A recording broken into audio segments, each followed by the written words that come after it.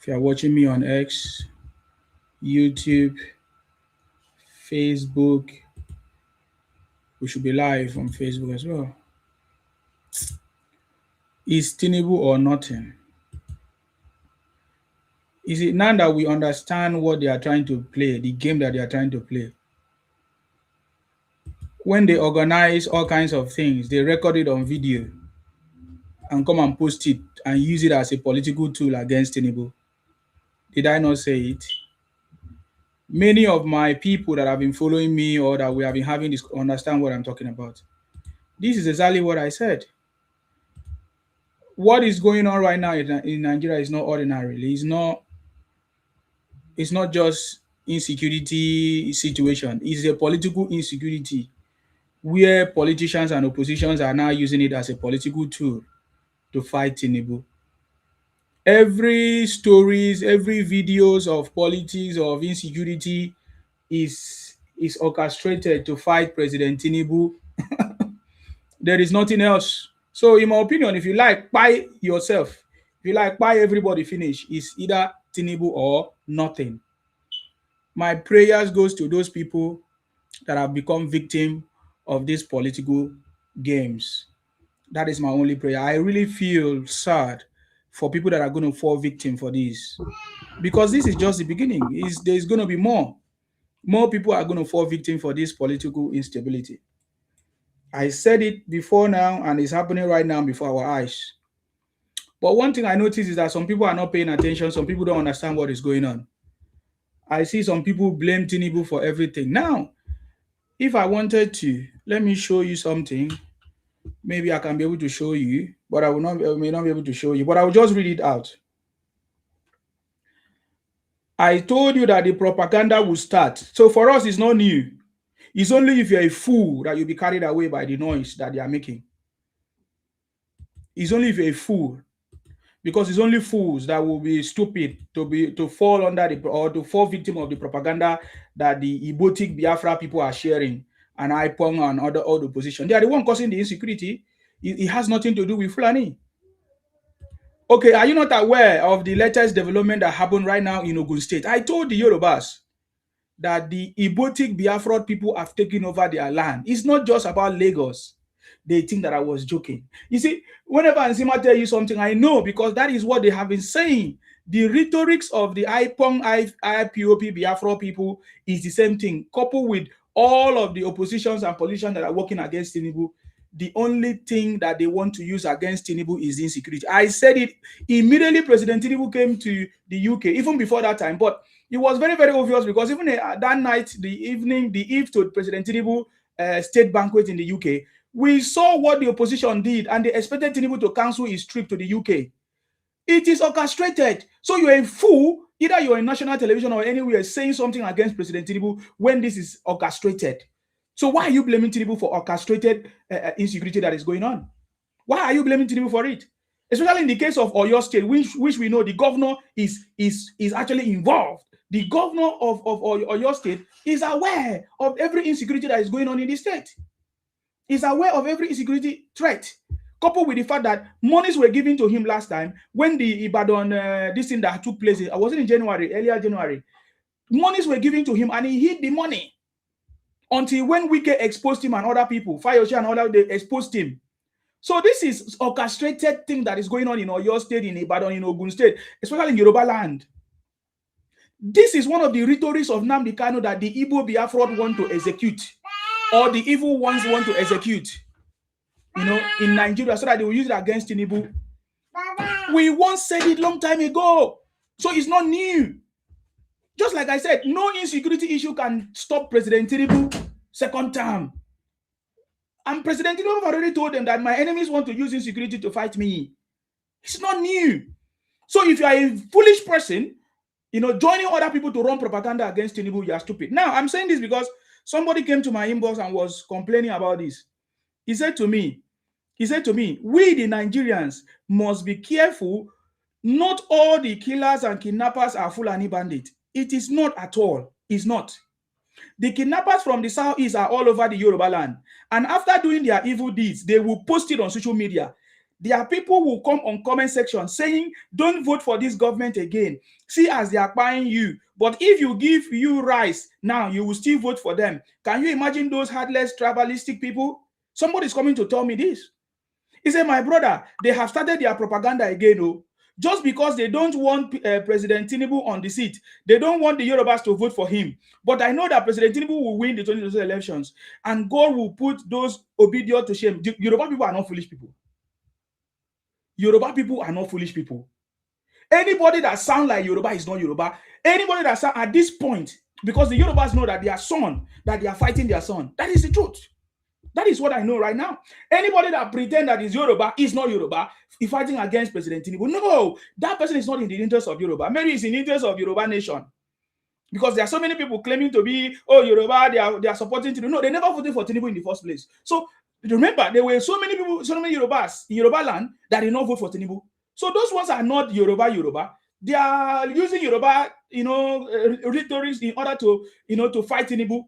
I just like I said before, there is no way anything can come to your house if it's not from your people, if it's not from your family. It must be a link through people that know you that they want to use against you. This is what is happening.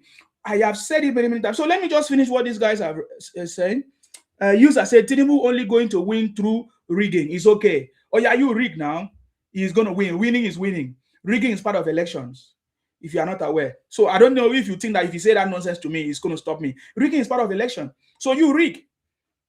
Did obedient people not rig election last election? Did they not rig? It's because their rigging did not give them success, did not give them victory. We have videos of obedient Labour Party as at that time rigging election. Are you stupid? Rigging is part of election. So if you can rig, rig. You understand me? If you are telling me about rigging, if you can rig, rig.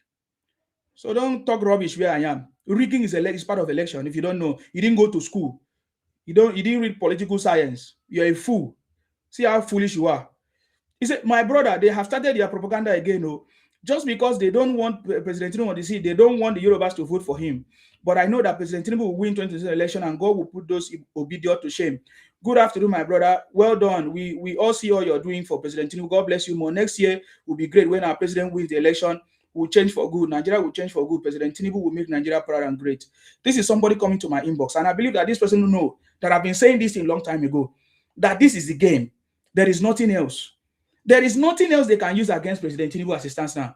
There is nothing else they can use. Remember when they started, subsidy. They mounted pressure. President Tinubu already told them that no matter how they protested, no matter how they protest, that is not going to stop him. They thought that he was joking. They did all kinds of protests. They organized hunger protests. They even carried flag. They flagged off another person's flag, another country's flag in Nigeria.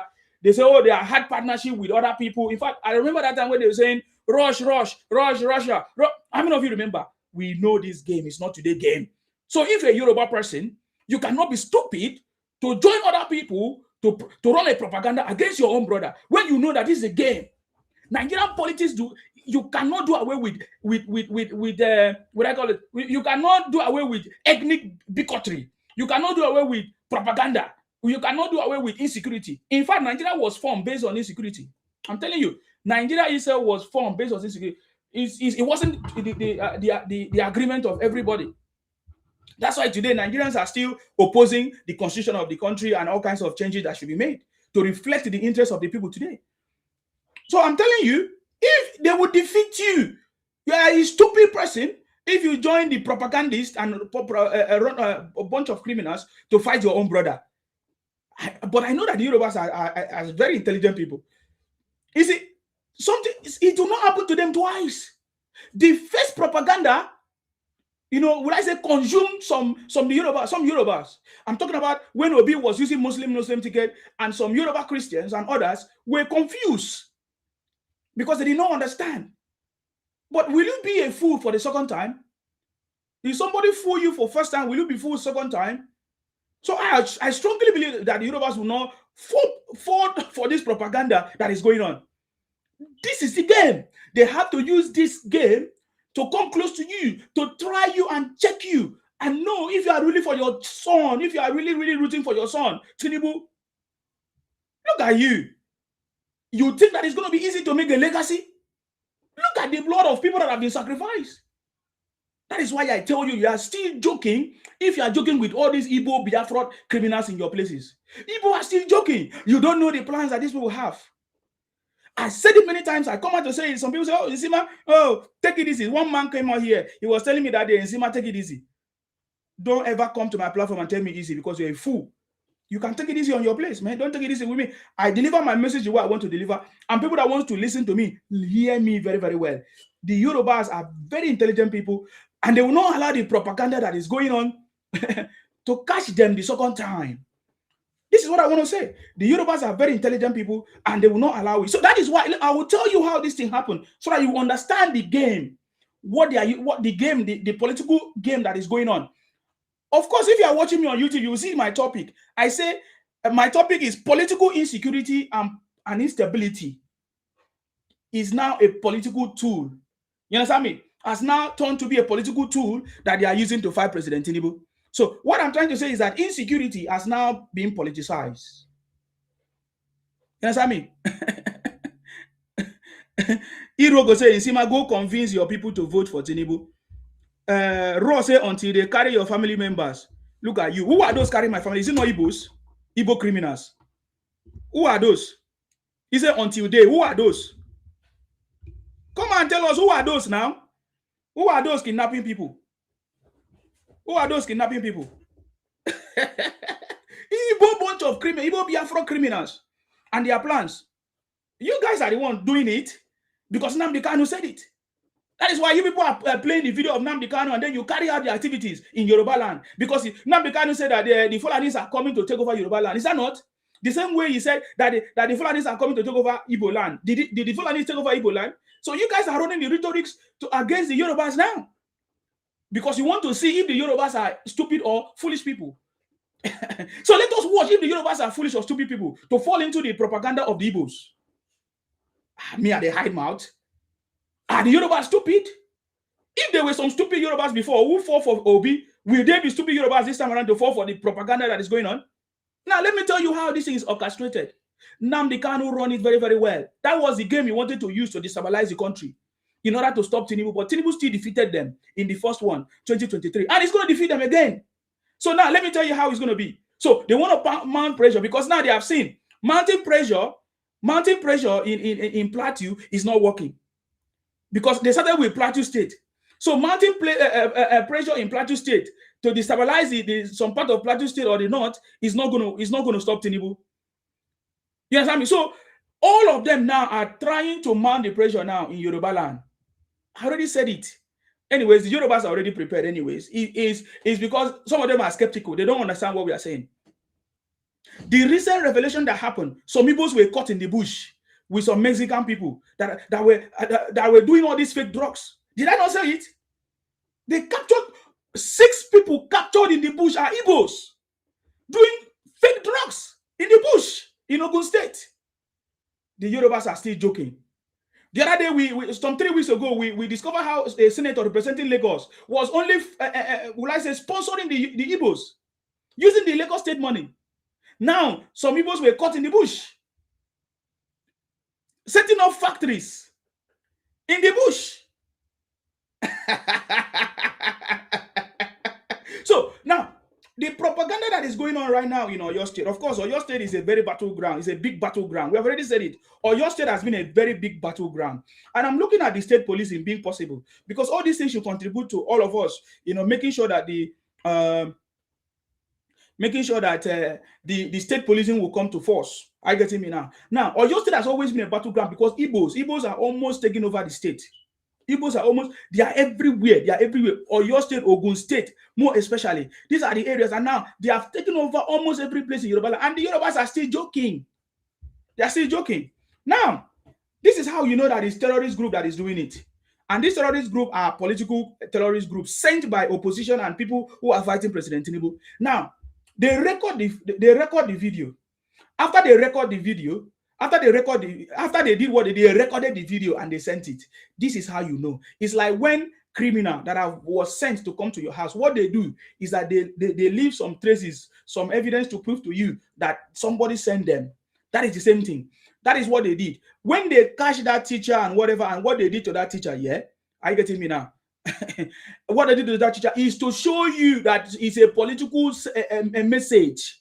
It's a political message. Some traditional rulers are fighting. Of course, I also understand that one, because some traditional rulers are fighting that they should not choose a consensus whatever for them in their state. That one is part of the game. So all this political instability is geared towards destabilizing the minds of the Yorubas in the Yoruba land to now start running propaganda or joining others to run propaganda against President Tinubu. That is the game. If you're asking me who are the one killing people across Nigeria, is a combination of the northern criminals and the southeast criminals, who are mainly Ipong, Biafra, Igbo people. That is the truth. That is the truth. They live in forests, they live in bush, committing all kinds of crimes. Somebody asked me a question here. Is it Igbos that are killing Yorubas? Yes. Igbo Biafra are the ones. Igbo Biafra are the ones. Nnamdi Kanu said that Fulanis are coming to invade Yoruba land. How? He made the same statement that the Fulanis are coming to invade Igbo land. Did they invade Igbo land? Soludo have demystified that criminality, exposed that criminality that they were using against the Fulanis. So it is not the Fulani that is doing it. It is the Igbo miscreant, Igbo Biafra miscreant. If there's nobody tell you the truth, let it be recorded that I said it. Because when they will catch them, it will be exposed. Already some of them have started confessing. They started catching them. You understand me? The Yorubas are already on the go, making things happen, because this is a political game. You get the point now. How do I know? Now let me show you another one now. Another popular one. This is a popular person that everybody knows. So how do they always come resort at calling Tinubu in everything? Because that is it. Tinubu is the target. Tinubu is always the target. You get the point now. Tinubu, everything that you're doing is Tinubu, but Tinubu is not going to fail. It's either Tinubu or nothing else. Is it that game that people are bringing? It is either Tinubu or nothing. There is no other person. Obi will not be able to vote in my state where I come from, Akwa Ibom State. Nobody will vote for him in Akwa Ibom State. Where I come from, nobody will vote for Obi. Mark my words. South. Because we understand that this is a fight. You understand me?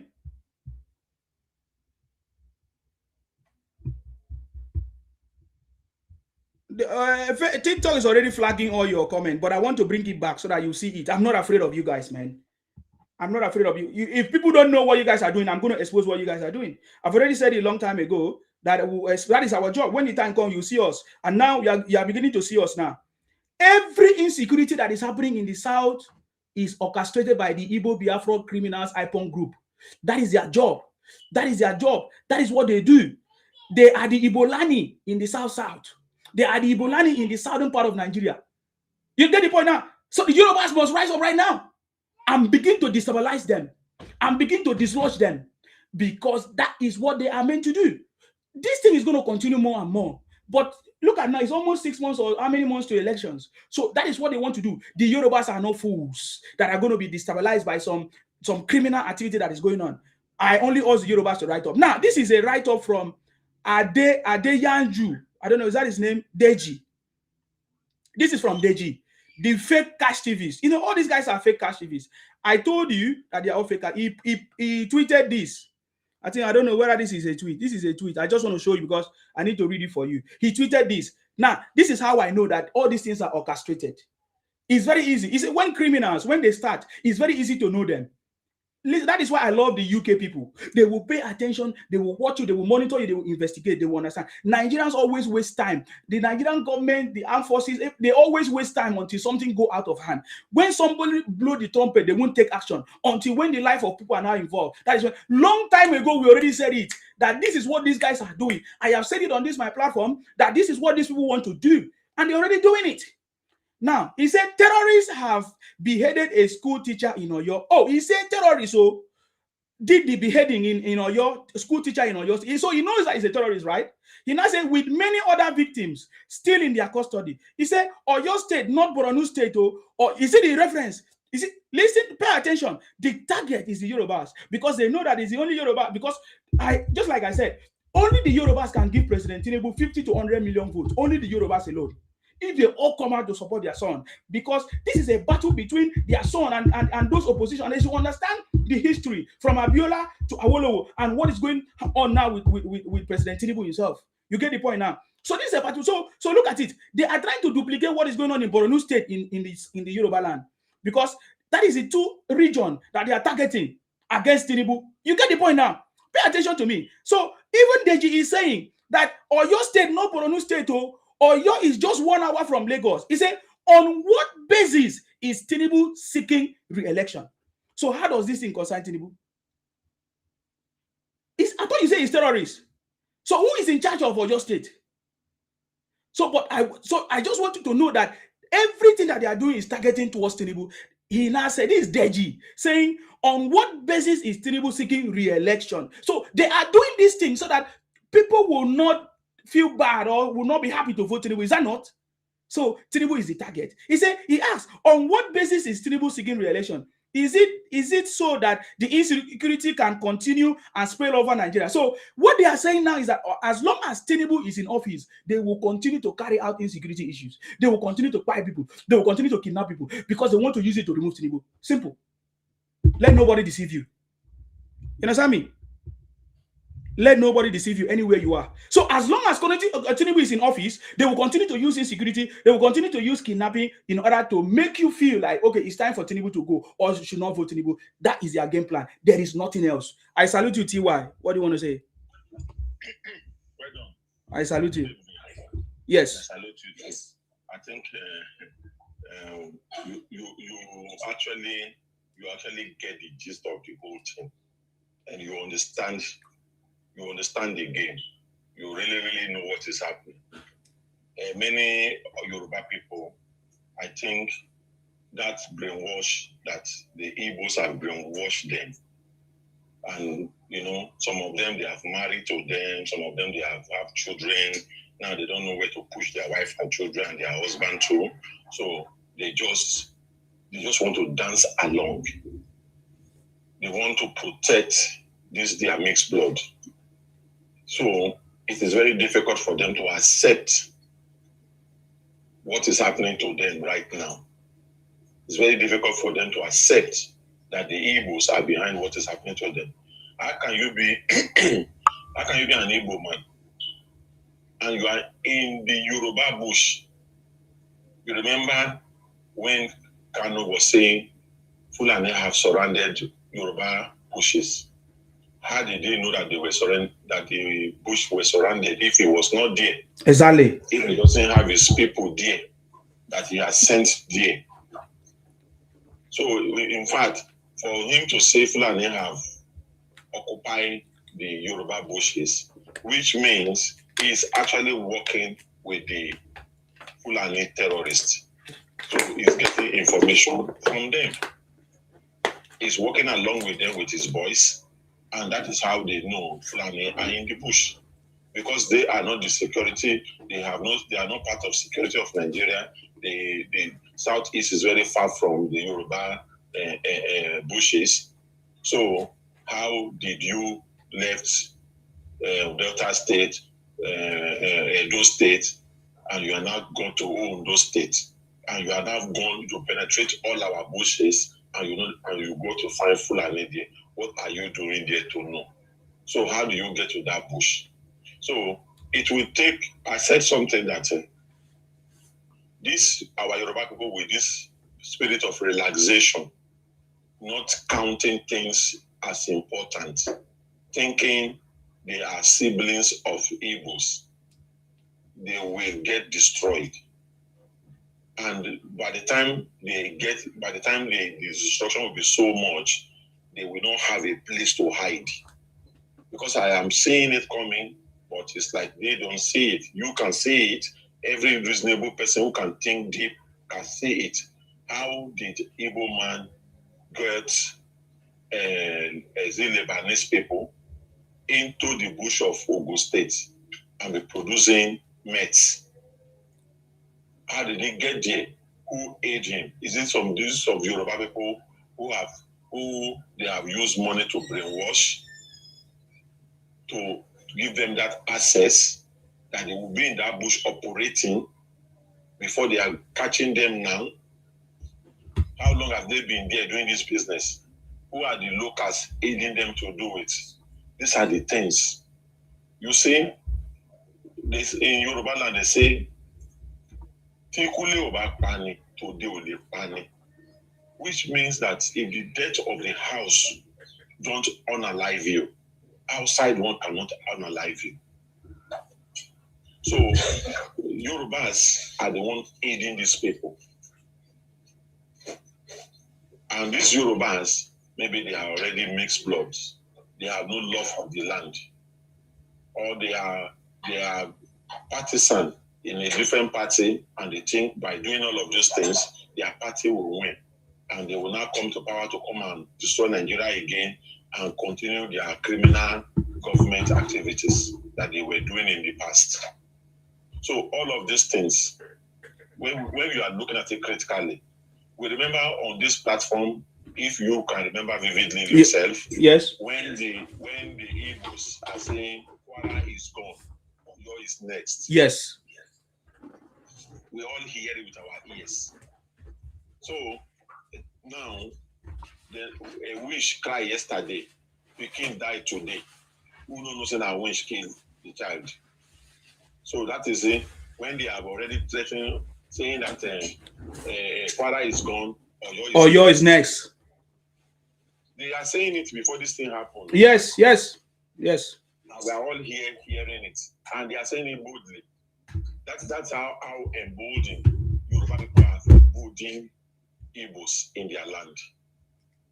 Because if the Yoruba people have not given it that boldness, they will not come from almost 700 kilometers away to your land and be threatening you there. That is how bold they become, because the Yoruba people have opened the door for them to come and terrorize them. So it is not left for the Yoruba people to really wake up now. We are here, we are hearing what they are saying every day. We are all here when Anambra was saying that he will start poisoning the Yorubas and the Benin people. This is not just an ordinary threat. This is coming from the heart. Before a person can come out boldly in a public place and say it. Now, a lot of people have forgotten that word, but they are moving on. They don't remind themselves of this imminent threat coming from these people from every quarter. You go on Twitter, you see them, they are opening and saying that Lagos, we must take it. The people who have it wants to fight for it, want to keep it. We that want to take it, we must fight harder. We're on this platform hearing them doing all of these things, saying all of these things. We are here when Igbo people, after the election in Lagos, when they were, or before election in Lagos, when they come out in their hundreds on Yoruba soil and shouting, where is MC Oluomo? This Nigeria is our own, we own Nigeria. Where is he?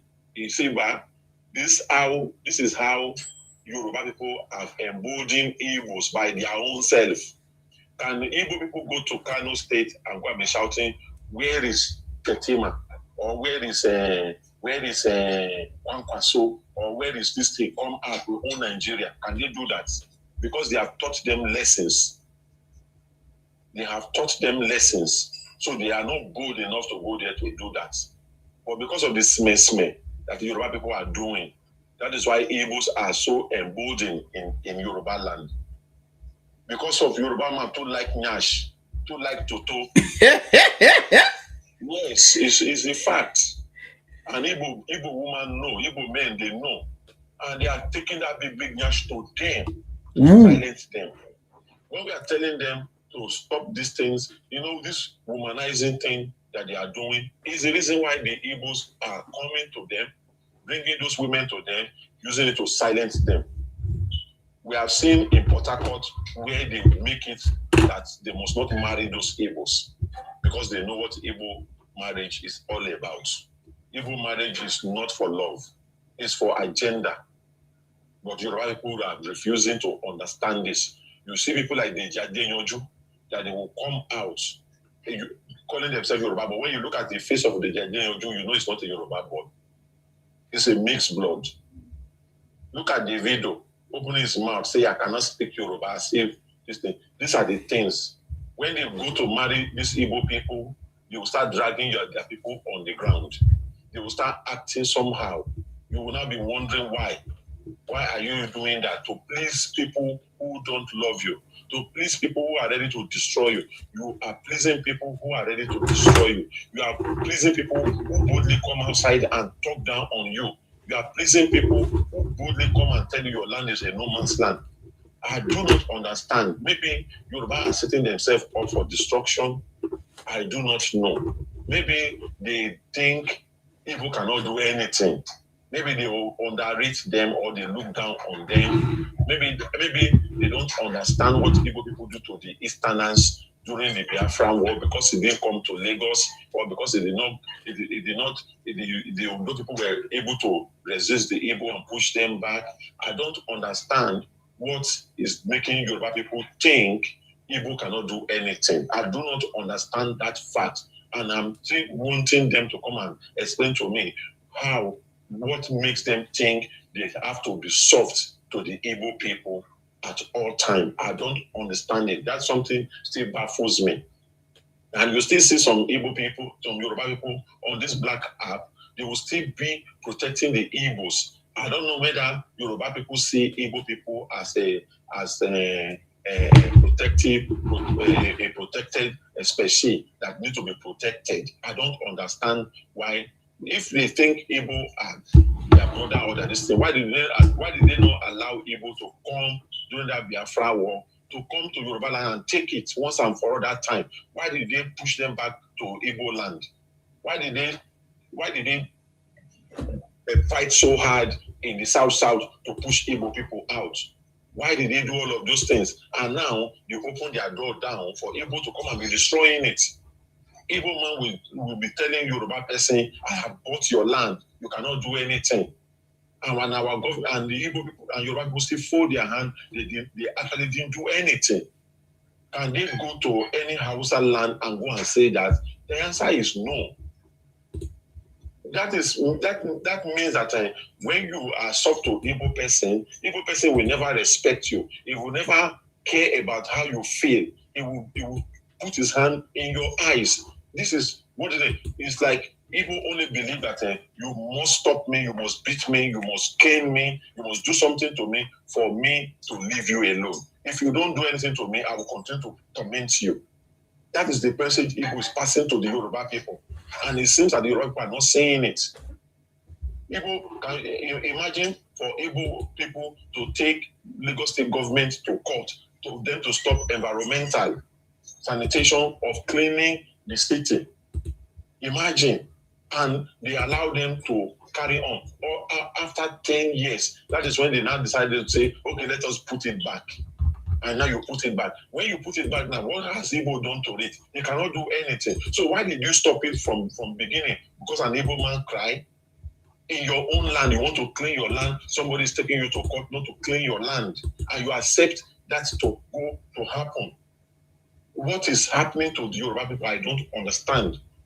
Oyo State, we know the strength of Oyo people, Ibadan people in history. How come they now so soft to these Igbo people? Why are they so soft to them that these people can boldly come and take people from school? Now they see that this thing is not working in the north, that people are not really caring much about whatever they are doing to themselves there. They now export it. Now let's take it to their land. Mm-hmm. Let's go and bring it their land. But I want to let them know this thing they come to do is not going to end like that. They will be fished out. Our hunters are already gone to the bushes looking for everybody. And it will not, and if this thing continue, that means these people are setting themselves up to divide Nigeria, because we are not going to fold our hands. Them do it. And if Igbo people are caught in this act, that means it will end. These people are they are trying to build their end in Yoruba land. Because by the time this thing will boomerang and everybody will come out, I don't know where Igbo want to hide in Yoruba land. Because even if you speak Yoruba, we will still catch you that you are not a Yoruba person. You will tell us the house you come from, the family you come from, because all of us know our families. and we know our lineage, and we know our panegyrics, and we know our orikis. So you will tell us where your own is coming from and who is your father, then you point them out. So this thing they are doing and thinking because it's one Nigeria hiding under the umbrella of Nigeria to be tormenting people in their land, that torment will come to an end one of these days. It's just a matter of time. Thank you. Thank you very much, Tiwa.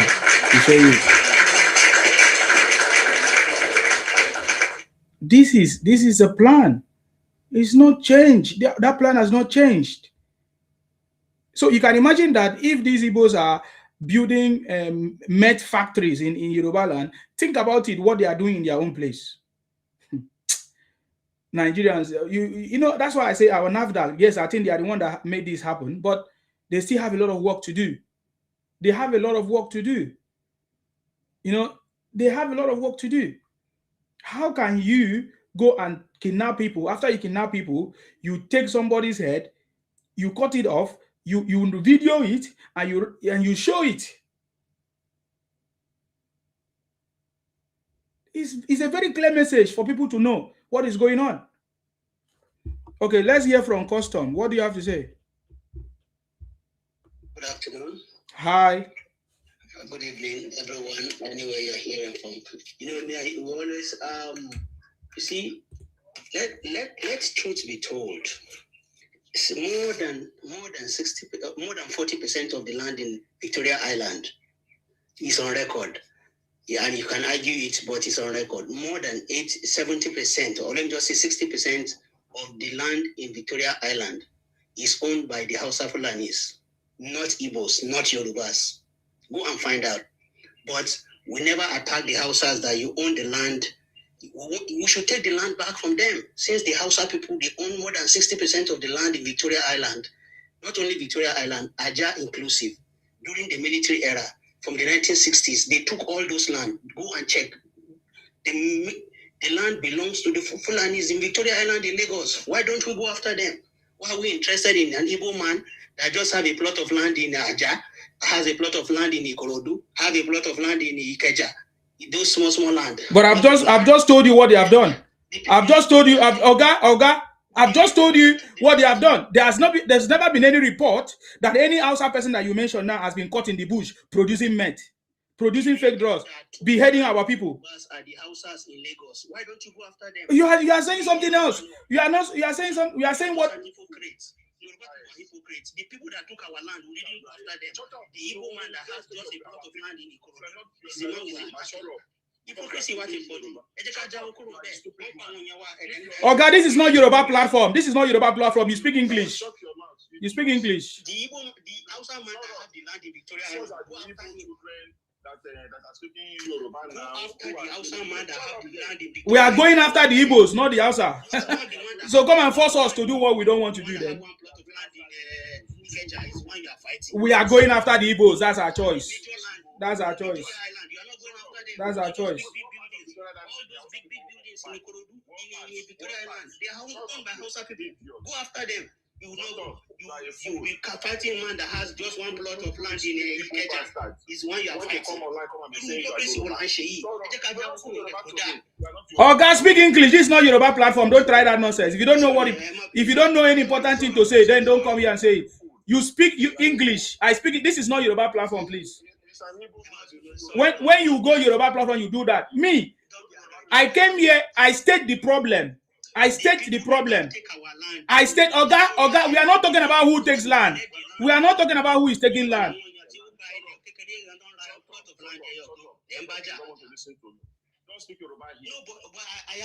Oga, why are you speaking? I said this is not Yoruba platform. Why are you speaking Yoruba? Are you okay?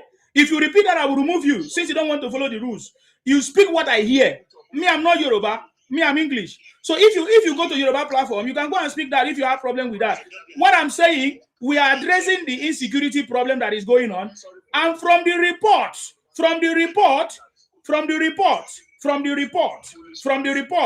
it is Igbos that are committing this crime in Yoruba land. That is what I'm talking about. So I'm not talking about you this other problem you are talking about. So Hausa people own all the land in Victoria Island. I don't have. is the one that have one plot of land in Ikeja. You are fighting. The one that have just small plot of land in Ikorodu. Then what you are saying is not what we are discussing now. The one that take. Okay, what you are discussing is not the right place. You not fight that one. That's what they come here to do. Rubbish one here. You say the Igbo mind, you want to push it to somebody else. He knows that they are the fools, that his family, Igbo family that he have, that the useless people in our land doing rubbish here. That's why he wants to push it to Hausa people. Now, these people are foolish people. They think they have sense. Because you can speak Yoruba, you think we are going to accept you, you are Yoruba, you go punish you. Use that man, or use that guy. He's a foolish human being. All these Igbo children, they come to speak Yoruba, they think... Well, anything that I want to say, I don't cannot know be well with you. Me, as far as I am concerned, is that the one that took 60% of our land, do not fight them. The one that just take one plot, buy one plot, is the one that we are is the one that we are looking at. What kind of thing is that? 60% of the land in Victoria Island, all those big buildings in Victoria Island, owned by Hausa people, owned by Fulani people, you cannot be that one. It's the one that have just one plot. You are looking at the Okay, guys, let us hear who is talking now. Who is talking? Is it Scott? Scott, what do you have to say, sir? I'm saying that the guy is talking. You cannot be accusing people if your parents don't have money to buy land. Others that have money to buy land, don't just don't victimize them, don't abuse them. And if you don't have anything to say, if you want to criticize, have your facts. Have your facts. This president has been doing so well, wonderfully well. Let's be objective. I am not against the president. I like the president. The president is doing a good job. Okay, it's not your time now. Your time is over. When we did not address what we are addressing, you came with another thing. Let him finish, please. Sorry, sir. Go ahead. Yes, this president has been doing wonderfully well. And if you want to criticize the president or if administration, I just passed through Wari today. I was shocked when I saw the type of road that they are constructing in that place. The road that can last for more than 100 years. Now that they are doing the road, if another government comes, the government will not face the road problem again. As far as I'm concerned, it is now we just got our independence. Because what they are doing now, is they are setting the foundation which will allow other government, the succeeding government, to build on. Others, they've not been doing anything. You do road now. After 4 years, you will see the road, everything will wash away. Another government will come again. The same road, they will award it. How do you want the country to develop? And if you are criticizing ourselves, both Igbo, Hausa, Yorubas, let's forget about criticizing one another. We are one. God that created us, he said, in Akramako, in the light, and no one is good among you guys except the one that have what? Fear of God. He said, I'm the one that...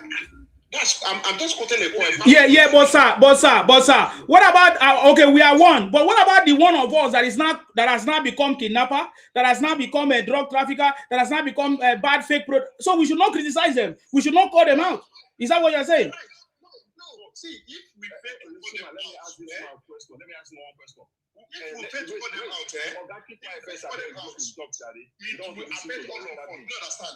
We should expose them. Who is one with you? Who is one with you? Is it the Igbo that in your bushes producing drug to destroy the life of your children that is one with you? Bros, listen, let me tell you. I'm asking you, who's one with you? No, it's not about, we are not fighting here, brother. Well, no, we're asking you a question. Who is one with you? You see the people producing fake products. Brother. Is that the person that is one with you? I'm not your brother. Don't call me brother. Now is the question you are. I'm not your brother. Don't call me brother. I am not your brother. Emma Binusa. I'm asking you. You are not my brother. Forgive me, sir. I am not. Don't call me your brother again. I'm not your brother. You are not my brother. I'm sorry. I'm very sorry to you that is it the person that is in your bush in Ogun State that produce meth? You know what meth does to young people, and that person is one with you. Sorry, bro. You said I should not. Yes, they don't take the conversations to one Nigeria something. We are not in one Nigeria something. Brother. Don't take the conversation to one Nigerian things because it has never helped us. Please, don't pretend to be one Nigeria. We have been pretending for long. This is not the conversation. The conversation is that the people that are causing these problems, are they not one Nigeria with you? The ones that are kidnapping are kidnapping. The ones that are buying people. Did you not see the video of how they remove somebody's head? So I don't understand.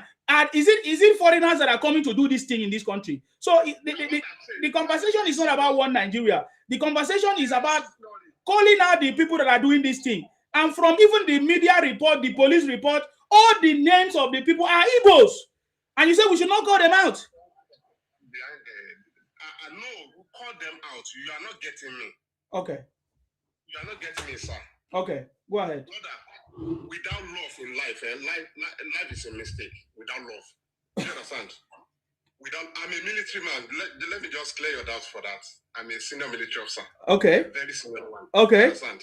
Okay. That one that is saying, don't come in, your brother. Forget about the conversation. It's because of what you say. That's why he's questioning you. Yes. Yes, see, what I'm saying is that, see, if I fight you, you understand? Brother, if I fight you, brother, the day... You are a wicked man. You are a wicked man. What have I done for joining your side? It's not... You are trying to bring criminals to mix it with the normal people and call them brother. You are a bad person. Which language do you get criminal? Check yourself very well. You need to call spade in spade. I'm not supposed to be here. A person is I'm not supposed to be here. Oga. Maybe I'm not supposed to be here. Sorry for joining your school. Person in your bush, you are the people who will be conniving with criminals. You don't know what you are saying, this guy. You don't know what you are saying. Only you can know. People like this conniving. You are bastard. You don't know what you are saying. You are very stupid. You don't enter.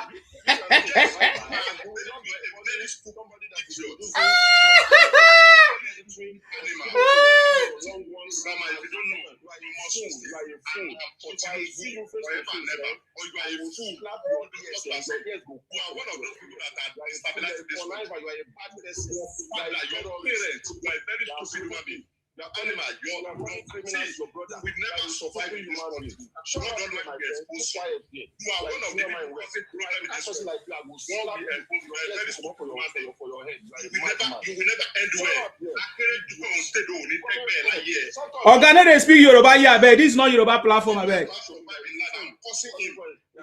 I'm cursing you too. You cannot come and curse my guest here. I'm cursing you too. You that came to my platform to talk nonsense, you will die. In that your police job that you are doing, in that your fake police job, you go pay for that. Since they tell us we should keep quiet, let them finish beheading us. You go pay in that your fake police job that you are doing. You are not getting our point too. Why you going to abuse my guest?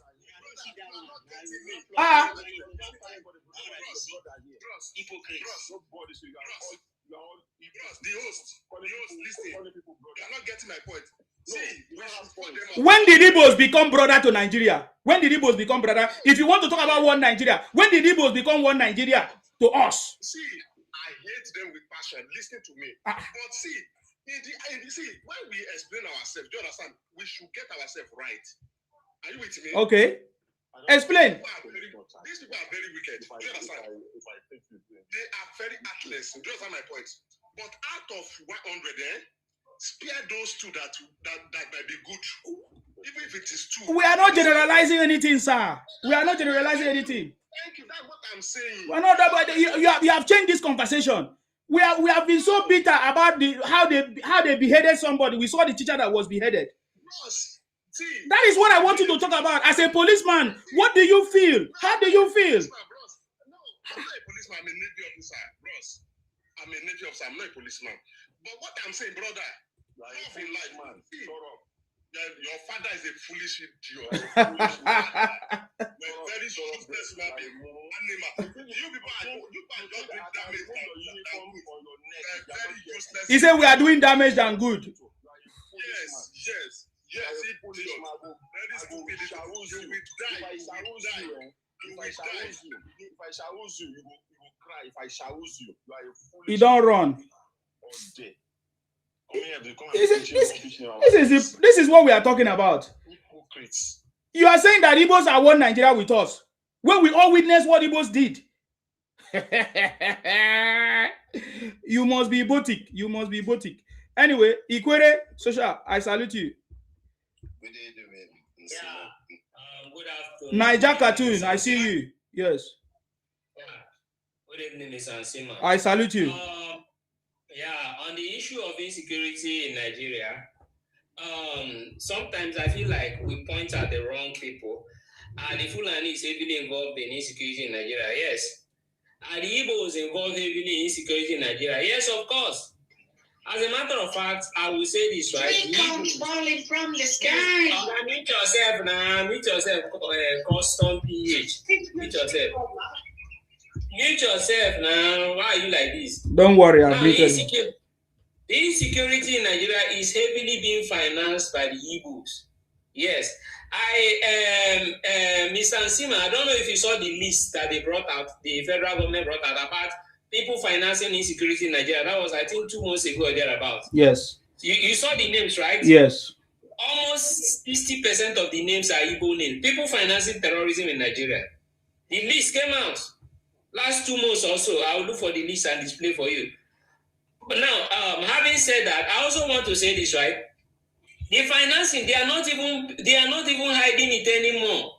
They are proud about it, about financing insecurity in Nigeria. And I have something to show. I don't know if you can put me on the big screen. Let me just show something so people will see how devious these people are. Okay, I'll put you on the screen.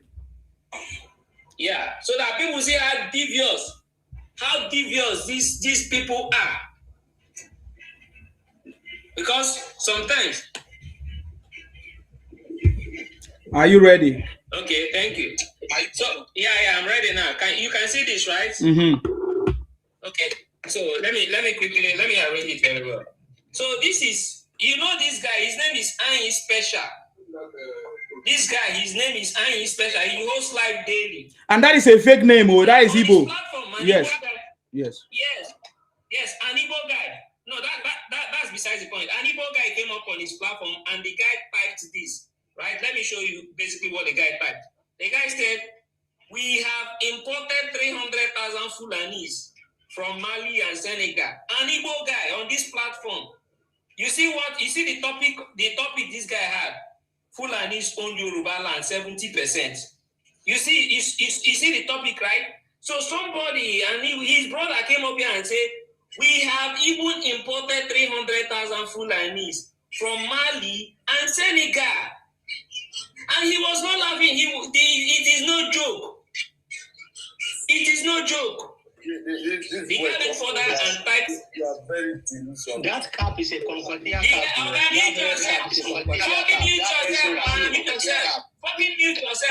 Mute yourself, man. Mute when it's your turn to speak, you will speak. Say, we are the Hebrews of Africa on this guy's platform. So it begs the question. Now you can remove it on the big screen. It begs the question. When we are talking about insecurity in Nigeria, the people financing it, these people are coming out openly and telling us that they are importing Fulanis from Mali and Senegal into Nigeria to destabilize Nigeria. And they are not even hiding it. So the heavy financiers of terrorism in Nigeria are these people. They have money to finance it. IPOB, I would also display that list, the list of people financing terrorism in Nigeria. The Igbo people, they made up 70% of people on that list. And somebody under the comment was saying, "You are talking about Igbo, you are not talking about Hausa, you are not." Are you mad? And he's claiming he's a Yoruba person. He's not. Sometimes I wonder if these people are even learned, or if they don't even know what is happening in this country. IPOB and Biafra people, these Obingos, they have said that if they do not give them power or divide the country, they are going to destabilize the country. And that is what they are doing. And like I keep telling people, before now, we did not have any case of this. These insecurities we are experiencing now was not that much rampant. And let me give you a typical example. Go back to, let's say, before good luck with Ebele Jonathan's time, right? Before then, this insecurity, Fulani herdsmen, Boko Haram, the whole lot of these things, we are not there. But all of a sudden, all of a sudden, somebody came up, an Igbo guy, just stood up one day and started shouting, "Oh, Fulani, Fulani, Fulani, Fulani, Fulani." His name was Nnamdi Kanu. Fulani, they want to invade. Fulani. And we were not seeing any Fulanis. We were not seeing any Fulanis. And like I usually tell people, right? I usually tell people this. These people, they are working like the British. And if you notice how the British do, what do the British do? What the British do is basically, where there is no problem, they create a problem, right? They create that problem, that artificial problem, so that there will be chaos in that place. So when there is chaos in that place, they can come and start getting what they want. For instance, they want mineral resources in your region, right? So basically what they will do is to cause insecurity in your region, and then they start milking you. That is what the British do. And that is the same playbook these Igbo people are following. There was nothing like Fulani herdsmen and all this and all that. It wasn't that much rampant. Nnamdi Kanu started shouting Fulani herdsmen. All of a sudden, we started seeing it. We started seeing it. Go and check back right before good luck. Were you hearing Fulani herdsmen? Were you hearing it? No. That means people we are actually financing them simply because they were fighting, they were agitating for something. They were agitating for their imaginary country. So because of that, they feel like, oh, if they cause insecurity in Nigeria, it's actually going to cause chaos, and that is actually going to help them to achieve their aim, achieve their goal of having that Biafra. This is the problem. This is the root cause of the problem, and that is why till tomorrow they will keep financing it, and they are not even hiding it anymore. Right? Now they've seen that, oh, okay, this thing is not really working. Let's take it to Yoruba. Let's take it to Ondo. Let's take it to... They will come out and say Ondo, they will be glad. You will see them the way they're happy. They'll be shouting, Ondo State is gone. Yes, Ondo State is gone. Yes, Kwara State is gone. Yeah, it's remaining Oyo.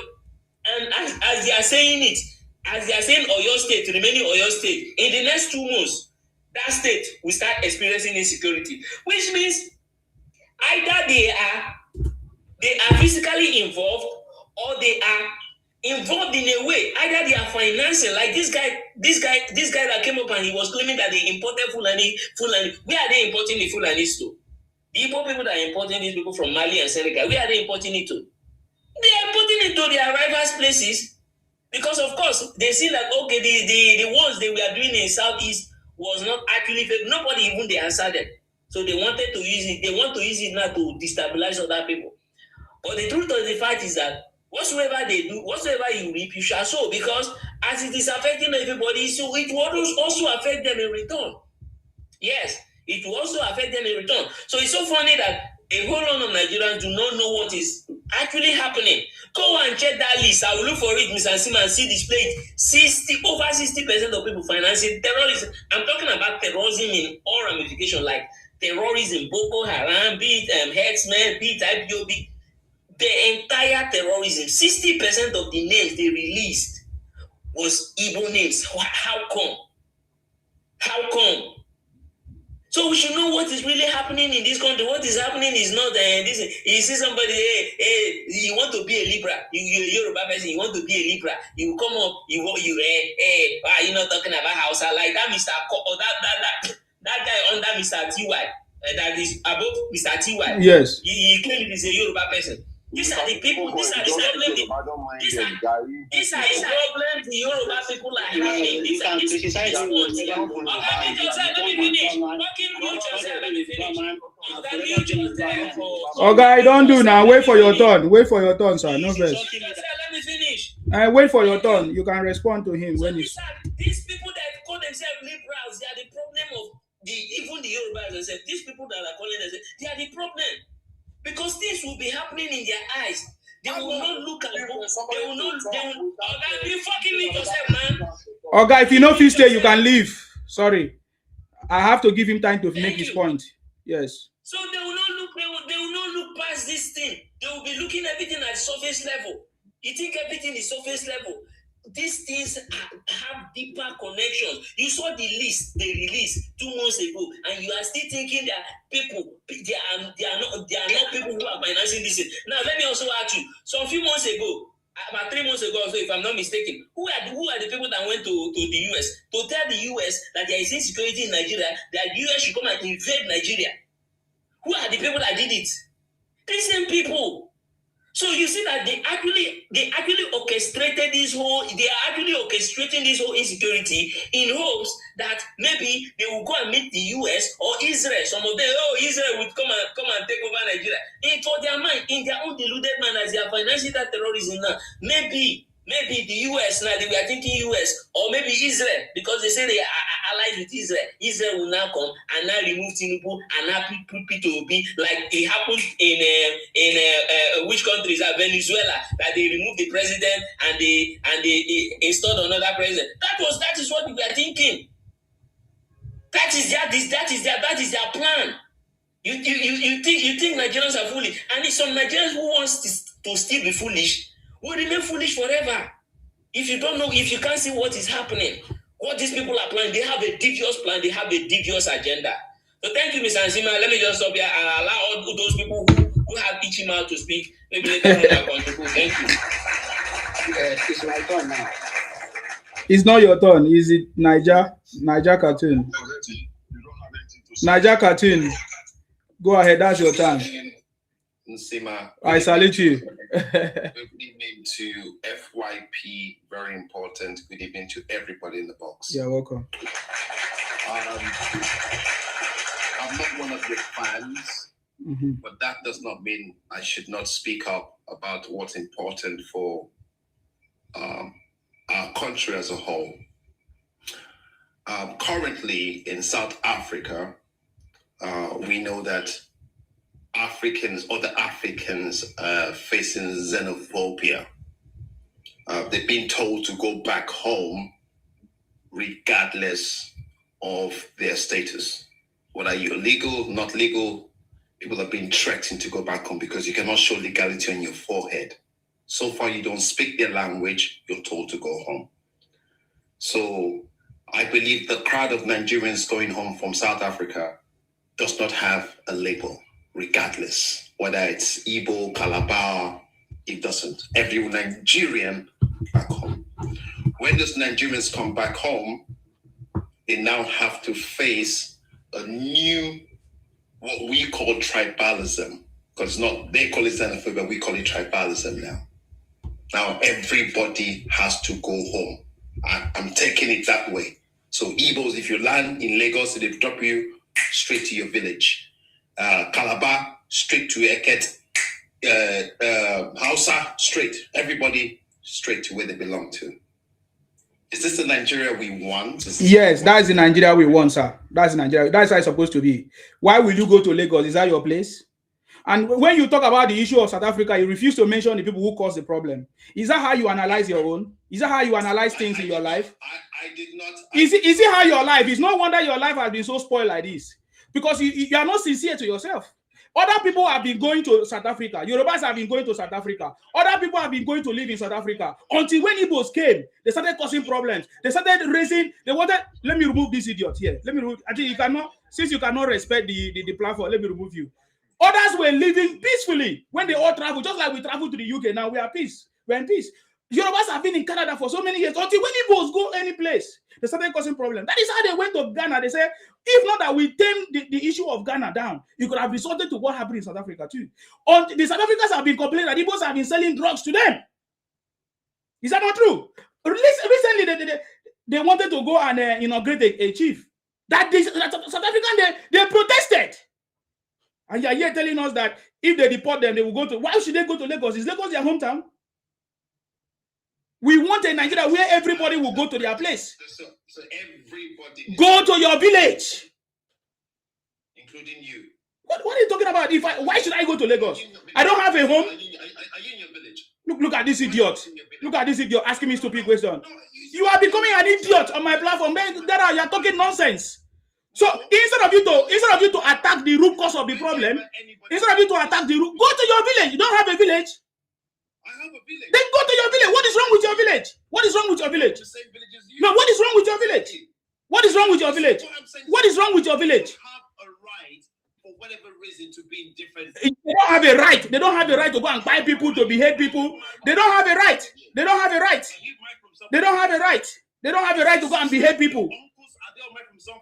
Come and get out. You're a stupid uncle. If you don't build your village, you want to go to somebody's own village and go and cause problems. What are you saying? No. People don't have right to stay in Lagos. You don't have right to stay in Lagos. Igbos don't have right to stay in Lagos. That is the truth. Igbos don't have right to stay in Lagos. Look at you. If I cause problem where I live, the government of the place and the citizens have the right to do anything they have to do with me. If I cause a problem, that's what is happening. If I cause a problem, so the Igbos have caused problem in people's village. Oh, you don't listen. I beg, let me move to the next person. If another person have important thing to say, don't waste my time. I don't want to be arguing with idiots. You are idiot. You're one of the foolish idiots. Oh yeah, Jude, you are Igbo man. Oh yeah, what do you want to say? You people are stupid people. People are senseless people. No problem now. They don't soon they go pursue you coming for Yoruba land. Don't worry yourself. Don't worry. You can abuse me. You can continue selling drugs to people in people's village. Continue buying people and kidnapping people. Don't worry. Go after the one that is selling drugs. You people are too much. Okay, we are too much. Yes. Okay. Committing the same crime.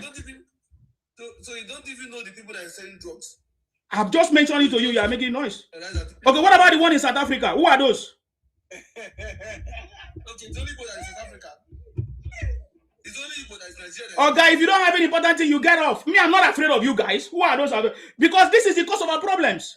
We are not, because we want to claim one Nigeria. We are not addressing the real cause of the problem. And you guys keep hiding under one Nigeria to continue to commit all kinds of crimes. And you want Nigeria to, because you want Igbo presidency. You can run propaganda and kill people and do all kinds of things. It will never work this time around. Bet me, I'm the one that promised you. It will never. Oga, it's not your time to speak. Get out of here. You say you are not my fan, but I give you an opportunity to come and speak. You come and talk rubbish because such people like you can never be my fan. I don't have much people in my circle, but the people I have in my circle are intelligent people. You are talking nonsense. I give you an opportunity to speak now. You can't speak. Say what you want to say. I give opportunity to speak. He is telling me that if people go back home, that they should all remain in Lagos. So do you pity the people? So what about the people that are from Lagos? So they don't have a right for their space. So you want to go and terrorize them in their place. Why should you land in Lagos when you should go to your village? I beg, if you don't have important thing to say, you gotta let me remove you. People, foolish people on my bed, you can't come here and become foolish in my place where I am. You are stupid people. You are the ones spoiling this country. This country want to move forward. You guys are taking us backward.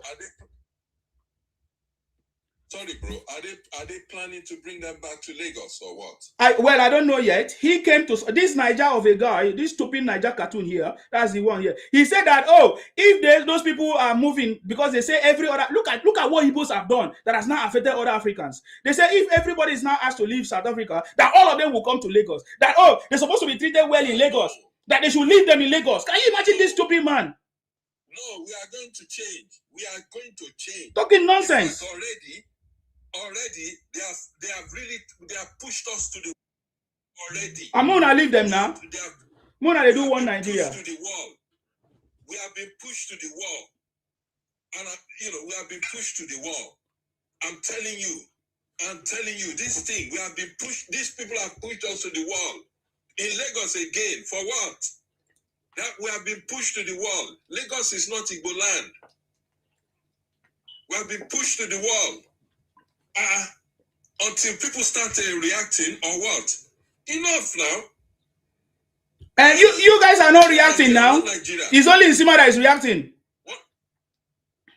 No. This thing is coming. It's coming. It's on the way, man. It's on the way. I'm telling you. It's on the way. We are being pushed to the wall now. Every corner. They've displaced a lot of our women, a lot of our people. This thing is going to cause real commotion. And this might even lead to the beginning of the break of Nigeria, to be honest. It's too much. It's getting too much now. We are seeing it every day. And we are being pressed against the wall. There will be reaction, because there is quiet resentment inside. Quiet resentment is building. It's building. We're not violent people. We don't want violence. But we expect people to use their common sense and to use their head It's enough now. Enough. We are right at the wall. Until something terrible happens, enough is enough. You know? Yes, we have been, we understand the one Nigeria, but this is not the one Nigeria we signed up for. Wonder. In fact, this is not what our parents, our forefathers signed up for when we got independence. We signed up for a regional system of government. That's what we signed up for. That was the basis and condition of our independence. And now, just change it in our hands, and now everybody from the East can come into my village and do whatever they want. And, you know, we've been kind of, we saw those pictures during the Civil War. And so Yoruba people have all this empathy. And it's like, okay, come in, Emeka, come in. Do what you want. And now look at where we are today. Look at where that benevolence, look at where it's got us. That niceness, that calmness, that, rational thinking. Look at where it has got us today.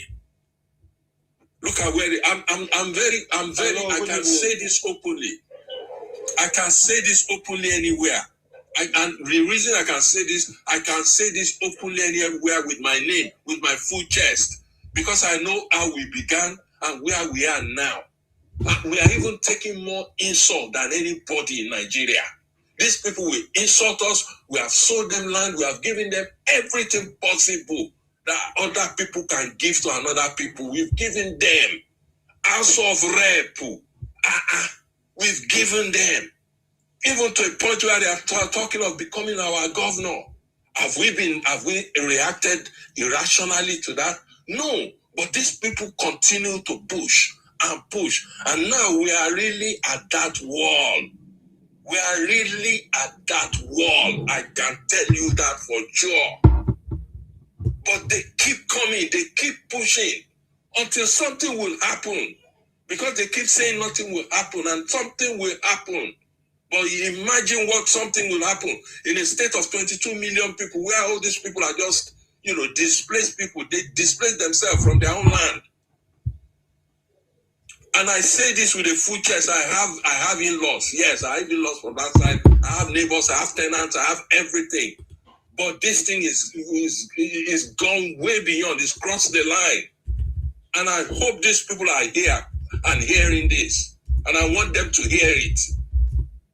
This thing is going beyond, where we can really take control. And you say we are not reacting. The resentment is building. And if they cannot read the room, that's another danger. They need to read the room. How can you vacate your land to come and stress me and take over all my spaces? For what? I mean, it's gone beyond reason. It's like we are being taken advantage of. We are being abused. Our hospitality is being rubbish and abused. Like a conqueror. You're not walking around like you're a conqueror. All because, we are not reacting. But this thing is coming. It's coming. And once it happens, we are going to have an equated situation on our hands. Because nothing will be returned back to anybody. If something will happen, we will not return anything taken from anybody. We will not return like before, when we returned everything. When people went back home and they came back and meet their rent, meet their property, meet their everything. It will not be that way this time. And I say this even though I have in-laws, I have connections, I have related people. But no, this thing is crossing the line. Why should I lose my own homeland? Because you don't like your own homeland. Why? Why should I lose my own homeland? My ancestral land, because you don't like your own, or you don't want to develop your own. Hello, good evening. And then they use all their allocation. Wait, they use up for a number of years, so a 15-year period, they use their allocation that was meant to develop their land. They use it to come and buy property in our place. Yeah, that's what they did. They didn't develop their place at all. They were just siphoning that money, that allocation to their states. They were just bringing it out to our place and buying this and buying that. And now we've seen the whole play. You're going to lose everything.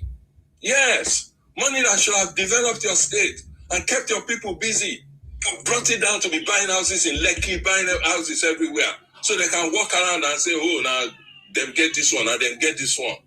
But it's still in our land, and those land are leased land. People keep saying you buy land. Nobody bought any land. You leased land, and we can determine the term of the lease. Yes, that's what happens anywhere in the world. We can determine the term of your lease. We can cut it down to 10 years. If the political environment demands it, we'll cut it down to 2 years, Seth. And everybody, it will not be discriminatory, it will be everybody who has her property there must come and re-register every 2 years. Okay, and then we can exclude anybody we want. If you don't like it, carry the house, so come carry them. But you can't carry land. And I'm sorry, I'm saying, but I have to say it as it is, and I don't care if anybody recognizes me. I have to say it as it is, so people know the resentment that is building. This resentment is building already, and people are getting older. We have to hand over the baton to our children, and now we have all these visitors now making claims. I sold you land to build your property to run your business. Doesn't mean everybody in your state must now move to my state because I sold land to her. If I sold land to some people who are living there, who are doing businesses there, I sold land for you to prosper you and to facilitate your business. Now, does that mean I'm selling land to all your village members? And then they will come and say, oh, Igbo man has this, Igbo man. So what? That's why the whole village must now come and take up my own space and begin to really create difficulty for my life. Can I just come in briefly? Okay. All right. Oh, thank you. Well done, Sima. Thanks again. I salute you. Work. Thank you very much, sir. Omo, thank you. Omo Iba, thank you. Yeah, go ahead. Mr. Ikwere, is Ikwere special, right? Yes, Rudolph. Or was it? Rudolph, yeah. Rudolph, thanks for all the good work you're doing. I'll still be on the platform, but I'm just going to say this. I think I've been on the same platform with him a few times. And I mentioned something, which, by God's grace, I want to be in Nigeria very soon, where a lot more. Just before the election or thereafter. But something must happen after this election. The gentleman that just finished said something. We cannot pass certain problem to the coming generation. For Nigeria to succeed and remain peaceful, we need political purity. What do I mean by that? The sentiment is already there. Because we saw it happen in Abuja when the Gbagi people only voted for their own people. Even the APC lost one of the election there because they did not field a local person. But there needs to be a proper campaign whereby from councillor to senatorial, if you're not an indigene, you should not have the right to vote or even contest. So when you control your political space, you know it's your people that's representing you. You can go to sleep. So that not some people who appears to be, you're talking of one Nigeria, they come to you as if, they're part of the community. But everything they're doing is an expansion agenda and to take over your space. And that has been manifested with the stupid House of Red, Shodi Solo. I need to check the APC primary. I don't think he's got it this time around because they've done the APC primary. And these are the kind of things we need to prevent. So, obviously, I think I follow Ikwere Special. Obviously, I follow you in Sima. There are certain people so that it will be broad-based when the campaign starts. You understand what I mean? So there is not going to be one ethnic group demanding it. When they query the BBO, they say, no. We want it made to law that if you're not from a particular place, you cannot vote or contest in that kind of place. Because that's what they're using to come and, they infiltrate you and come over here. And the people of the place can begin to make laws that protect the indigents. They can make that with confidence, So these people, what I will say again, like I said, I'll still be on the platform because there are certain things you said. I need to get the information of the people that committed all this crime. Because this is what they do. They come as friends, but they're using the opportunity to bring criminality into your own land. But when you're protected, it becomes more difficult for them. And this sense of entitlement, just because you bought land or you see, man, okay, you and I live in this UK. Because you buy a house for UK, now come and say, now you own the place. I know if you own the place, because if you are not even paying council tax and before you know it, you have a very big problem. So, it's people just think because let me just digress a little bit. Let's use this place that we stay. I believe you're in England, right, Nzima? now yeah, they now. I'm in Wales, different country. Yes. Yeah. Have you seen an Englishman become the first minister of Wales? Never. If for you even thinking of it, now your head they go take drink tea the next morning. Now your score. But these people will come from somewhere and start having a sense of entitlement. One Nigeria. We're in the same UK, but different region.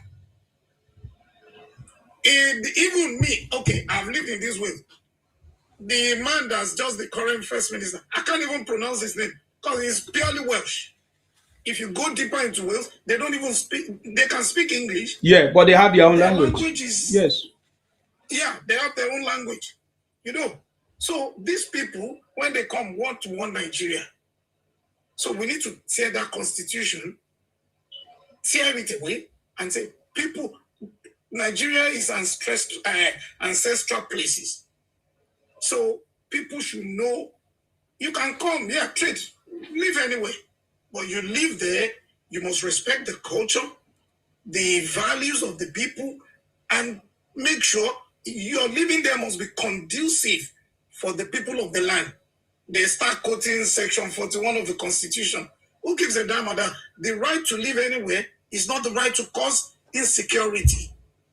And their own IPOB leader, Peter Obi, it demonstrated that this guy deported so many Northerners when he was governor. He even made them to have ID card.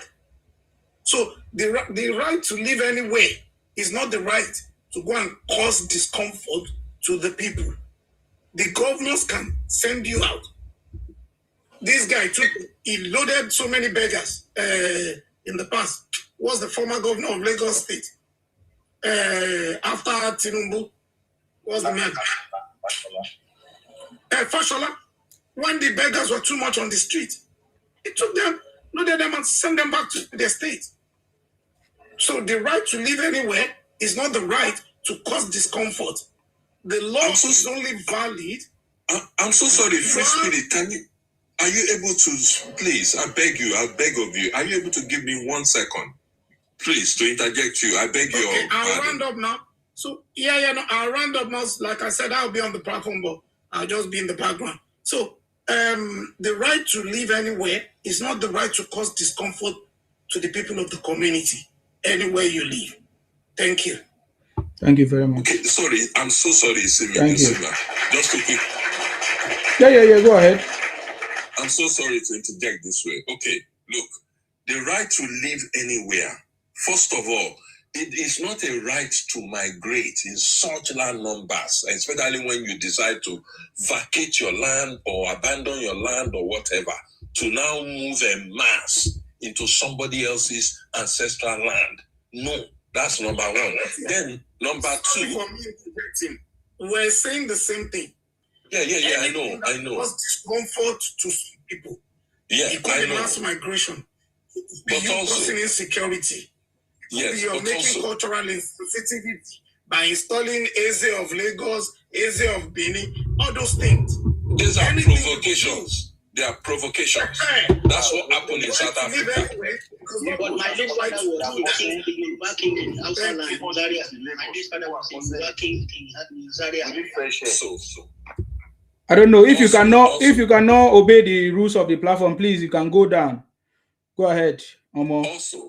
Also, our constitution. I mean, Obasanjo is one of those kind of people. Anyway, our constitution copied American constitution almost word for word because we practicing their presidential system of government. America can have this kind of rule where people can move around. You know why? Because to form America, they have already killed all the native people anyway. So it was a free land for anybody, for them to roam.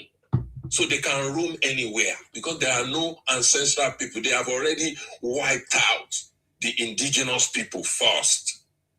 Here, where we have ancestral land, you are now putting into a constitution that you can live anywhere, you can do this.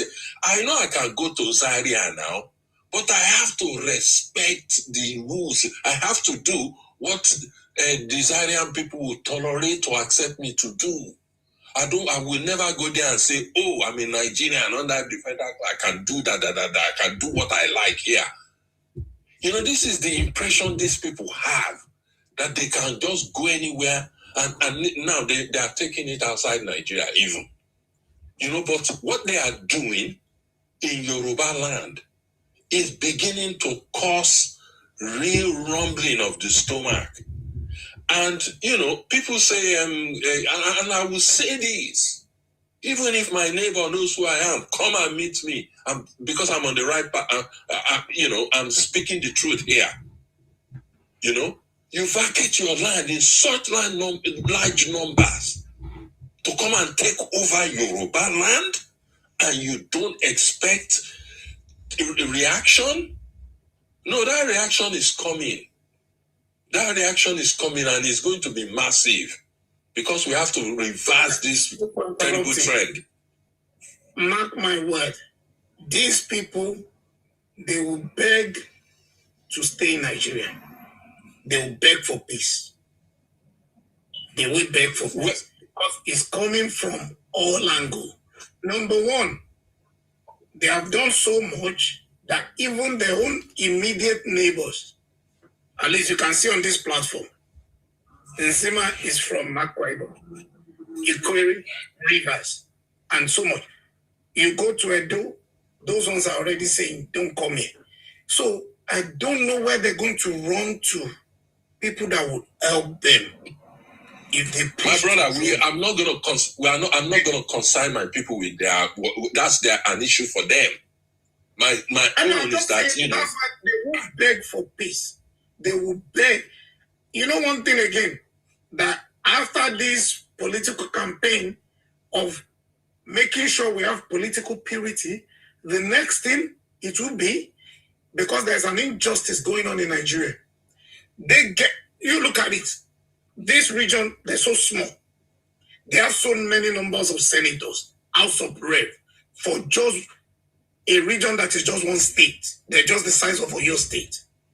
But you're still trooping to other regions to enjoy, to go and share the other people's resources.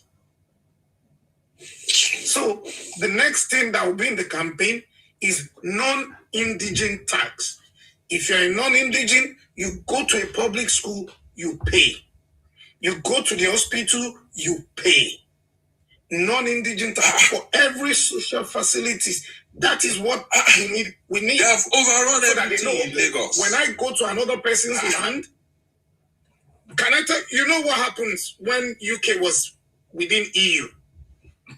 If I go to, say, Holland now, I go there either on holiday or go to live there.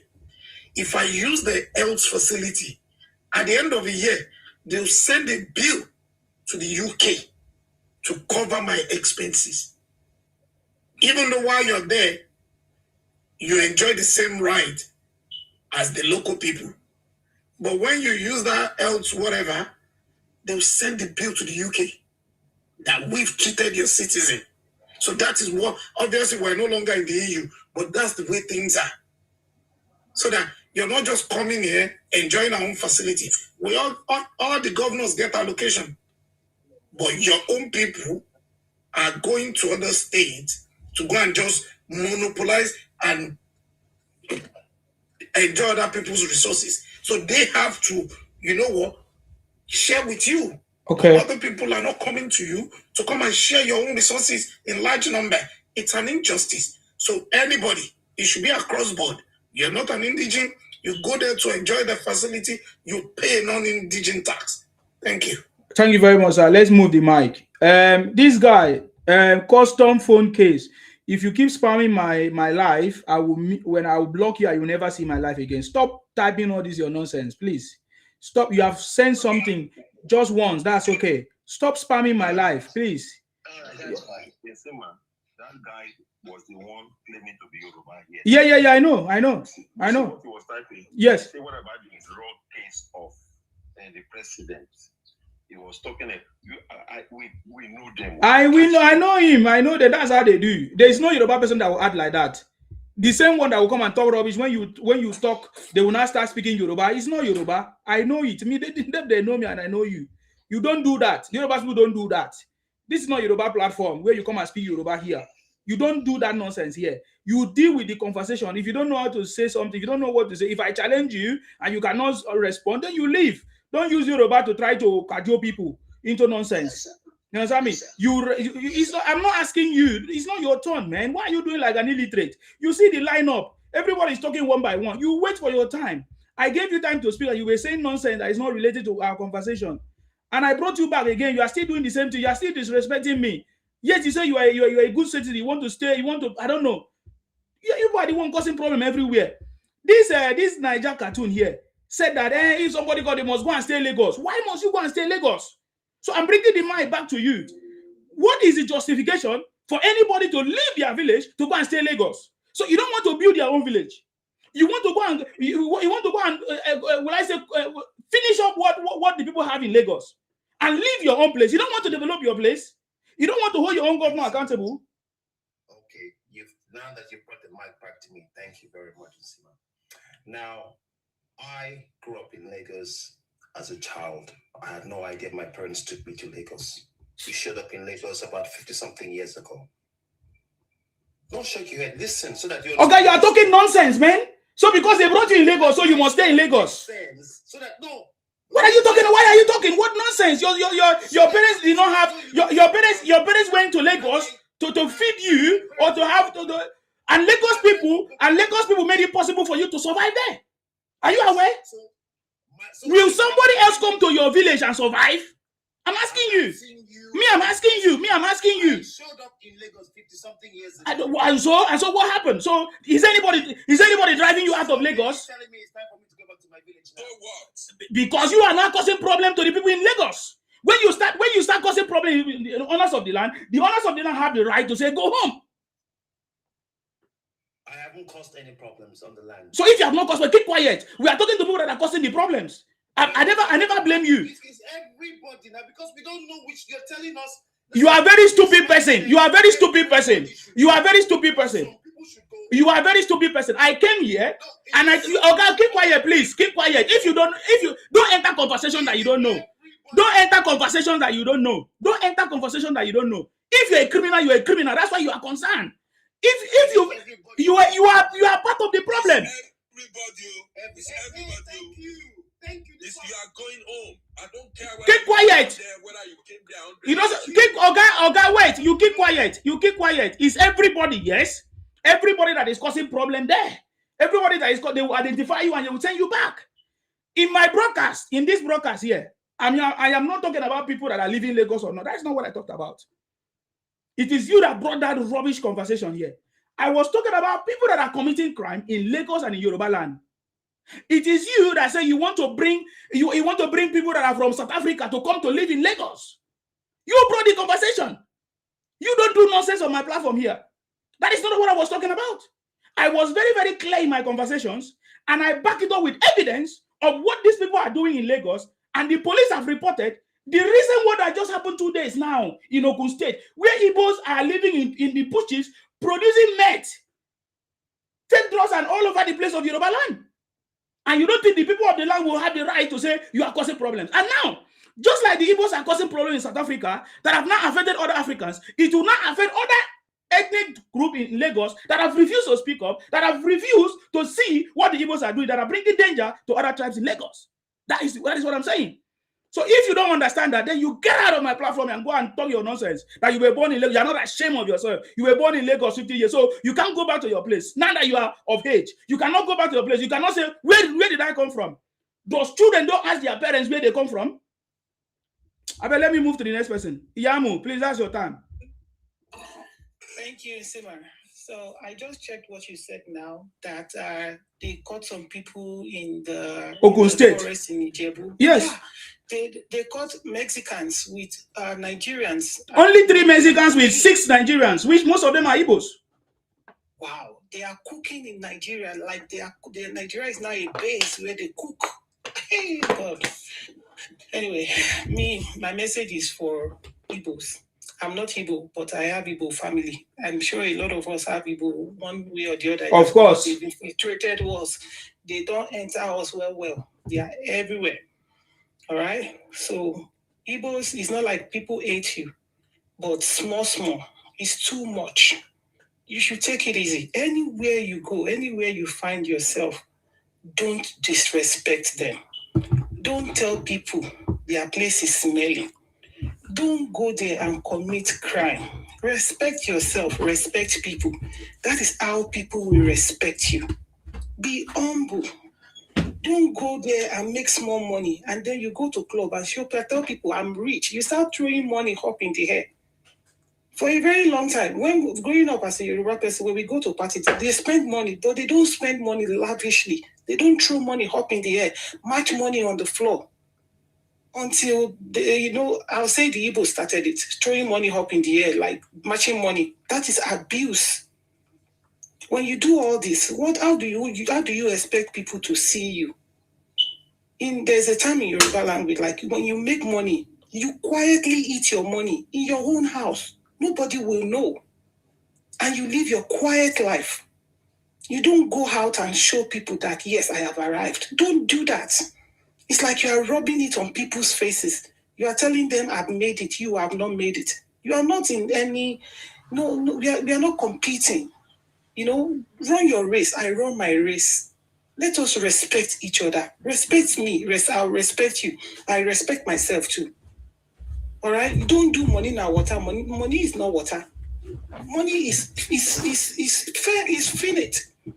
You can't say I'm super rich and I'll be rich forever. No, it's not like that. If Dangote wastes money today, you will be poor. So small. All right? That might we move silently. You move underground. You make your money anywhere you are, any city you are. If you are in Lagos, you are in Kano, you are in South Africa, make your money silently. Don't go into their local politics. Don't do that. Respect people, make your money and go back to your place and enjoy your money with your family. That's how life should be. A lot of us are abroad, they are in the overseas. We don't meddle in their local life. You make your money, you take care of your family, you pay your bills, and life moves on. That's how it should be. You don't rub it on people's face and say, I just came 2 years ago and I came to your place. Now I'm making more money than you. Don't do that. It's disrespectful. All right? Okay. Sorry, I'm still going. All right, go ahead. In this life, you should make more friends than enemies. A lot of Igbos will tell you, oh, we are being marginalized. I'll tell you, Igbos are the more marginalizing Nigerians. So, do you know the size of the whole 5 states? Ordinary Niger state is bigger than the whole 5 states. And do you know how Igbos are marginalizing Nigerians? Nigerians, there are 3 senators in each state. The old 5 states, they have 15 senators. Nigeria, guess how many senators? They have just 3. House of Rep members, Igbos have 43. Niger State has 10. Even Lagos State only has 24. And a lot of these Igbo people are in Lagos. You get your monthly allocation. Even the 13% derivative for oil producing state like Imo State, even if you don't produce a lot, you get all this money. But to spend it on their local people, nobody is at home anymore. Nobody is asking them questions. That's why your place is still what it is, and you keep moving out. But because you don't ask your leaders questions, you don't hold them accountable. They have this money, but they don't spend it on you. And to me, this is 2027 election is a good time for Igbos to show Nigeria that they are not being tribalistic. In the last election, 98 or 94, 90, whatever percent Obi got, he's the only one that got 90-something percent out of the 3 main people that contested. That shows how tribalistic Igbos are. That is not a good sign. You have the opportunity now in 2027. Your leaders are showing signs that they are aligning with the center. But not the regular people. I'm sorry to say, a lot of people who come online and they're Igbos, they are semi-literate.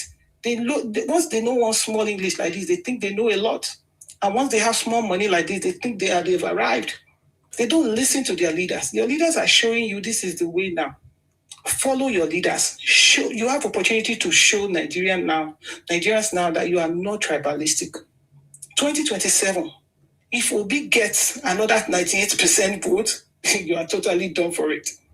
Because if Nigerians will definitely see that, yes, people have been saying it, people like me that are still not so convinced. I just need to interject you, and my apologies.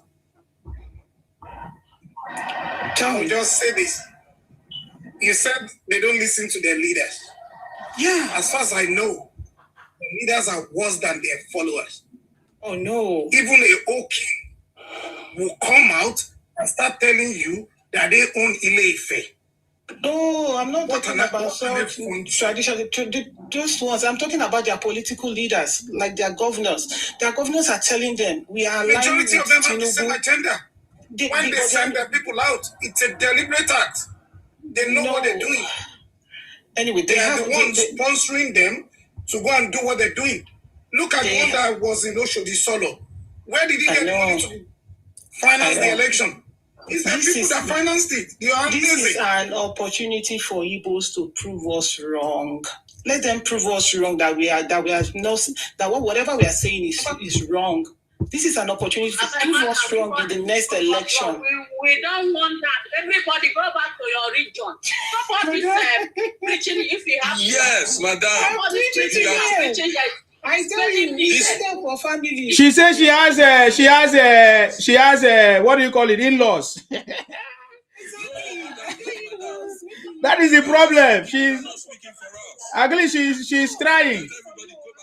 Let everybody go to their state. For myself, I'm not speaking for you, please.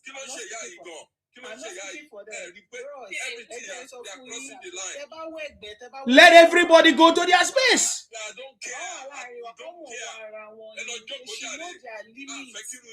Madam, until they cut off your head. Have you noticed they cut people's head? Hey. Respect people. They know they respect now.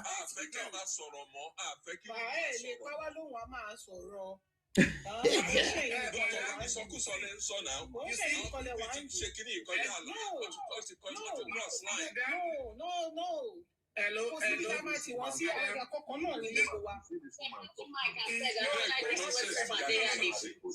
see, you can see from my own angle. I did not see. You said that you are asking Igbos to respect us. Why should we ask them to change?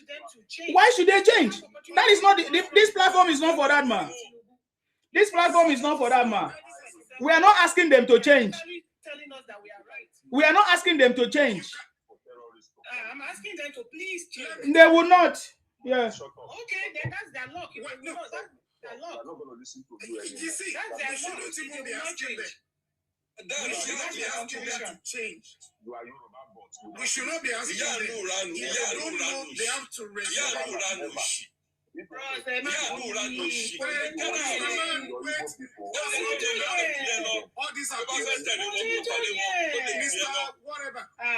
No. Who is this or whatever? You don't need to do that. I'm sorry, Ma. I bet Mona know. Yeah, I'm sorry, Ma, but we are saying that thing that you are saying, is not working. They are not going to do it. They have not done it. For many years, they haven't done it.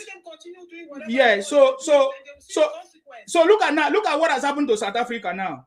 Everybody is now being driven away, right?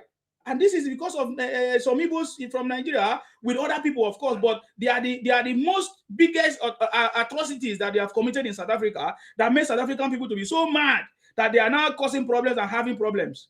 You get the point now? Now, let me say something now, because there's one guy here, Niger Cartoon. He said to me, "Where do I live? I live in the UK now." But do you know how I'm able to live in the UK?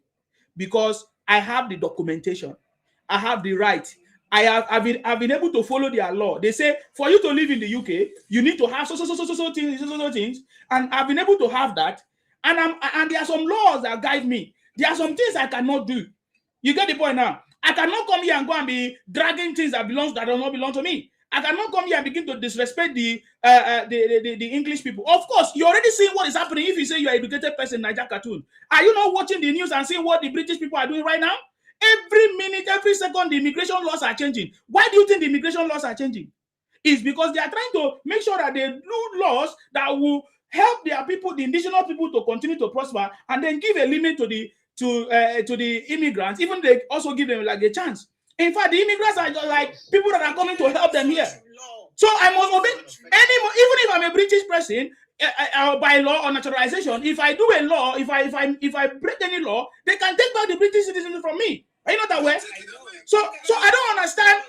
I don't understand why you are coming here to tell us that because we are one Nigeria, some evil criminals should come and invade Lagos or invade other places or cause problem for other tribes that is not causing problem for every other person. Excuse me, man. Let me finish. Excuse me, man. Let me finish, please. I don't understand. Because you're one Nigeria, so you should not cause problem for other tribes. Because now, the truth is that what the Igbos are doing will affect other tribes. And just like you are saying, the Yoruba may not be able to identify everybody that is Igbos, but they can tell you that you are not Igbo, that you are not Yoruba. And so if you are not Yoruba, you should go back to your place. Because you all have a place. And the reason why your place is not developed is because you run away from your place to go to a place that is developed. So when are you going to go back to your place and develop your place? And ask your governors and ask your leaders, why are they not doing what you are seeing in Lagos? You said you get the point now. So it will get to a point that everybody will not go to their place. If you want to live in Lagos, then you now have to follow the laws of the Lagos. So the Lagos people will not make their law. The Yoruba land people will not make their law. Same as you make your own law in Akwa Ibom or in Ikwere land or in Edo land or any other place. So that if anybody comes there, they should follow their land. Can any Igbo man tell me that they can go to those Sharia states and misbehave and disobey their laws there? Can they do it? So I don't know why you are coming here to talk. Why is it because the Yoruba people are so liberal? It has become so. I'm so mad at the Yorubas at this point because they are the one that is causing the problem too. Because they allow the Igbos to come to their place, to invade their place, even while we pursue them in the Old Eastern region when they wanted to invade our land. We were telling the Yorubas that look at what these people did to us, and the Yorubas were less concerned because it was not affecting them. Until now that is affecting them, that they begin to, even now they are not still understanding. The Igbos are pushing the narrative that is the Fulanis that is doing it. Why they are the one doing it? You see the point now? So this is the point I'm saying. Everybody should go back to their place. That is the solution. Because we are all indigenous to our land, and we should all go back to our place and develop our place. That is what I believe in. Can I say one thing? Yes. Can I say one thing? Part of the solution is enabling law. We need a law in Nigeria that you cannot just keep moving from one place to another anyhow. If you are going to be moving from Lagos and say you want to relocate to Kano, you must have documentation that I'm going to Kano and this is this place I'm going to be living. You must have an address and register to that address. No. You don't have that in Nigeria. To you, madam. You see, somebody like me, I believe in one Nigeria, but I don't believe in a uniform Nigeria. We are not one. Of course. See what in Sima the way. Me, I get my own Yoruba dress. If I go Benin, they get their own culture. The way we go greeting Papa, not be the same way I go greet her. So, me, I'm not opposing to you moving. You want to go and do business. Even me, I like to go to Kano and do business. But when I get to Kano, and sorry, I have to say this in Yoruba. Keru mora eleru, iwofa mora eniwofa. That is, a slave should know his own place. And a front servant should know his own place. I should not then go to Kano and tell a Kano man, and why are you speaking Hausa? Why can't you speak English? Yeah. I don't want Nigeria. Can I say one thing? Can I say one thing? There are two different issues here. Now, first, I'm talking about before you move. Like you now, you say you're in Wales. If you're going to go live in London, will you just take your bag and go live in London? You thought you must get a place. You must change, like in the US, you must change your driver's license to that state. No. You see, it's part of the solution. It's part of the solution. I can move to But when I get to London, I will go and free spirit. What are you arguing? Free spirit. What are you arguing? The madam is right. The way it works to that extent. If I decide we need documentation. You need documentation. You need documentation. No. You don't. In the UK, even within the 4 countries, I can move. But when I get to London, I will go and register with the council. Exactly. You have to register. That's the thing. That's part of the problem of Nigeria. I don't need a document. Okay, sir, it's okay. It's like you don't understand what she's saying. You don't understand what she's saying then. If she's not talking, what document do you mean? She said if you move to any other place, you need to change your address, right? You need to register with the council there, change your address. For example, there's a law, just like I said, I think what she's saying is that the state should have laws that facilitate these things and enforce it. Because, for example, now, even within England, if I move my house to another place, and if I'm driving, if I have a driving license or anything, it is by law that I must change my driving license to the current one. And if I don't, there's a penalty. You get the point now? There's a penalty. You can move, but you must notify the authority to say, okay, I've moved to this place. Yeah, that is what she's saying. That's what I just said. That's what she's saying. That's part of Nigeria's problem. You must just let me know. Oh God, what are you saying now? Allow her to finish. She's correct. Yes. What kind of nonsense argument is this? Documentation is documentation. It's the same thing. They have to be documented. Yeah. Exactly. Your driver's license is your documentation. You need a form of ID to show that this is the place I'm going. You don't just go to a place and start sleeping on that bridge. You don't do that. We're saying just register. Exactly. But not that you need a permission. No permission. If you want to come to Lagos, come to Lagos. But when you get to Lagos, where you're going to live, let the local government chairman. But sir, you see all this thing we are talking about here? It's already happening in Nigeria. In Nigeria, we have 12 states that is Sharia law. You cannot just go to any Sharia state and misbehave. I'm aware of many issues that they say if they have their own policing, that they flog you if you do something that is not according to the Sharia law. Is that not? It's already happening there. So I don't know what is. It's already happening there. So why are we wasting our time and causing problems everywhere? And the Igbos are also there, and they are not causing problems. We are not hearing them causing problems there because they cannot. They know the consequences. Yes, they know the consequences. But can you not see how they are causing problems in Yoruba land and without any consequences? Without any consequences. And they're doing it arrogantly. Yes. But very soon, they will see the consequences. It has started. You see the election coming now. In fact, they're already losing the primaries. So people are waking up. But I hope we go further by saying don't even dream of joining our politics. Don't dream of it. Even voting, you cannot. Presidential. To the point now that they are now causing insecurities and are using it to campaign because they want presidency. That is the point. That is what I'm trying to say. They are now the one causing all these insecurities and they're now using it as a political tool for campaign. And my problem is that innocent people, their life are lost. Innocent life. I look at the teacher. I'm sure that teacher has not gotten a lot of money. Maybe that teacher has never been paid up to 100,000 per month before or 150,000 before. So it means that teacher will never Never see 100,000 per month because now she's gone or he is gone. And now the family of those people are going to regret for life. They're going to cry, weep for forever. You see, because of one political ambition of some criminal somewhere. And this is what we are saying. This is what I'm talking about. I have never said that Igbos cannot travel anywhere. But when you go there, are you not supposed to obey the laws of the land, stay there and do your business and go home if you want to go home? Than causing problems and now threatening the people living there or becoming a nuisance to them, causing lots of problems, which will not affect other tribes. Can I even tell you the insult they're doing to Yoruba? You know the state police, they say they need a certain percentage to be part of the state police. That they must be given a certain percentage in Lagos. These people are insulting. Absolutely insulting. Yeah, you see, I just want to say you're doing a good job. Keep doing it. I'm one of your good fans, and thank you for having me today. Thank you. Thank you very much, man. Thank you very much, man.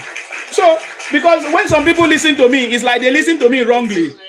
It's like they listen to me wrongly, or it's like they think I have. What I'm saying is that what the activities of these Igbo criminals will now affect other people, and it's going to affect other people no matter what you do. Because right now they are continuing doing these things, and it's not. Look at what is happening in South Africa. It has affected other people. It's going to also affect other people in Lagos, and the Lagos people must do the right thing if they want to fix this problem. Because we have to fix this problem. You understand me? We have to fix this problem because the same problem is happening in Lagos. It's also happening in my place in Akwa Ibom. It's also happening in our place. It's like in Ikwere, in South. The whole of the South. We are also facing the same problem. So something must be done. That is why I'm speaking the way I'm speaking. Yes. My brother, we are going to seek allies. We are going to do what we have to do, but we are going to seek allies because we don't want to be the one standing out. But it's affecting us more than anybody else now. But we are going to seek allies. We are going to work with other Nigerians. We are going to work with other Nigerians like Edo people, Akwa Ibom people, all these other people in Nigeria. Say, CEO, we don't have any issue with you, but look at what is happening in our own land with these people and this mass migration. Okay? We need to reverse it. This is before this thing will turn into something else. So, but we will try and, we'll try and make sure that we get this outcome as peacefully as possible, and we will take control of our land with our laws and everything. Nobody was forced to buy. Nobody bought land. Nobody is buying land. They are leasing land. All the houses bought or land bought is on lease. That is very clear in the Land Use Act. So if anybody is coming to tell you, oh, I bought land, that one is just OT law. That one is gone. Yes. And then this thing will get hot and hot because we have to protect our land. We have to hand it over to our children as Yoruba land. Okay. So it's getting to that point. All right. Thank you. Thank you very much, Al. Can we hear from Imoski? So that we can move the mic and then maybe we'll come back down there. Yes, Imoski, do you want to say something? If you don't have, Ikwere is one. I salute you, man.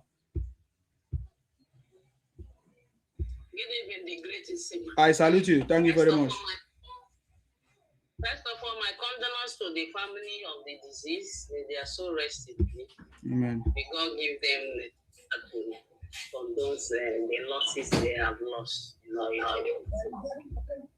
You see, all these things they are doing is just to put fear. So Yoruba people, we have H for His Excellency Bola Ahmed Tinubu. The way they did in 2023. You remember because of what happened in NSAS 2020 that makes many Yorubas did not vote for His Excellency Bola Ahmed Tinubu, if not by God. God have already ordained him that he will be the man to rule Nigeria, to put Nigeria in the map. And they are doing it now. So all this spy that is happening now in Yoruba land, so they will use it against him. But anything, all these things you are doing, I'm ashamed of the info. Because now Nigerians are. I'm ashamed of all of you. I'm just ashamed of you. Go back to your oh, guy, don't do it. Wait for your time before you shout you are ashamed on my platform. You cannot be migrating like cockroach to other people's region. And you have your leaders going to Abuja collecting money. Instead of them to use the money to develop your place, they use it to form terrorists, to form Nnamdi to come and destabilize Nigeria. No, it will not work again. Your propaganda or your criminality, all kinds of form. Please, can we tap the screen? This man, this fake Jesus is blocking, is reporting my face. This fake Jesus from Igbo land. You know, the last time they say fake Jesus, he all came from Igbo land. Are you not aware? We know the story. Please, tap the screen. The man is coming to block my report. I've blocked him forever. It's a fake Jesus. Thunder, fire, Igbo, and bunch of criminal on my page. Idiot. You think I'm afraid of you people, criminals? Go ahead. All these things they are doing is to put hate in Nigerians' mind. His Excellency is trying. He's trying. You can see how he's dealing with the bandits in the north. But still yet, these people are conniving with Fulani people to make sure they destabilize Nigeria. They don't want to go back to their places to fix their places. Because they have lied to their people in the north. How can you say that North is have their governors, have their leaders? They cannot train their children, deceiving their own children, making their children to become a majority everywhere. And you have been collecting a lot of money. You can't work anymore. Everybody go back to your region. You have where you come from. You have your ancestral land. You cannot be occupying other people's territory. Can't work anymore. Our eyes are open. Because right from your forefathers, all your mindset is greedy and expansionist. And this expansionist up to this generation. So now we have known that you have this mindset of expansion. After forgiving you, after Nigerians forgiving you people for all your atrocity you done to Nigerians. See, yet you have this mind of greed and expansion. So we will not allow it anymore. We must put you back to your place. There is no Jupiter will change it. You must go back to, see, we are going regional government. You see, all this atrocity that is happening all over the world, now South Africans want other people to go. If we are a regional government, your identity will show different. And they will know that it's you and who are committing the atrocity. It's you that will pack and go. But because of this here, it's robbing everybody. So you can't work anymore. We must demarcate ourselves from you. So anybody who went outside there, any region that went outside there and commit atrocity, their region carry it. It cannot be calling other innocent region name anymore. So that is where we are going. There's nothing we stop it. There's nothing we stop it. Enough is enough. People have been giving us bad name. We don't want to swallow that bad name anymore. Because you can see the good handwork His Excellency Bola Ahmed Tinubu is doing now. He's putting Nigeria to the map. And we don't want you, people, to tarnish our other innocent Nigerian image outside anymore. So that is why we are going regional government. So let us support His Excellency Bola Ahmed Tinubu. You people should not be afraid of all these things. These are propagandas by Igbos and Fulani people who want to use this insecurity to disrupt Bola Ahmed Tinubu's election. But we will not let it happen. We must come out massively to vote for him. Massively. And he will finish his job. Thank you very much, the great Sima. May God bless you. Thank you very much, Ma. That's our Ikwere Queen. That's our Ikwere Queen from Rivers State, of course. Ikwere. So she's very, very clear. We advocate. Let us return to our place. Resource management, go to your place. Stay in your place. Build your space. How come Igbos don't want to go to their place? How come Fulanis are saying we must be one Nigeria by force? I don't understand. And then they are taking advantage of it to destroy us. Yes, we need a united Nigeria, but not a Nigeria that is going to that is parasitic. You get the point now. So let's go to the next person. Mr. Rio, I think you are the next on the line.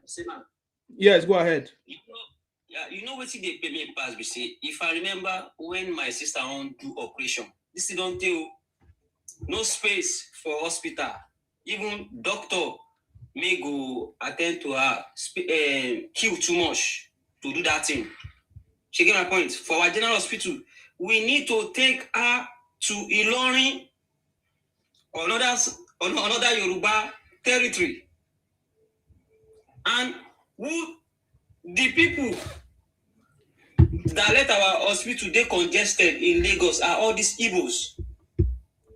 And we collect the same federal allocation. Why be say their government go they collect their own allocation, they keep on. Inside our home, they give us for southwest. Someone for southeast go they follow us, they share them again. Because our governor, they need to wake up and do something about that. They collect free treatment, free education for our general hospital. And their own government, they keep their own money and they share inside our own. They go see open down their gutter mouth. They thought Lagos is smelling.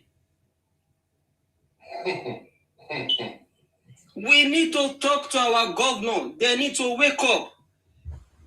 Any Igbo man that wants to use our hospital should go back to Southeast. Or their governor of his state should pay for his treatment. If you go to Lut, you will see that Lut is congested. Who? Igbo people. If you go to Igondo General Hospital, it's congested. Who? Igbo people. Everywhere. We can't be able to have free access to the general hospital anymore. And they will keep on coming every day, complaining Yoruba is bad, Yoruba is good, Yoruba is this, Yoruba is that. Can one Igbo man show me the hospitality you Igbo people are receiving in Yoruba land? Can one Igbo man show me that you are giving that same hospitality to a Yoruba in Igbo land? Can you show me one? I didn't grow up hating Igbo people. I love Igbo people when I'm growing up. But it is when I grow up, I see that these people hate my people with passion. And the hate is in their vein, is in their blood. Mm-hmm. And you want me to love you? I will die hating you people. Even my children. I will put the hate in them. Because that is what your ancestors do to you people. Tell you to hate Yoruba people. Tell you the lies about the Biafra war. You hate yourself and you hate Nigerians. Everywhere you go, problem.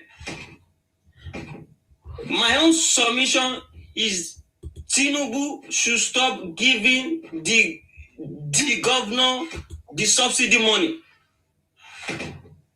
Because Tinubu keep on giving the governor the subsidy money, they are shouting it's not working, and the governor is receiving the money. They are not. Nobody is holding the governor accountable. If they are picking get headache na Tinubu, waiting be say na governor go do one. They go to say na Tinubu, everything Tinubu, and the man they pump money times 2 or times 3 or waiting that they receive when Buhari did here. If their road no good, na Tinubu. State road, na Tinubu. Their hospital no good, Tinubu. Their school, maybe say na governor did this thing, Tinubu. He should stop giving them the subsidy money. He should use it by himself, so that he can be accountable. All the governors are receiving all the money and they are not doing nothing. So it is time we have to think, and it is time for the Igbo people to start thinking about going home. You have to develop your home. It's just because your land is unproductive. That is why you don't love where you come from. Me, I love where I come from. and I can put my life on the line to defend it. But you can't do it. That's why you are running up and down. You have to think home. Nobody will develop your region without you. Because don't think about what your country can do for you. Think about what you can do for your country.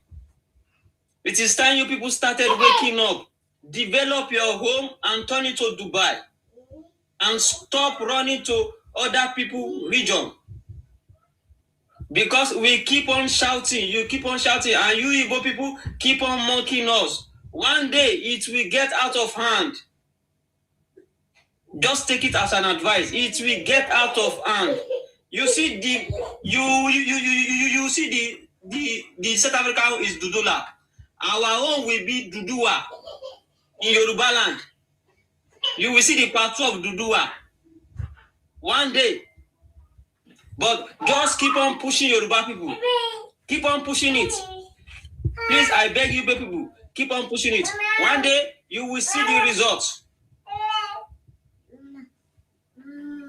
That's what I want to say. Thank you, Sima. Thank you very much. I salute you. Thank you very much for your contribution there. Thank you very much. I think you have made it very, very clear. Go back to your space. You understand me? Go back to your space. Stop buying people in the name of saying you want to become president. It will never happen. That is not how it's done. Using it to campaign against Tinubu, you say, "Oh, look at terrorists did." Why you are the one? Please go ahead, Wisdom. That's your time. Wisdom, Lugard. Which one? Go ahead. That's your time. Hello.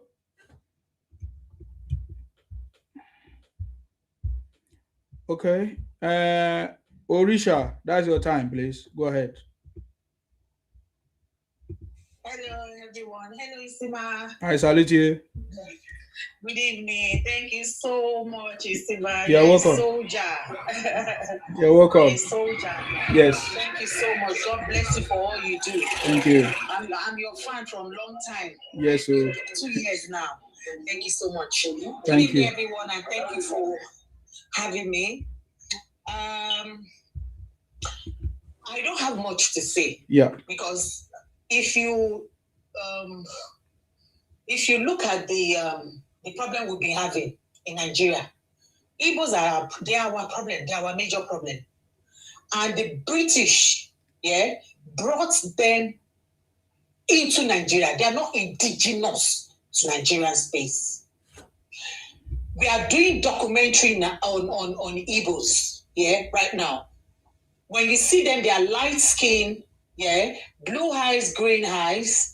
They don't have melanin because they are from the Pacific. Okay, they are from. It's not a makeup thing. It's not that someone is making it up. Okay, they are from Equatorial Guinea, Bioko Island. You see that transit. It is these Oyibo people that brought them to Nigeria because they know they eat human being. So they use them as security within that space to keep people away, to caution people. They allow the Fulanis in the north to caution people because they know they are brutal and they are heartless. And they don't reason. They are ready to buy millions of people. That's why you see the two of them, their movement within Nigeria is bad. You will see the indigenous Nigerians, they don't do more than they do. You can never hear anything from Calabar or Benue or Igala. They are on their own. Why yet? No problem. But one thing I want to say to Igbos is that, you see, go and ask Fulani. Fulani know who Yoruba is. Okay? They know us. They counter us several times on the battlefield. You Igbos, you are too small. I kept saying it that you are mosquitoes.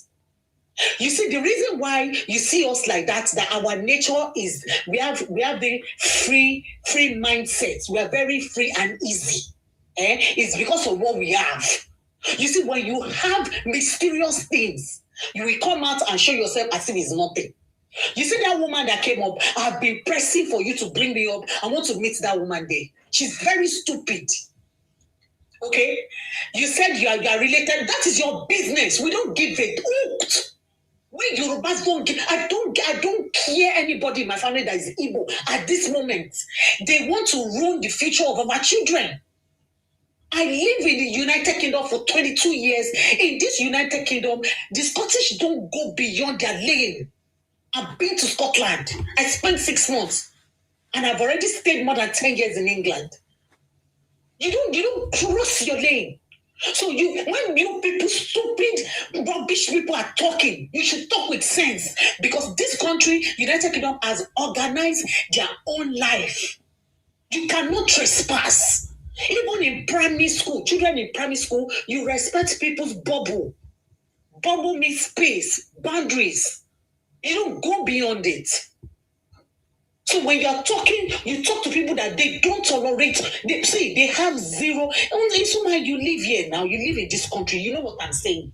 They have zero tolerance for rubbish. When you want to talk, what nonsense are you saying? See, Yoruba has different categories of people. Okay? You see, they've been doing it. One thing that you should know, if you study Yoruba history, is that we know how to fight ourselves. But we regard outsiders because that is the nature. Because we are not bulldogs. Okay? We don't hit human beings. We don't disrespect humans. We respect people. Okay, so when it comes to foreigners, when it comes to visitors, when it comes to people that are not like us, we are even more easy. But when you see my own brother, I can shout and fight my brother. That is the way we are, because we fight and go against each other with love. Not all the time is the other way. No. You see us argue, yes, because you cannot deceive me. You cannot make me hate someone. You cannot come and tell me, this person did this to me, and I will not investigate before. But now say, let's go there. No, we don't do that. We look at what has happened thoroughly, and they will blame you. That is what Yoruba will do. You will never see these animals do that. They are from Equatoria. They are from Papua Guinea. That is where they are from. That's where the Igbos are from. They brought them to the space of Nigeria, and what did they do? Ajayi Crowther changed gave them language and everything. It is true. See, there's no point in us. Don't go too far about Igbos. We need to do this for people to understand, because you cannot tell me you will not study who is against you. Who wants to bring problem to you? You will not tell me that you will not study them. So you need to know. Okay, because we know in our system there's no study in Nigeria except forceful study. Okay, so on this note, you need to know who you are living with. You know Fulani now. You know who they are. You know the way they. Do you know Igbos? Do you know the Igbos? Look at all their neighbors around the southeast. Problem from day one. So anybody that comes up at this age and time of 2026, after Igbos living in Nigeria over 200 years, you can still be telling them animalistic behavior. Yeah, people that grew up in another climate. Go and search on this TikTok that you are. Okay. That's people from the Pacific. They are not Africans. So the behavior is different. They will devour you. They eat humans. It's like when you are tasty to eat someone. Is that the kind of person you want to sit and talk to? Is it because Nigeria has civilized them, you now think they are human beings? It is not bashing. Even if they've not scientifically checked their DNA, yeah?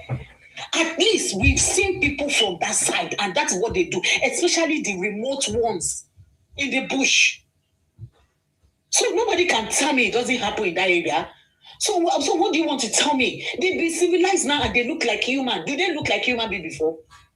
They are very hairy. Look at any Nigerian as we are talking today in different regions of Nigeria that is hairy, that has hair in their body, that is light skin, green eyes. Tell me any Nigerian that eats human being apart from these people. So you cannot expect them to reason the way you're reasoning, because it's not the same brain. That is why their own person will come up and give them false story. They all run into it in their millions. They believe it, but they will. I don't know. I don't want to use. They will dislike. I don't want to use that word. They will dislike any other tribe. They cannot stand you. In my own land, they gave one idiot. See, no Igbo can be senator or anything. You see, in this level, it is not only Igbo that is going down. The Yoruba bastards are going with them. The Yoruba that opened the door. We don't want to care wherever you are, because let me tell you, this is our ancestors gave us our land, okay, and many other things happen in between, okay. But right now, it is on another page, another level. Individually, okay, we will fight for our land. Individually, we are not leaving it for the president, for the governor, for the whatever nonsense. They should do their own. We don't care. When you step into Igbo land, as we are talking now, you land in Enugu or anywhere, they will harass you at the park. They will not answer you. You cannot even rent hotel. It's a miserable land. But you come to my land, you have free will, and you still chat rubbish. You behave animalistic. You do all sorts. And one stupid, very useless Yoruba people, unreasonable Yoruba people come out. They are very aggressive. Who told you Yorubas are not aggressive? We do things with sense. We don't do things gra. Look at every region in Nigeria, the way we behave. Just look at it. I've never been to Benue in my life. I've never been to Gala in my life. I've never been to Calabar in my life. But I know the way they are, because they were with us in Lagos. I'm from Lagos. I grew up in Lagos. So I see people and I know the way they behave. And I still meet them here. But when you see these people, you don't need to ask where they are from. You don't need to. And this is not about hate or anything. No, it is what they give to you. We are tired of this. We are tired. We are tired. We can't take this anymore. So whoever has hair here, she'll hear now. Okay? Whoever has hair, because we will not leave. Okay? Our own fathers, let me come from my grandfather to my father. My grandfather and my father, they did not fight this fight. That is why the workload is on us. But you see, we are ready. With everything, I swear with my life, with everything I have, I'm ready for anything. And it's not only me. Rubbish. Thank you so much, Spencer. Thank you very much for that conversation. That is very powerful.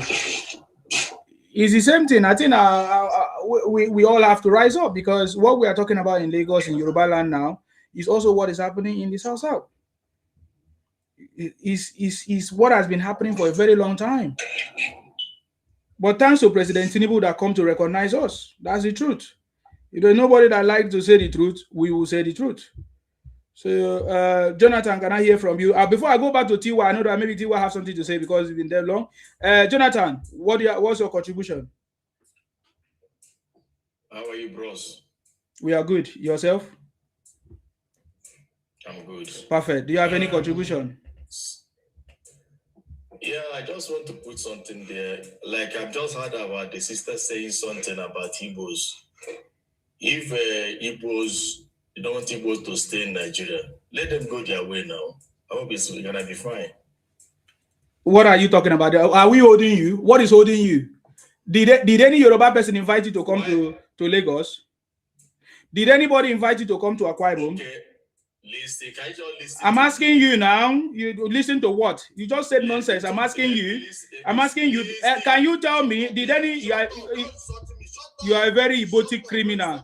Come on, God, shut up. Listen to me. You must listen to me. You are Igbo criminal. We know how to treat people. I say, did any Yoruba person invite any Igbo man to come to Lagos? Or any Edo person invited you to come to Edo land? Did anybody invite you to come to Akwa Ibom? Did anybody invite you to come to Ikwere, Port Harcourt, or go to Kaduna? You took yourself there. You took yourself there. And now we are telling you that if you cannot obey the laws of the land where you are living, then you go back to your place. You keep talking nonsense as a grown-up, Igbo nonsense man. Yeah? As you are, foolish as you are. You say, if you don't want anybody to leave you, who is going to pursue you? You want me to pursue you? Nobody pursue you. You will leave yourself. You understand me? You're so stupid. Bunch of criminals. You keep using nonsense conversation. If you don't like it, you should allow them to go. I'm telling you, leave now, leave my place, and you say I should allow you to go. How am I holding you? I said we don't want you to come to our place to destroy our place with fake drugs, fake meth, producing fake drugs, high drugs. We said we don't want you, and you're still saying, we should allow you to go. As if I'm holding you. I'm telling you, we don't want you to come and do what you are doing in our place. This one say you should force the Igbos to leave. That is where it's getting to, because you don't like peace. You need force, Abi. The Fulanis, they did it. Or the Hausas in the north, they did it. That is why you cannot joke with them. So if you need force, the time is coming.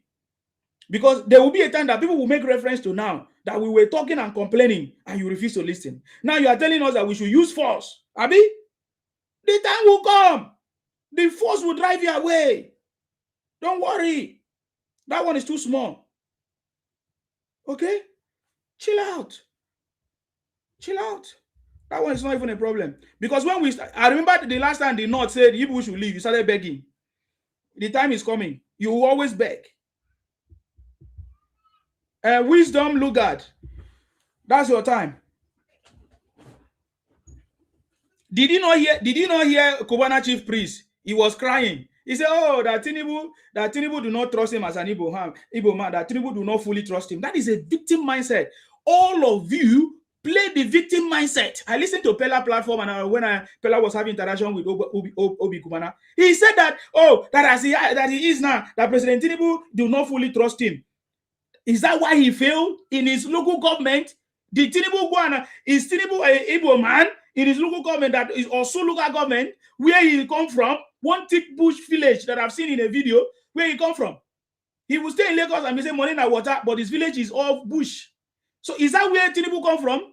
No, you guys always play victim card. It's in your blood. Go and listen to your Obi Kubana. The same victim card. Imagine, he was the one that took the form to contest an election in his village. People did not vote for him in his village. And now he's blaming Tinubu that, oh, Tinubu is not, do not fully trust him. What are you talking about? I think I need to block this. Who is this? Listen, I need to block this Wisdom Lugard, because you must be a thief.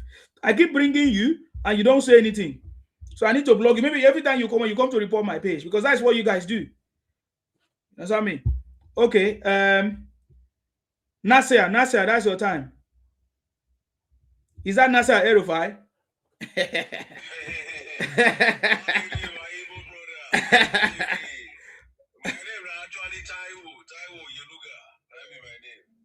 Okay, I'm not Igbo. Did you call me Igbo, brother? I'm not Igbo. Oh, sorry. I have to make it very, very clear. I'm not Igbo. Why? What makes you think that I'm Igbo? I'm curious to know. I think your accent, the way you sounded, It's not Igbo. The way I sound like Igbo. Baba, there are plenty for Lagos. I grew up in the barracks, so tribalism will be my problem, because I grew up with different ethnic groups. No, we don't have tribalism here. Apologies then. Anyway, apologies if I misrepresent you. that's okay. Go ahead. I'm not doing any Igbo. No. Sorry, don't get it. Don't use tribalism here. Nothing called tribalism. No. I'm just Nothing saying. called tribalism. People have right to defend their land. Okay. Tribalism. Okay. Let me respond to the host. Now, host, bring me up. Brother Waniwo. Okay, Taiwo, right? He said Taiwo is your name. I said Taiwo Yenuga. But why go answer Nasa here? Why? No, Nasa, just just the name I get for my district now. Okay, go ahead, sir. Go ahead. Yeah. Okay, I don't really. That is the point now. You listen to me. The host have introduced himself. Now you are confused. That is why people are talking, because we don't know what you represent. You first started by saying Igbo. So if you think that I'm Igbo, why don't you want to use Igbo to speak with me? Now you say you want to use Yoruba. You are not making sense, sir. You are not a proper Yoruba person. Yoruba boy, You are not a proper. It doesn't matter by name. You are not a Yoruba person because Yoruba people don't act stupid like you. Because how can you introduce me as an Igbo person and now you are saying do we speak Yoruba here or Pidgin? It doesn't make sense. No, I just want to informalize. That is why I'm saying that you are not a proper Yoruba person. Can you go straight to the point if you have any important thing to say, sir? Okay, no, I heard you guys. I heard what you're saying, and I like your response. You sounded like you grew up in Nigeria, you grew up in Lagos, and you understand the dynamics. I did not grow up in Lagos, sir. I did not grow up in Lagos, sir. Okay. Let me just. Why is it that everything you say is wrong? I did not grow up in Lagos, sir. Stay back and listen to you. Let me stay back and listen. Yeah, stay back and listen. I did not grow up in Lagos. See, I come from Akwa Ibom. We don't believe that if you go to Lagos that you are made. I was not made in Lagos. Certainly. So we don't think like we are from Lagos. We don't ever believe that we need to go to Lagos to drag anything from anybody. I'm from the South. You get the point now. Okay. And so that is why I'm so pained that these things are happening and the Yorubas are not acting up, are not doing anything. Because it's going to also affect some of my brothers. Because it's not all of my brothers that stay in my place where we stay. Some of them travel to Lagos too, right? But the actions of the Igbos is going to affect other tribes who are innocent, who doesn't even, they are not committing all these crimes that Igbos are committing. They are not doing all this thing that Igbos are doing. This whole thing has nothing to do with ethnicity. You are the one that is talking about ethnicity. We are saying that the people committing crime in Lagos are Igbos. That is what I'm saying. You are talking about ethnicity. Are you mad? I'm saying people committing the crime. I can stay here from now till tomorrow or even next year and give you all the report of the crimes that have been reported by police one by one. See, now hold on. Now, I mean, there are different crimes now in Nigeria. Oga, we are talking about the crime that is going on right now in Lagos, in Yoruba land.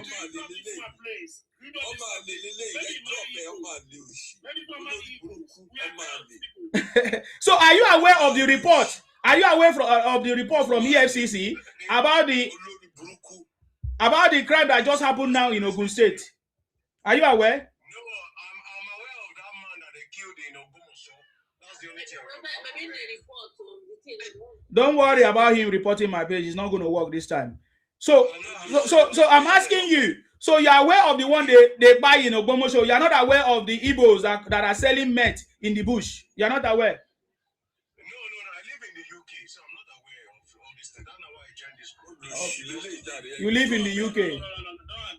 No, we have them among us. Okay. I know that.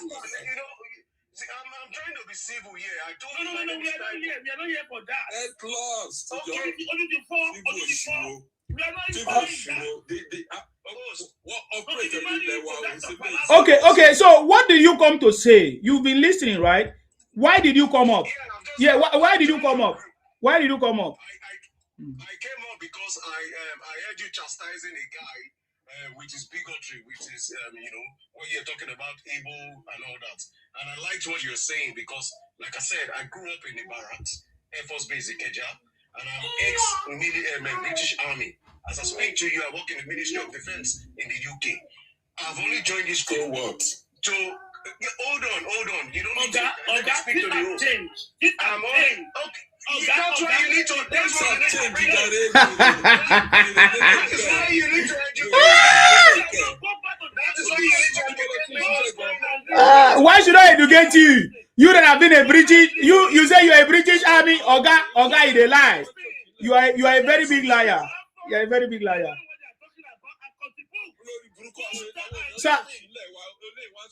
So don't worry, let me deal with him. He's a liar. He just lied. You just lied now.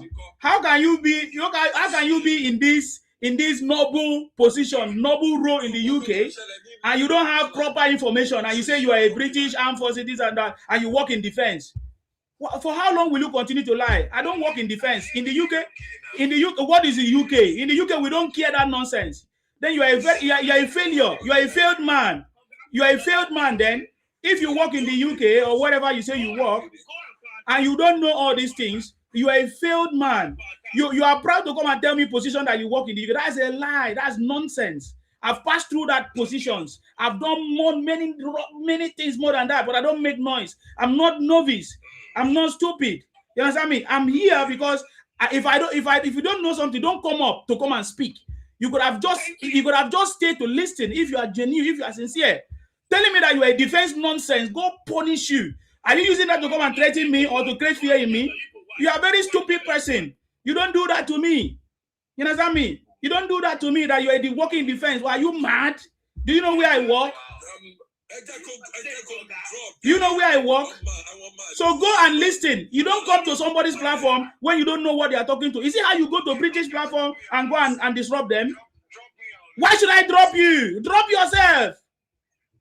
Okay, thank you. Don't come here again. Don't come here again. Bunch of criminal. Come here and talk nonsense. Say you are working in defense, and so what? So what? You are a fool. Do you know where I work?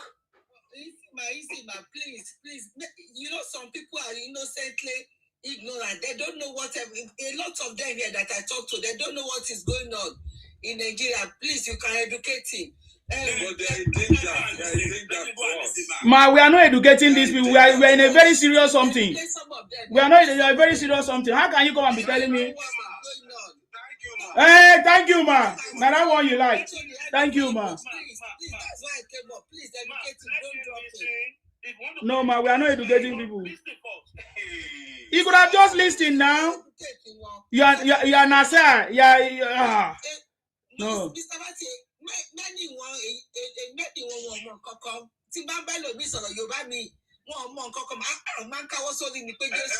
No, ma, do you know that? Do you know how we know that he's lying? Do you know how we know that he's lying? Do you know why we know he's lying? Because I'm more intelligent. You say you are in the army. You were not taught. The first thing you learn is psychology. Okay, listen, keep quiet when I'm talking, please. How do you know? How do you know they buy somebody's head in Ogbomoso and you don't know other events that happen along the same time? How come you know that one? Sorry? But how do you know that one? How did you know that one? Because it all happened in the same line. Okay, tell me how you know about somebody that they remove head. Mommy, you know what is going on? A lot of them know all the bad thing that is going on in Nigeria. This Igbo is feeding them with a lot of bad thing that is going on, but they did not know any good thing. If I'm even talking to some of my sisters here that are my family, the way they are talking, I will just put my head that the way they are associating with this Igbo, the way they are feeding them with bad news. Many of them, they don't even want to see Tinubu. Many of them, they don't even. If you are talking about Igbo with them, they say, why are you talking like this? Why are you like this? All our people. So it's by the time I sit some of them down, that their eyes is not getting open. Anyway, you may be correct, ma, but this one has his own agenda because he's telling me it's not about ethnicity. It's not about this. Those are not my conversations. Those are not my conversations. I was very specific in calling out the people that are causing problems in our place. Just like everywhere you go, people call out people that are calling. Can I talk to him? Just give me 2 minutes.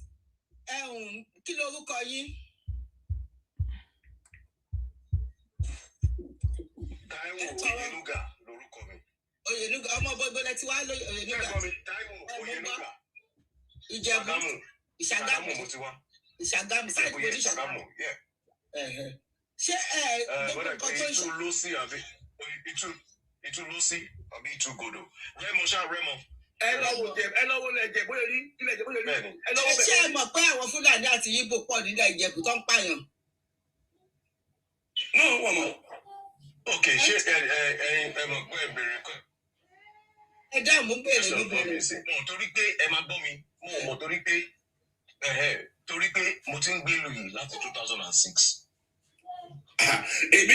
over 30 years. 2006. Over 30 years. Join Mori TikTok. Okay. 1986. Okay. Until 1986. Okay.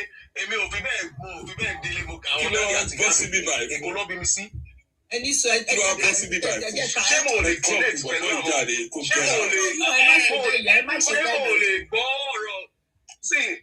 Ẹ má jẹ́ ká dá omi nù. Ẹ jẹ́ kó jókòó àti méjì tó wà lórí. Ẹ má jẹ́ ká ṣe bẹ́ẹ̀ yẹn.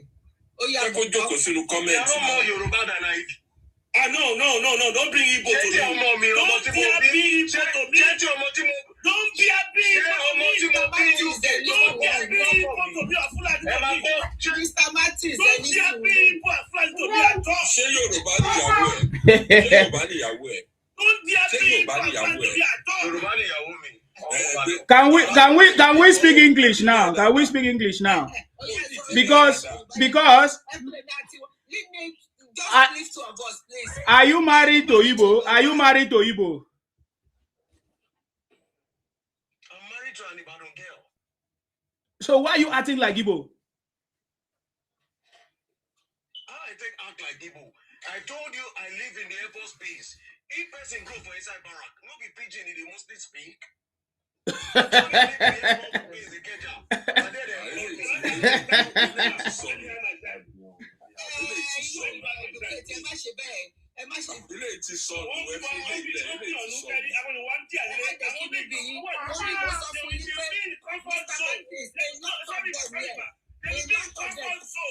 our people are going to ask in Nigeria. These criminal people have been talking rubbish. Mr. Martin, Mr. Martin, everywhere.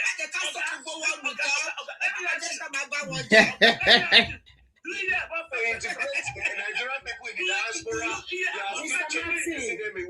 it makes no sense. Mr. Martin, It makes no sense. he's not informed. He's not informed.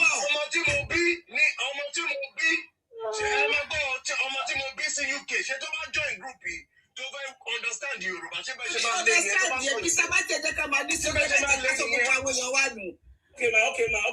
ma. I'm just asking. Mr. Nasil, change your Mr. Nasil, hold on. I be Mr. Oyeniga. I spent 29 years in my life in Nigeria. I went to all you Ife. 29 years. Yoruba line is breathing. Yoruba line is breathing. You can see tomorrow. Yoruba line is breathing. Yoruba line is breathing.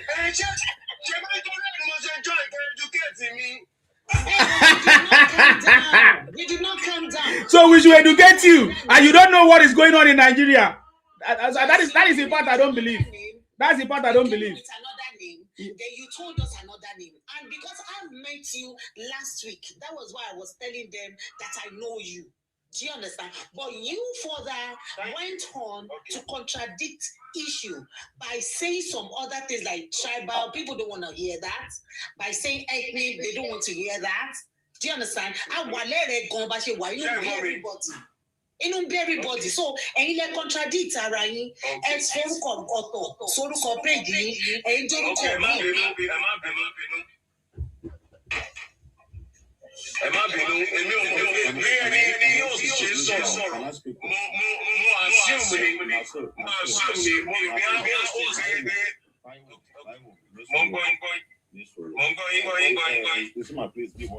Yeah, go ahead, sir. Can we all mute so that they can be able to speak because there's a echo? Yeah.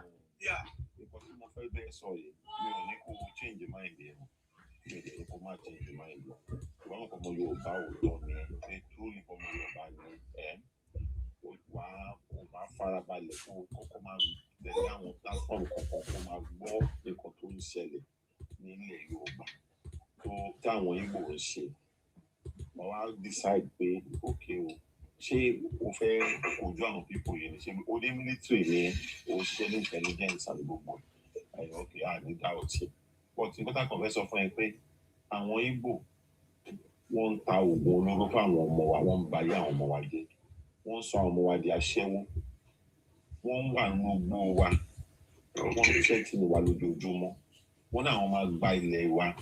In fact, wọ́n ní táwọn bá ráyè àwọn máa ra ibi tí wọ́n sin Awólọ́wọ̀ sí àwọn fẹ́ ṣe nǹkan àwọn kan fẹ́ tọ̀ sí lórí táwọn lè yàgbẹ́ sí lórí pé nǹkan táwọn fẹ́ ṣe nìyẹn wọ́n ń wá sí ìlú wa wọ́n ní ìlú wa no man's land ni táwọn ò bá gbà àwọn ò ní fi wáyé wọ́n ní àwọn wà nínú gbọ́ wa àwọn máa pa wá wọ́n bẹ̀ ń ṣe lóòótọ́ adìyẹn rè wọ́n ṣẹ̀ṣẹ̀ mú ẹnìkan ní Ọ̀yọ́ Ògùn state tí wọ́n ń ṣe egbògi olóró tí wọ́n produce pẹ̀lú àwọn òyìnbó wọ́n kó àwọn ìlú ẹ̀wọ̀n gbogbo ìlọ wa ń ṣe tó má jẹ́ kó jáde àwọn ọmọ wa náà máa ń tà fún wọ́n fẹ́ báyé àwọn olóṣù wa jẹ́ torí bẹ́ẹ̀ la ṣe wà nígbà yìí la ṣe ń pariwo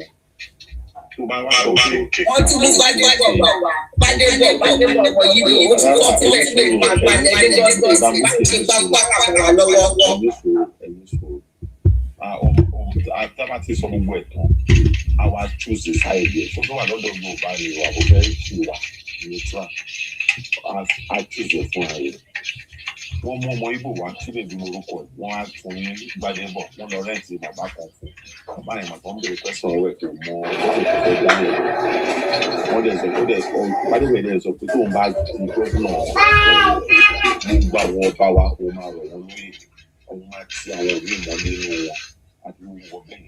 ṣé tó bá jọmọ yorùbá àtàtà tí ó máa lajú ẹ lẹ orúkọ bẹ́ẹ̀ ṣẹlẹ̀ sí ìran ẹ àbí tó bá gba ilẹ̀ lọ́wọ́ ẹ tó wá ń pàṣẹ fún lórí ilẹ̀ tí ó máa tẹ́ ẹ lọ́rùn. Definitely tell me love. So kí ni ibo ló wá fẹ́ fì sí ṣe ṣó fẹ́ fì sí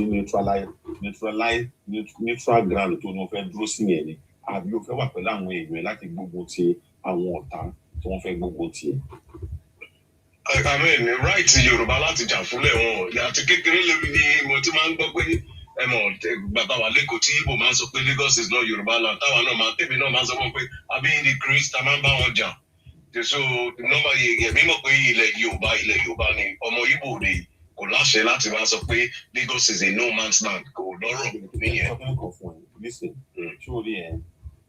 Tó bá ara nǹkan tá à ń sọ gbogbo fún àwọn ọmọ Yorùbá wa ni ẹ ti ní confidence pé wọn lè gbalẹ̀ yín wọn ò ní gbalẹ̀ yín physically wọ́n máa wà lórí ilẹ̀ yín wọ́n máa pàṣẹ fún yín ẹni tó bá dẹ̀ ń pàṣẹ lórí ilẹ̀ tó ti yẹ so àwọn ò fẹ́ kí irú ẹ̀ ṣẹlẹ̀ má lọ ní jù sórí jù yẹ kí n fún ẹ ní example kan tó mọ ìlú tó pè ní Gibraltar, I think of it. Multiple Spain. Yeah, Spain. I don't pass Gibraltar. British, English. Any suru no, Mr. Martin. Yeah, you people have 1 minute, oh. Sorry.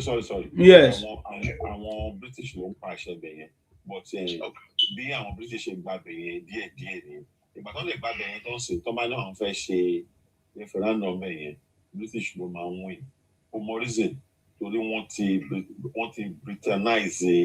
ti Britannize mind sí gbogbo àwọn tó gbé Gibraltar so ẹ̀yin British ló máa ń wà tẹ́ bá tí irúwọ̀ ìbá lọ pọ̀ láwùjọ wa tó tètè change mind yẹn tí mo bá ráyè wọnú Èkó yẹn wọ́n á wà nú Èkó bẹ́ẹ̀ yẹn wọ́n máa pàṣẹ fún ẹ tó má lè fẹ́ ṣe anything nǹkan tó bá sọ abẹ máa gé ni ìwọ gan ò lè lẹ́nu sọ̀rọ̀. Anyway, bẹ́ẹ̀ ṣẹlẹ̀ so tó bá sọ̀rọ̀ ní tribalism or something like that nǹkan tó ń pè tribalism ẹni tó bá fẹ́ràn ìlú ẹ̀ tó fẹ́ràn àwọn èèyàn ni wọ́n ń pè tribalist kò ń ṣe ẹni tó kórìíra ẹlòmíì. Certainly. Tribalism and bigotry, they are two different things. Two different things. You have a right to be tribal. Yes, I understand that. Because Nigeria is a tribal country. And you have to defend your tribe. Ìmọ̀ràn tẹ́mi máa gba ọmọ Yorùbá ni pé ọmọ aláṣẹ ni wá. Káwa náà ká dúró ká pàṣẹ wa. Ká lè dúró. Tó bá wà ní neutral, wọ́n á gba àṣẹ yẹn lẹ́nu ẹ̀. What our advice is, we need to raise. I will not talk about that. We need to raise boys to be men. You know, kí Yorùbá kan raise àwọn ọmọ kan di ọkùnrin wọn níbi dídí náà bá you here now to become man and stop. Èmi ti dọ́kùnrin bàbá mi ṣe mo ti sọ fún ìgbà ọmọ ológun lèmi tẹ́lẹ̀. Èmi ọmọ ọkùnrin lèmi tẹ́lẹ̀. Let's forge forward. Let's go forward. All right. Thank you very much. All right. Thank you very much for coming. As we fire you, fire others. Respect. Thank you. It's your time. Sir Martin. We don't fire them alone. Thank you, Thank you. Thank you so much. Thank you, TY. We know it's you, bro. But we don't want all this liberal nonsense here. I'm on call for saying my brother Harry, I went back today. I'm so sorry. I'm so angry. My brother was able to explain to you. You are seeing your back person. At the same time, I'm going to thank every one of us that started in the gap. Started in the gap for what is right. I don't hate anybody. I just like to be peaceful in my land. I've seen many events going on in Yoruba and I'm not happy about it. The teacher that was being fined this last week or this week, I'm not happy about it. My thought went, go to the family. And the one I heard about it, in Nigerian State, that's Saturday. How can you be making the kind of thing in Yoruba land? Who's your customers? Our children? You want to create a junkie in Yoruba land. You want to this.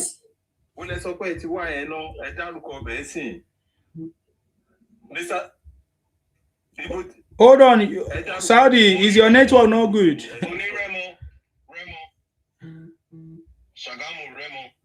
Yeah. Okay. Any two Nico. Itulusi, I mean two Godo. I think there's a Tulusi. There's a Tulusi ni Shagam. Shagam. Yeah, Benny. Okay. And I just had this news about med creation in Ogun State. All right. Who are the customers of those people doing it? Our children are Yoruba son and daughter. This make me cry. We don't want it. If you want to call me troublist to protect those people, call me that way.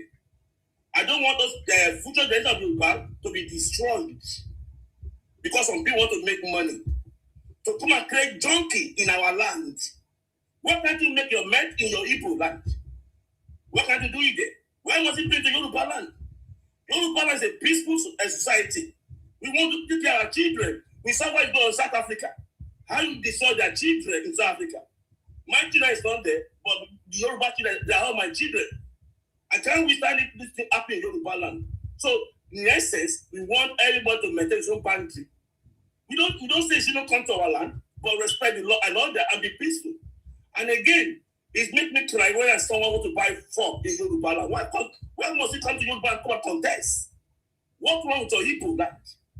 You said to us your leaders are Fulani slaves.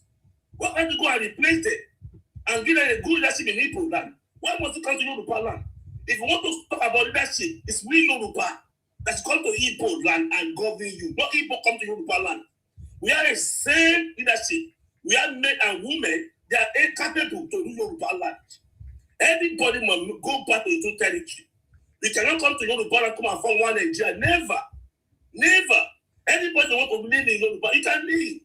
Do your thing, but the authority, the government of the land, belong to the owner of the land. That's what I want to say. And most thank in Simon for what he's doing. It's not a Yoruba man, but he's doing things rightly.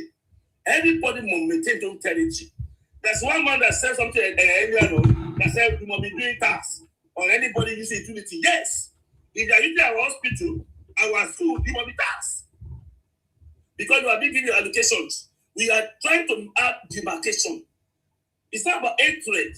We want to take charge of our land. We don't drag an inch of Igbo land. Yorubas will go to just go and drag any land in Yoruba land. With people where be in Yoruba land. We want to live peacefully. We want our children to grow up safe and sound. Don't come and destroy our life. We don't destroy our children like in Igbo land. Let me tell you, if you are Igbo here, the eyes don't tear. Eyes don't tear. The era of liberalism is over. You are hearing me? We are not going to be again. Call anything. The peaceful coexistence we are having before is not going to be happening again. I saw one demonstration of Igbo in Yoruba land. You are demonstrating, and you want our right. We want your right, which were right. Do you see Yoruba demonstrating in Igbo land? How can you be so disrespectful? Can't you go to Fulani land? Is it only Yoruba land in Nigerian land? We are lying in Fulani land. Why you only come for Fulani? Go and live Fulani land. If you are a god, you're God. Go to Fulani land. We want everybody to maintain their territory. This one Nigeria is not only in Yoruba land. It's not only in Yoruba land. But I don't know what's attractive to you in your Yoruba land. At the end of the day, you come and abuse us, insult us, curse us. I don't know that. The wisdom said that you don't allow aggressive tribe to be your domain. If you make mistake, you will need to regret it. People is aggressive tribe. In the other kingdom, everybody living peacefully in the other kingdom. Nobody there can abuse English on their land. I've never seen Scottish, Welsh, Irish abusing English on English land. They are there. They have businesses. Nobody says they want to be indigenous of England.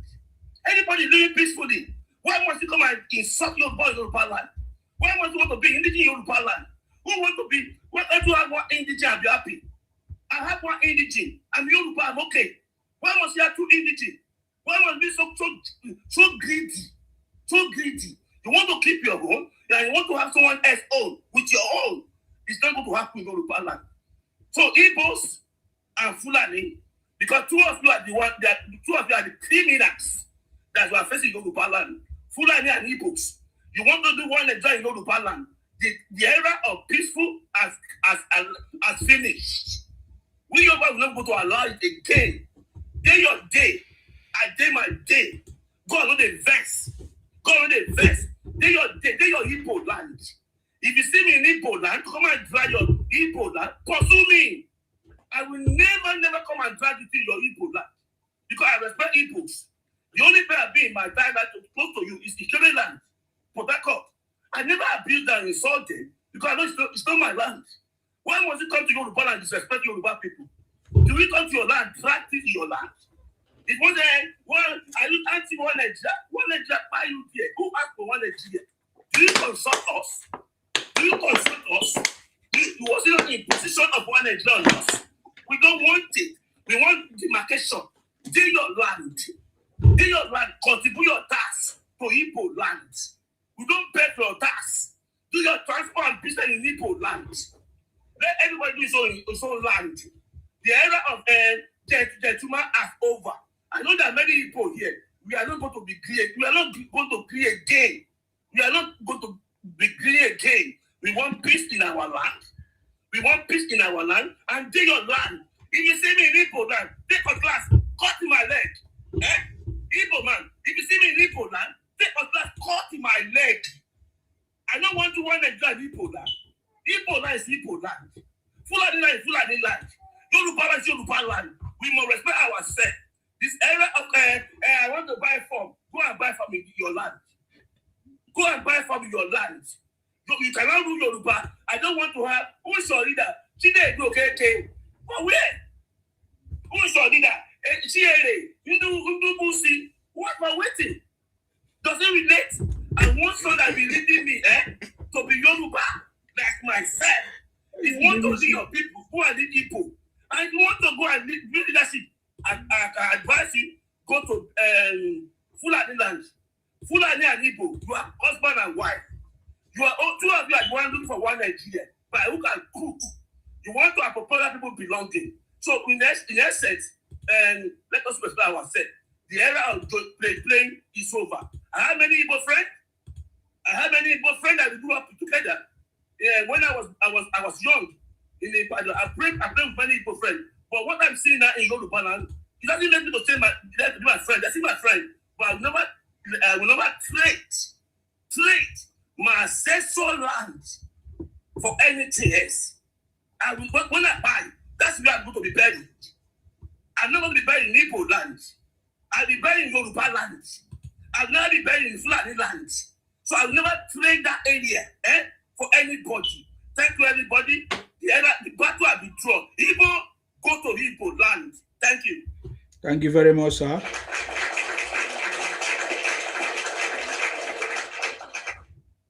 I appreciate you. Thank you very much. The message is very, very clear. Because I feel so bad for the game that these guys are playing, and some innocent people don't know what is going on. You see, that was the same way these guys were doing, even when they were buying their own people in the southeast. They were lying that it's Fulani that is doing these things. Why they were the one that are the Ibulani buying people, taking the life of people. You know, that is the same thing that they are bringing to Yoruba land now. In the combination of other people that are fighting. You see, this is how this story is very, very sweet. 5 years ago, when I say 10 years ago, or some few years ago, Igbos were fighting the Fulanis, telling us that they are coming to take over their land. But now they are collaborating with the Fulani man. What's his name again? Konkwaso. To now fight the Yoruba man. Whether you like it or not, that is how it is. Whether you don't, if you are very myopic and stupid to think that this is not what is happening. The Fulani are coming together with the Igbo to fight the Yorubas. Yes, you can say it's not all the Fulani or all the Igbos, but that is the reality. That is what is going on. And this is history repeating itself, because this is how the Igbos always do. This is how they always play their card. Last time they tried to collaborate, it did not work. I get it. They know. If they even did it, they did it now. They did it against their brother too. If it did not work, Buhari, they did not work, because that was when Obi and Atiku, they all came together to, work together as at that time in that election. But that election did not favor them. They all failed. It's essentially, we know that they are going to fail. But what we are saying is that the victim, innocent people are going to pay for the blood of all these things. Innocent people are now being paid. Look at that teacher now. They are doing all these things in order to make a statement, to make a point that, oh, look at what they say. Nnamdi Kanu said that Fulanis are coming to Yoruba land to take over Yoruba land. So that is why they are doing what they are doing. You understand me? It's the same thing that they're doing. They want to make a statement that, oh, is the Fulani that is coming. The terrorist people are invading. It's a lie. These crimes are being committed by people that are living in that place, that have been used to play that card in order to use it as a political campaign against President Tinubu. So innocent people are going to lose their life just like that because of politics. And these Igbo Biafra people are ready to do everything possible just to make that happen. Because all of a sudden, they no longer have problem with the Fulanis. They are now collaborating with the Fulanis for presidency. You see the point now? So it's not making sense to me. I think it's Mabuki. Is that your time? You want to say something? Why are you always talking nonsense, condemning Igbo? You go die a sudden death in abroad, that place you are. You see this your red mark. I give you 2 months, you go die for abroad. You see this rubbish where you did, they talk rubbish. They talk what you don't know. Because some say you want to make one out on social media. Thunder go fire you, fire your generation. Your papa, your mama no go die well. Those rubbish where they talk, come back to Nigeria and say it. Let's hear you well. Come back to Nigeria. Don't if you're a man, just turn on your camera and talk to a man, man to man. Let it be man to man now. Turn your camera now. Turn your camera now. Let's can we talk man to man?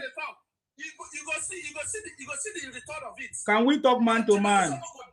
Can we talk man to man? Problem in Nigeria. You are trying to create unnecessary issues. You go die a sudden death. Let's talk man to man now. Open your camera. I swear to God who made me. Let's talk man to man. Check my profile. I'm not hiding myself. You are hiding if you're a man, I challenge you. If you're a real Igbo man, as you claim, as you open your mouth, you see me now, I show my face with my full names. Igbos cannot do pimp because they are a bunch of criminals. If you're a man, open your camera and challenge me here. If you're a man, that is what I'm telling you. Don't stay there and talk nonsense. If you're a man, talk like me because I have evidence of Igbo criminalities across the world. You understand me? So if you're a man, you don't run. I beg, Mabuki, go ahead. Don't mind criminals. Igbo criminals. If you are not a criminal, you won't talk to me. Yes. They will always show themselves. Say they are the one that don't follow protocol. He just come up and he started shouting. They always show the kind of person they are. And I pray that our people, their eyes will open. You know, like that man, I came up because of that man. A lot of them, a lot of our Yoruba, they are innocently don't know anything. And some of them, especially those that people that don't come to the social media. Okay. And they're only listening to, you know what they're listening to? They're listening to Mayogun and they're listening to Arise TV. Arise and 4 TV. That is what they're listening to. So a lot of them, they just ignorantly, they are falling. And even when you're talking to them, say, you are the same. And these people, they're almost taking economic power of Lagos. And they want to come and take political power. You know when somebody take your economic power and take your political power, they have taken everything. Look at that man you said before. You said 29 people out of the country. 25 you are Igbo. Power. Madam Buki, they did not take any economic power. If you list the companies that are contributing to Lagos, those are the company that is producing. Let's just say the trading before they came to Lagos. Economic power. Don't boost their. But in our marketplace, before it's Ogbomoso people you will see, it's Kwara people that you will see, it's Ogbono people that you will see. But now, if you go to Okeari, it's your Ibadan Okeari is Jebu and Egba that was in Okeari. I was in Okeari before. These people, one way or the other, because of the bad thing that they are doing behind, you won't be able to match up with them. You put a market one way or the other. We got there now. Balogun everywhere. What is it? Even they are selling less. Go to Mushi. All the market. They are even selling rice, selling food stuff in Lagos State. Don't worry, man. Don't worry, man. The same thing again. What is it? Don't worry. The way they came, they are going. Don't worry yourself. Don't worry yourself. You know, say we never fight there for one day. No worry yourself, man. No worry. I think just allow them, and it is enough. Enough is enough. He's right. She's right. We've never fought them, not even for one day. But their cup is getting full. And I think the day we'll fight, the day we'll start fighting, it will be a disaster. Yeah, you know that meeting, the Saturday or Sunday meeting, that town meeting that they used to go and do. You don't know that is what they have been planning for us. That's what they've been planning. It's only one person that will come into the market. By the time you see, if it is 6 months, that is what they are doing. We have given them a free rein. Me, I have them well, friends, everything. Even if they recognize me, I don't care. But this thing is going. Of course, like the other man said, I'm not going to give up my ancestral land because of some nonsense friendship. No, the friendship can go to hell. And the time is this issue is knocking on the door. It is knocking on the door. It is now. And if we be saying that we go between us, now we go tear this Nigeria apart. Because this thing, we have to completely and totally reject it. I don't want these people in my midst.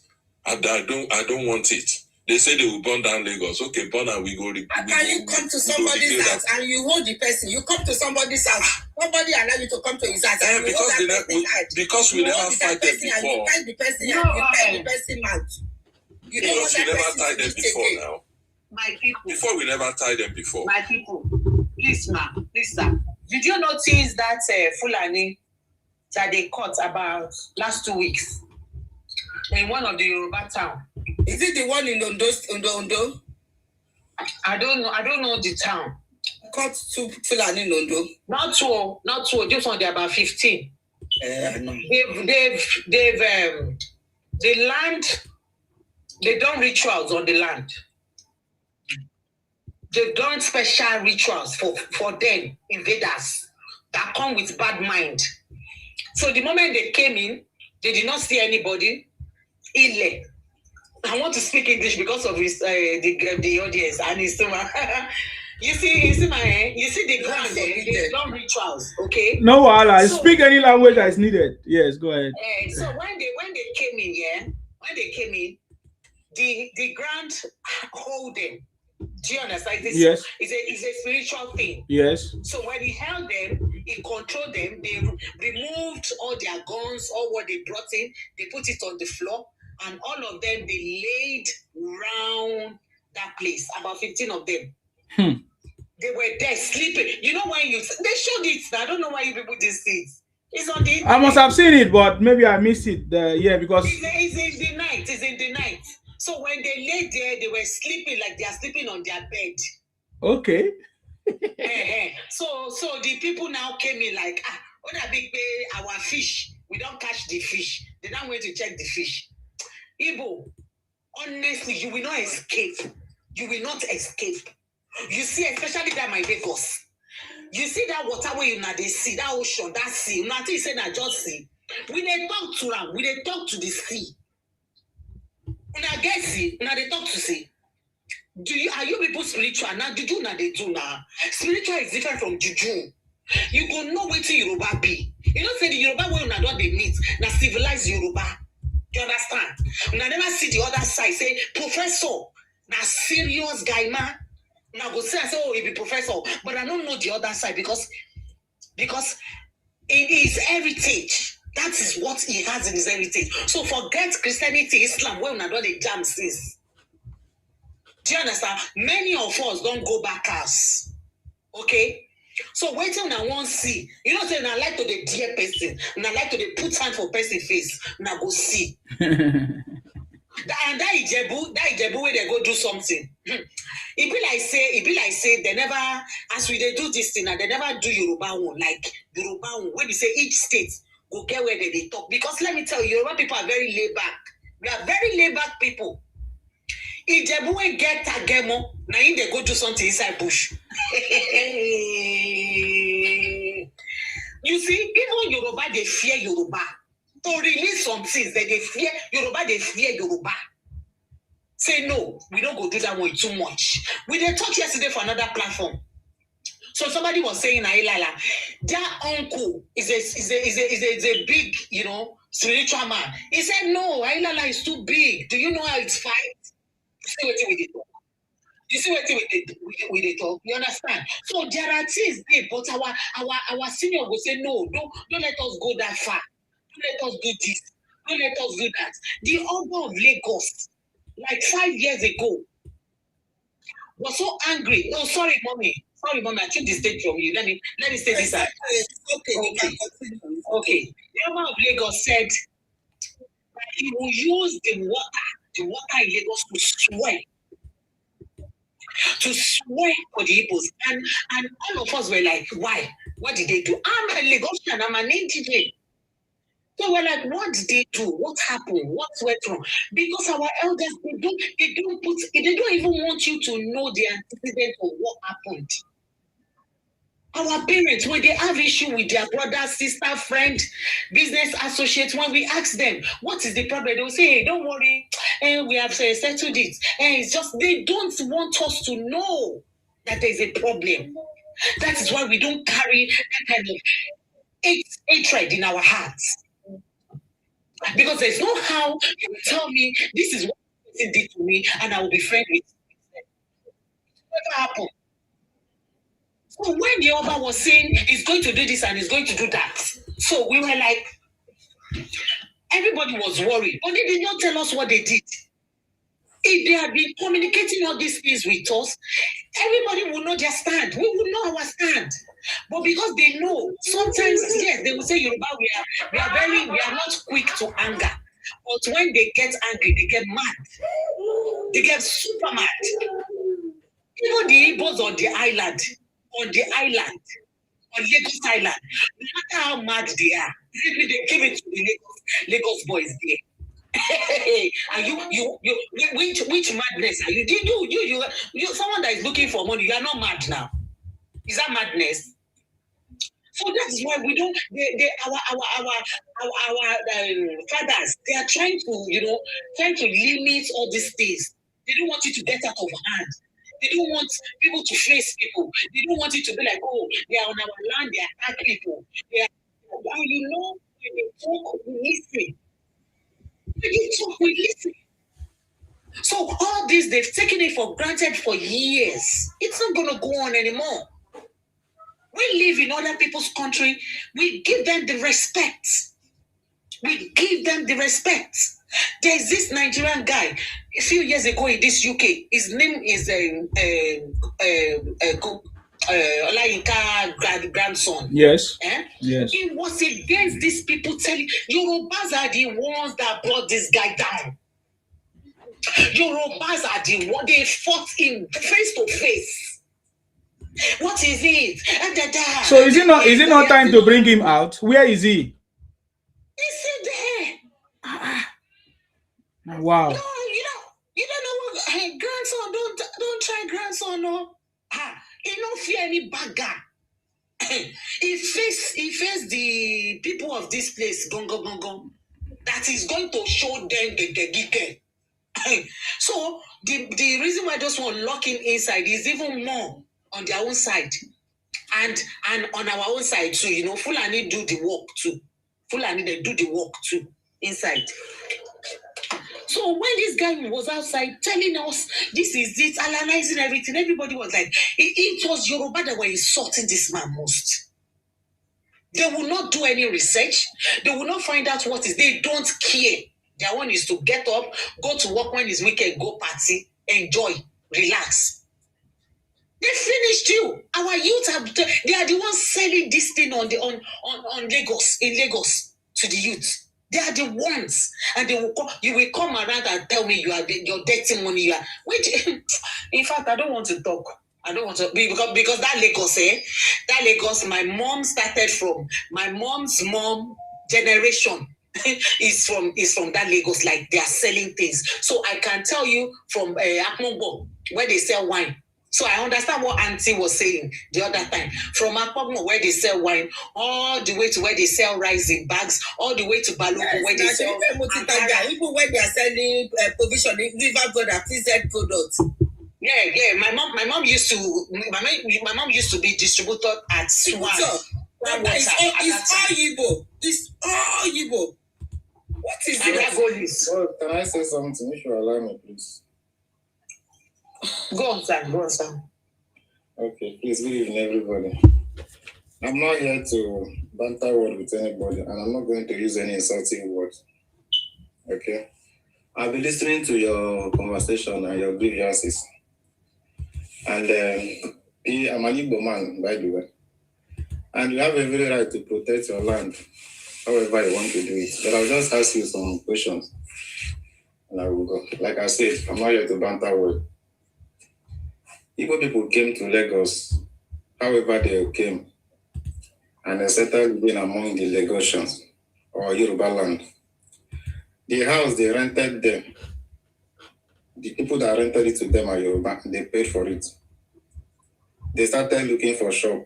Most of the shops owned by Yoruba people, they rented it to them, they paid. The people in government who is supposed to protect your land, that collect tax and revenue from you people, they collect tax from both Igbo people as well. They do their business. Now you have a governor, you have House of Assembly, you have local government chairman, you have youth, you have traditional rulers who are responsible to protect you against, be it Igbo, be it Fulani, be it anybody that is there to attack your land. None of them is doing their job. To the extent that bandits or Igbo or whoever you call them came to the heart of your town and did what they did and left. And up till now... Shut up, you are the people. You are the one. You are the bandits. You can you call people it are the bandits. I said I'm you people are the ones. So stop that rubbish there. Don't tell us you know what to do. You will not allow others to talk because... No, because what you are saying is rubbish. You see where the problem lies. Let me finish my rubbish so that I will go. Mama, I just saw it. I'm not here to insult you. I just saw it. Okay? So, you people own your land. Every property that any other person, be it Igbo, anybody in Yoruba land owns, they bought it. So, the only way to stop giving people... They leased it. My brother, sorry. They leased it. I think you need to understand now. If you have document, go and check your document. They leased it, okay? Okay. Always remember that. You can't buy land. Even in Nigeria, you can't. You can lease it. Anyway, I'll leave that with you. Okay, let me use your word. They leased it. Who leased it? You people. And since they have been living there, they have been fulfilling their own part of the bargain. So, if you can live in another man's country and still survive there, obeying whatever they want, their rules, it is your responsibility to hold all your leaders in Yoruba land accountable. It is not me and you that will fight this fight that you are trying to fight. Whether you are trying to do a good thing, I'm not here to oppose your mission, but I'm trying to let you know that if you keep talking like this till tomorrow, it will not stop the bandits who are attacking because you don't even know their next attack. So your main concern, leave the bandits for us. My brother, please, leave the bandits for us. We will deal with the bandits. We will deal with the bandits. Wait now. Bandits. You are the bandits and our enemy. The bandits, and we will deal with you. There is no difference between you people and bandits. What is the difference? The problem you people have is that when the problem comes, you start to shy away from You are not going to tell us how to fight our bandits. You are not going to tell us how to fight our bandits. We will deal with you and the bandits. Oh, guy, you are the one shouting, Nameka. I just keep quiet because I wanted you people to listen to you. You are the one shouting. It's not you only Igbo that live in Lagos. Is it only Igbo that live in Lagos? So how come Igbos have become a problem? Igbos have become a problem to the Yorubas. You guys are not the only one that live in Lagos. You say you hide under doing business. Are you the only person doing business? Can you tell us the problem Igbos are causing in Lagos, please? You go down and listen. You go down and listen. If you were listening to me, then you should know. If you did not listen, then you go down and listen. I thought you had something important to say. You understand me? He didn't say anything that makes sense. He didn't say anything. We have mentioned the atrocity that you guys have committed in the land. Oh, guy, you can go down since you are illiterate because you are Igbo man, you are a trader.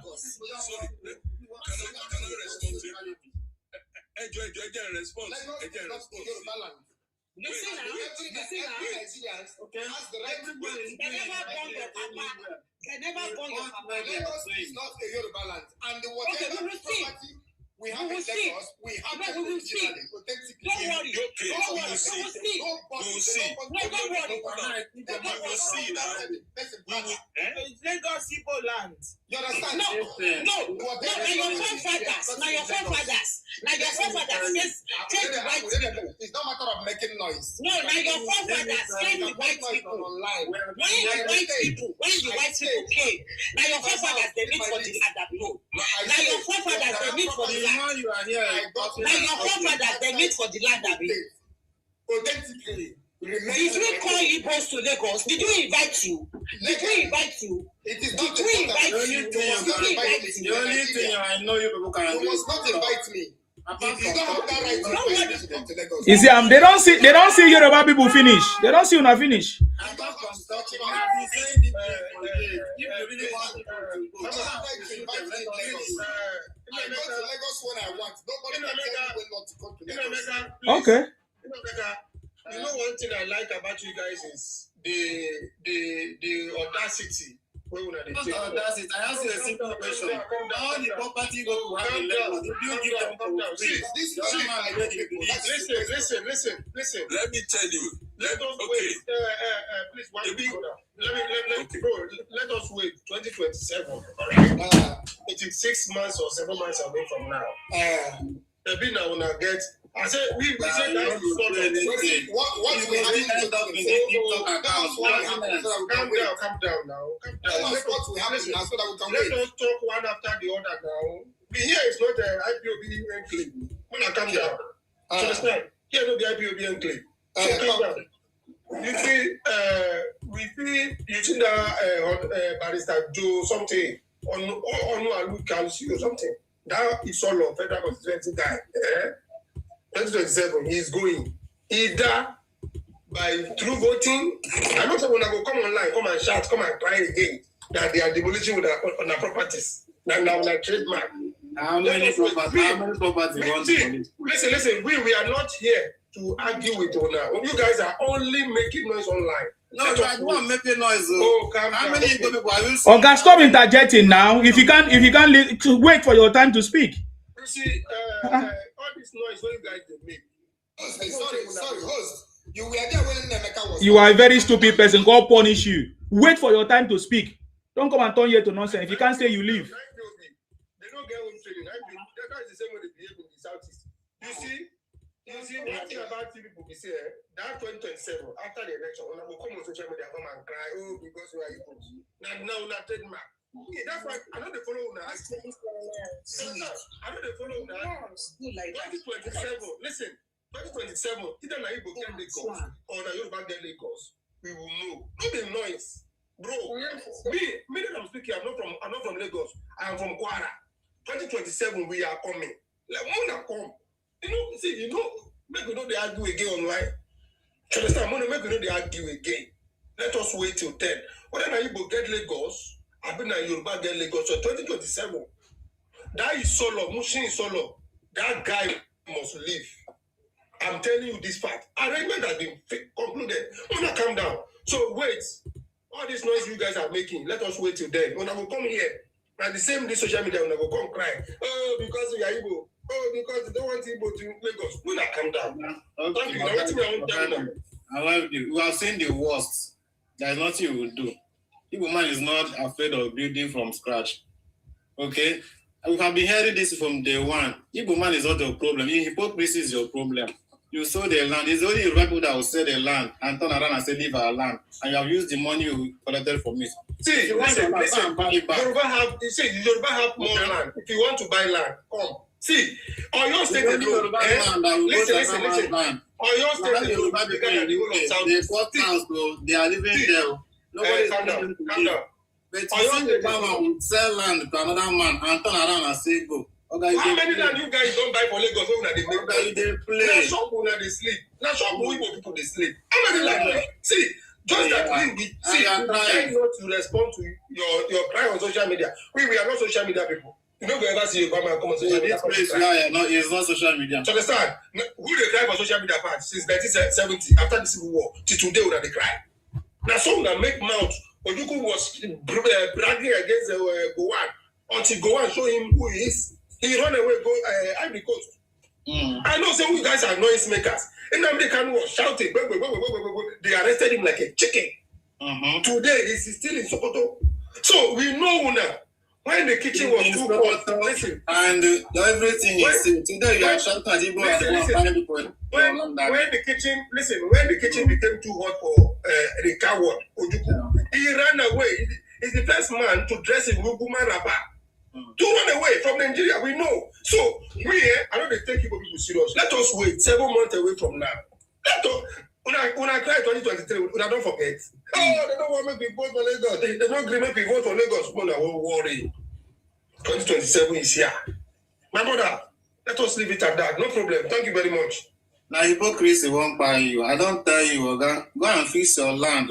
Hold your leaders. Okay, can you tell me the reason why Igbos will go and partner with some Mexicans to go start producing meth in Yoruba land? Why? Why should they do that? Don't fix your own region. If you fix your region, why are you running away from your region? Yeah, but I want him to answer that question. Can you answer that question? Fix your land. Have you fixed your own region? The region that is rejecting you, you turn your region to a burial ground. You are telling someone to fix your land. Have you fixed your own region? You useless entity. You have useless governors. That they cannot even develop your region. You people don't even know what it is to develop. What development means? What infrastructure means? You have 5 useless governors. They are collecting allocation. They are spending it. Instead for you to challenge your governors to use your money to build your region, to turn it to develop. So you will not do that. You will run to Lagos and start stressing us. That's what I'm saying. Yes, you come to Lagos. Must you come to Lagos? Useless animal. Shameless bingos. Must you come to Lagos? Must you be in Lagos? What they are doing with the allocation they are collecting? No, before you tell people to leave your land, you tell all your brothers living under man's land to come back home. That's how you are you mad? No, if you're not comfortable, send them out. You don't send them anywhere. How many of our brothers are in Igbo? Your mama be a shawoda. All of you are bastard. Now don't get papa. They go carry pregnancy. Bring to the house. No get bastard for Igbo land. No get bastard for Igbo land. Now you they talk to me. Okay, let me hear from the other person. I think you don't have any important thing to say. Can we hear from Good Time? Do you have any important thing to say, or you just wanna talking nonsense, man? That is not aligning with what you want to say. No, say your own. It doesn't need to align with me, but you cannot tell me that you have the right to go to Lagos and be producing fake drugs and be buying people and be claiming people's land, disrespecting the host. That is not the right. That is not because you bought a land, so you must disrespect the host. You bought the land and you build a house on the wrong place and they destroy your house, you start making noise. I don't understand what is your problem there. Is that your question or you want me to have a submission? If you, I say what you say, make your own submission. Good. So allow me to make my submission. Okay, if you want to make your, if you don't want, you get out. I didn't interject anybody. Nobody should interject. I can interject you. I can interject you. As a host, you can, of course. So make your point. Make your point. Good. So let us acknowledge this fact that is very, very simple. When you understand it, it's very, very common. In as much as Earth is concerned, people are likely to move whatever way they want.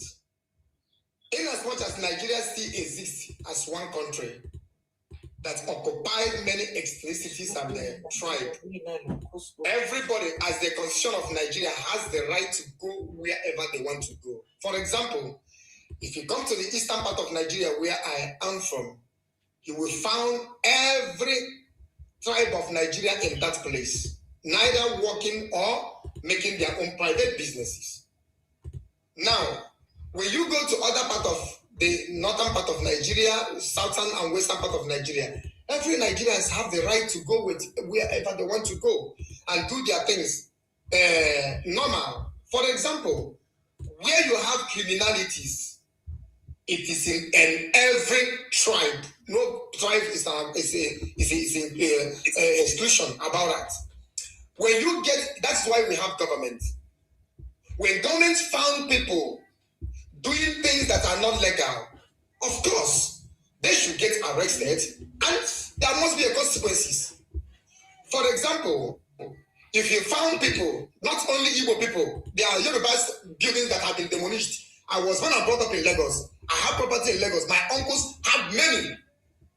Now, when you found that your house is located where government line is, or maybe that is not authorized, who born you? Government has to do their job, irrespective of where you are coming from. It doesn't concern who is crying and who is not crying. When government get to you that your properties is sitting in a place that is not aligned with the government plan, of course, even for example, we have seen a lot of building age time when government did not have a particular plan. But when government have a recent plan, if that property fall into a place that has to go down, my brother, it goes down. There is no two way about that. It happens in everywhere. But in most cases, where I am seeing that some people are a kind of making some statements against a certain set of people, it is well not unacceptable. If you say your things legally, have a documentary document that shows that you list or sold this thing to these persons, there was a signatory to that, my brother, you can't eat a cake and have it. So now answer the question. No. Hold on, sir. I have a question. So now answer the question. So you know all these things. So why are your people now disrespecting the Yorubas then? Why are your people now abusing the government for destroying fake houses and houses built on the wrong places? Why are your people now saying, disrespecting the host and saying they are the one that owns the land, saying that they are lazy, their land is smelling, committing all kinds of crimes, report of fake drugs everywhere, not having the right documentation, so, and why are your people complaining? So when the Yoruba people find out that you guys are doing this thing, do you expect the Yoruba people to keep quiet, not to respond or not to say? So I'm asking you, so why are your people doing this? And when the government come after them, and they begin crying and causing problems and say, oh, they don't like them, they marginalize them, they do all this, they maltreat them. So you get my question. So why are your people doing it? You see the problem, you are channeling a crime to a certain set of people.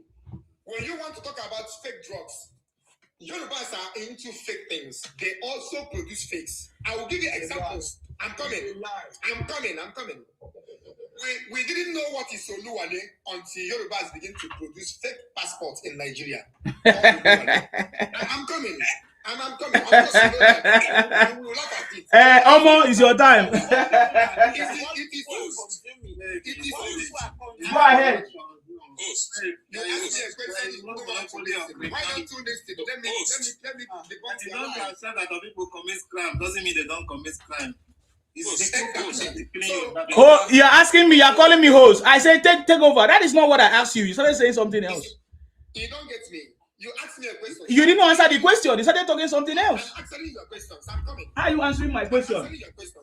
So, only Igbo people are not the one committing crime in Lagos. There are millions. If you go to prison, are you finding only Igbo people as people committed crime in Lagos? The answer is no. And you are doing competition with crime. You ask question and you are answering it by yourself. You could have asked. You could have asked to answer you. You are doing competition with everybody. Excuse me. If you are here to attack, I will leave you guys. You can go. I asked you question. You started talking nonsense. You can go if you want to go. You can go if you want to go. I asked you a specific question about what has happened that we witnessed. This is not imagination.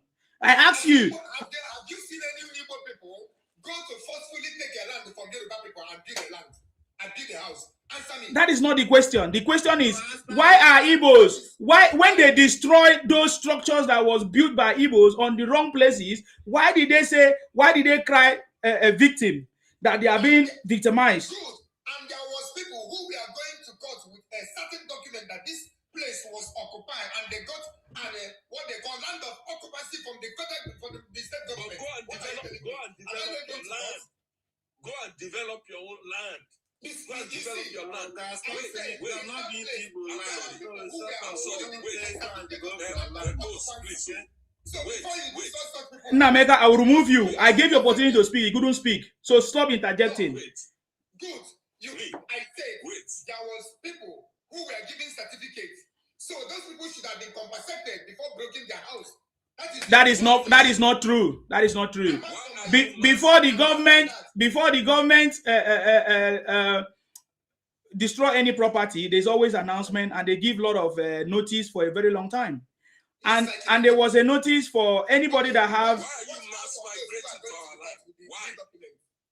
Why do we have to accommodate all the people on this world? With a certain document of a land of occupancy. Apart from that, why are you found in a place that is not allocated by the government should go down. I don't care where they are crying. Please, it's not about this guy. Must you come to Yoruba land?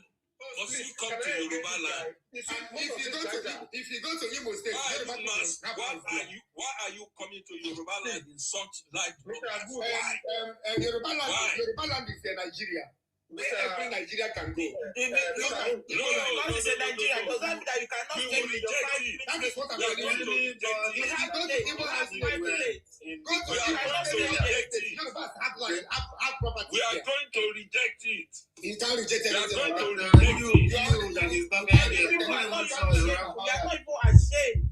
Ashamed of what? You left your home region. I want to have it. Stop selling your home region deserted. You need to take your thing back. Stop selling your land. If you don't want to buy it, unless you're not in shape to go to another person's land. I say go back to your land. Okay, go back to your land. Back anywhere apart from saying it. So you were looking for Biafra, so that's a lie too. Okay. There's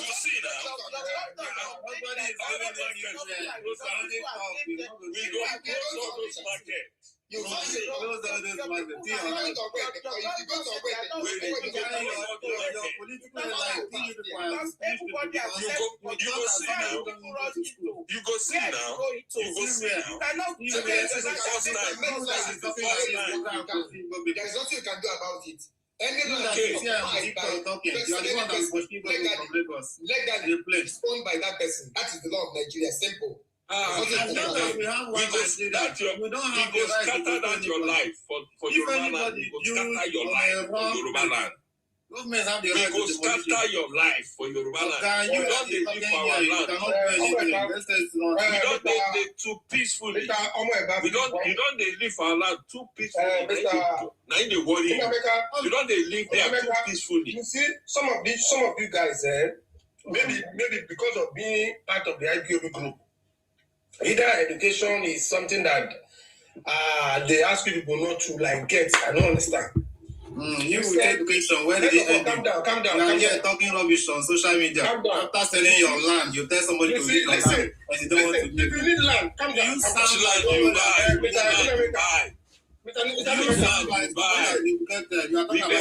We go make a cheap from you. One state is bigger than the whole of Southeast. One state. So if you need land, we get plenty.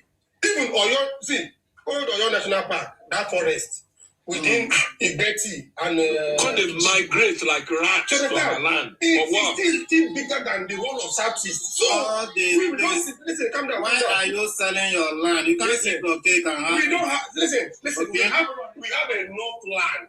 You understand? We have enough. So that issue of land. Besides, people do not even occupy 1% of Lagos. Yes, they don't even have. All this they don't have papers. They don't have papers. This one you're talking about paper. You see an educated person in Nigeria that you don't have papers in Nigeria. We don't care. Look, let me tell you. Look, wait. Let me make this statement. Let me make this statement, right? This is the first time. This is the first time. Can you? This is the wait, because I'm not making any sense now. Wait, Mr. Yomini, please wait. Let me talk to this guy. This is the first time Yoruba are seeing your schemes, and we are going to stand up and face you. But this time, you will lose everything in our land, and you will not get it back. What Ikwere did to you is what we will do to you. You will lose everything. If not, what thing you go take, now we will give out. Because that ancestral land, we are going to protect it.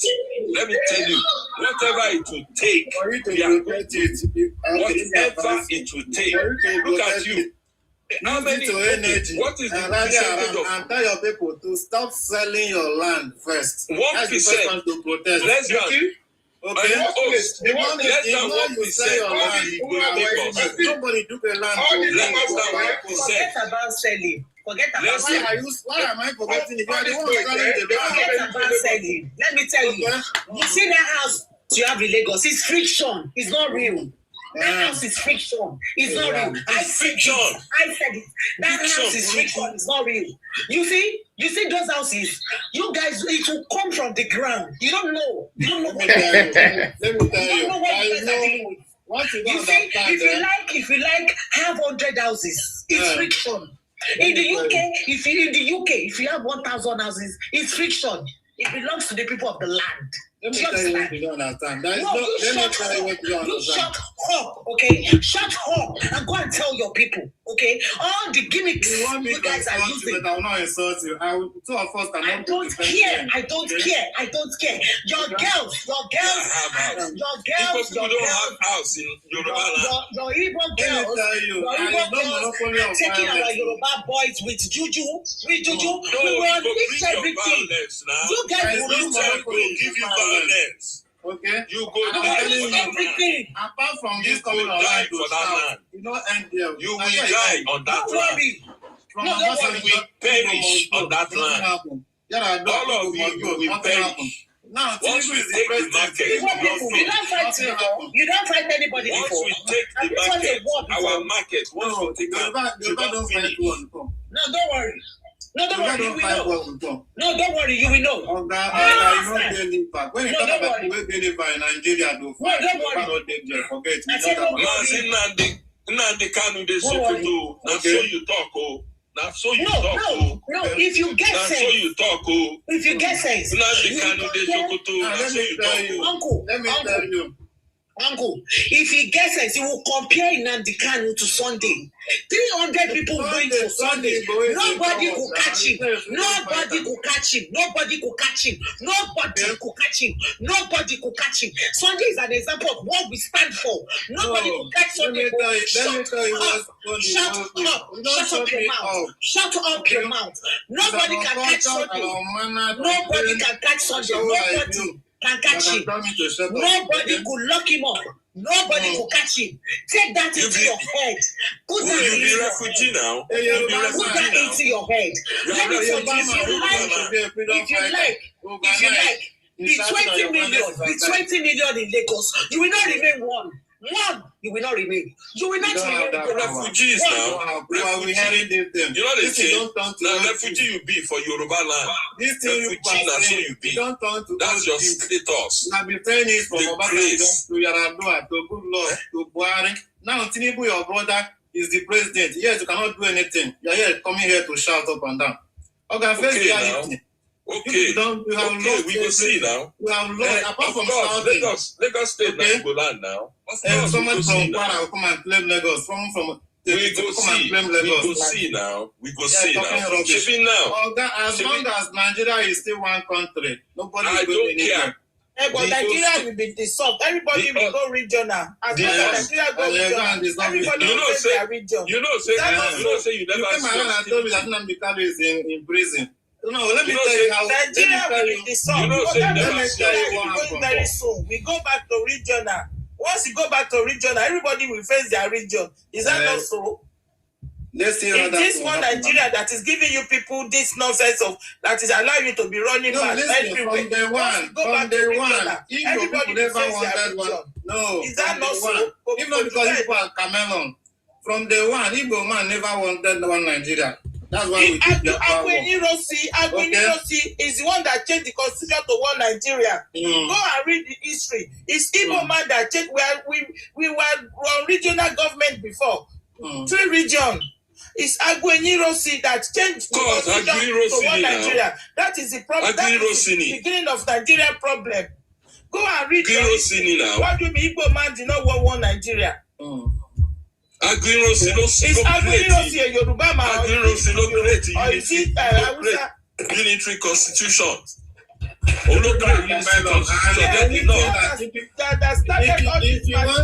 If you want to provoke a Yoruba man, just tell him the truth.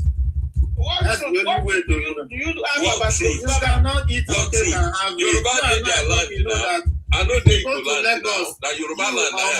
Whatever that is your name. Now Yoruba land. I know that somebody like you is now you the Yoruba land. Now you Igbo man. I'm not seeing any Yoruba man all these prominent Yoruba. I'm not seeing them. All of them run around like rats. All of them run around like rats, like refugees. Go to Ghana, ordinary Ghana, they send them package. Go to South Africa, they send them package. They don't want to see Igbo, anything Igbo. They don't want to go to Middle East. Anything Igbo, they are rejecting you. Go to India. India, they don't call you people. They lock you up in the cage. You can only shout. They lock them up in the cage. Nothingness. Hello, wait. You people are just engaging this. You came online to wait. I don't know. Please 1 second, please. Please. You know how many people in Nnamdi Wait, you people are just engaging this Igbo guy. The only language Igbo understand is action. There's another word now. Can you ask Igbo man? The association is give am blow for eye back. Next time if he see you, he go in way. You see since when they don't unalive them for not. You don't ever see this bastard Igbo man. One of them go claim not. Wait till they understand. Don't worry, we will show them the language they understand. That is why Buhari thought say they be animal, say he know their language. Stop to dey argue with this animal. You see somebody that has sense talking. What will you do this? You wanna go dey argue? I know the power. You know we do anything. This is just I know do anything. If you see me 1-on-1 now, if I break bottle, he go run. You see Yoruba man talking. As if I don't know you. So then you go to That's how you will talk. You can only talk. When you reach the house now, you will tell this. There is no single man that have the boss to fight anybody. When you talk about people that have the heart to fight. They shout. People they follow you, they make mouth. No, you get that. Now we get that. Wait till you wait till they have start. I see they talk so. If you pay to forget, next time you will see you like this. Let us see. Am I ever about that anything more? You don't know. They don't teach themselves. Your brother is the president. You have the power in Nigeria now. Go and pursue them now. You don't claim or not. Why you go claim not? Why they don't go like your ancestor? Go 7 days, enter town, go see. Go not, go claim am. And time they come, Yoruba people to go see do the same thing. Which time they come? Is it when you all of you don't die? 2027 election, if they go papa well, go your generation well, come outside. If they go your papa well, go your generation well, I don't say you know the Nigeria. Come outside, don't say you want vote. If they boy your papa well, go your generation well, send me your location and come outside say you want vote. If they no carry your obituary, the next day, if they no write your obituary for Nisha, may they say no be God may create you, now he create me. If they buy your papa well, your generation of them come and come vote. Tomorrow, it's only the person. You know, when men act, women will always. Okay, Mnamega, I've given you lots of time. It's okay. Because you are just repeating back and forth. You are not making sense. Don Gege. Yes, what do you have to say differently? Brother, I mean, I'm speechless because noble men has turned to women in the name of social media or in the name of arguing. I think you need to get a moderator so that everybody will talk. Not like when everybody is talking, nobody is talking. Honestly. I think it's better you get a moderator so that. Don't worry about my page. I'll give you the opportunity to speak. Speak. Anything that is happening here is because I allow it and it's necessary. So there are sometimes I will stop people from talking, but when there's a back and forth conversation, it's necessary sometimes. So, but make your own point. What is your point? Why do you come up? Or you came to advise me on how to run the platform? No, I never came to advise you. Because I've been running this platform since 2020 something till now. I don't know. So yeah. Okay.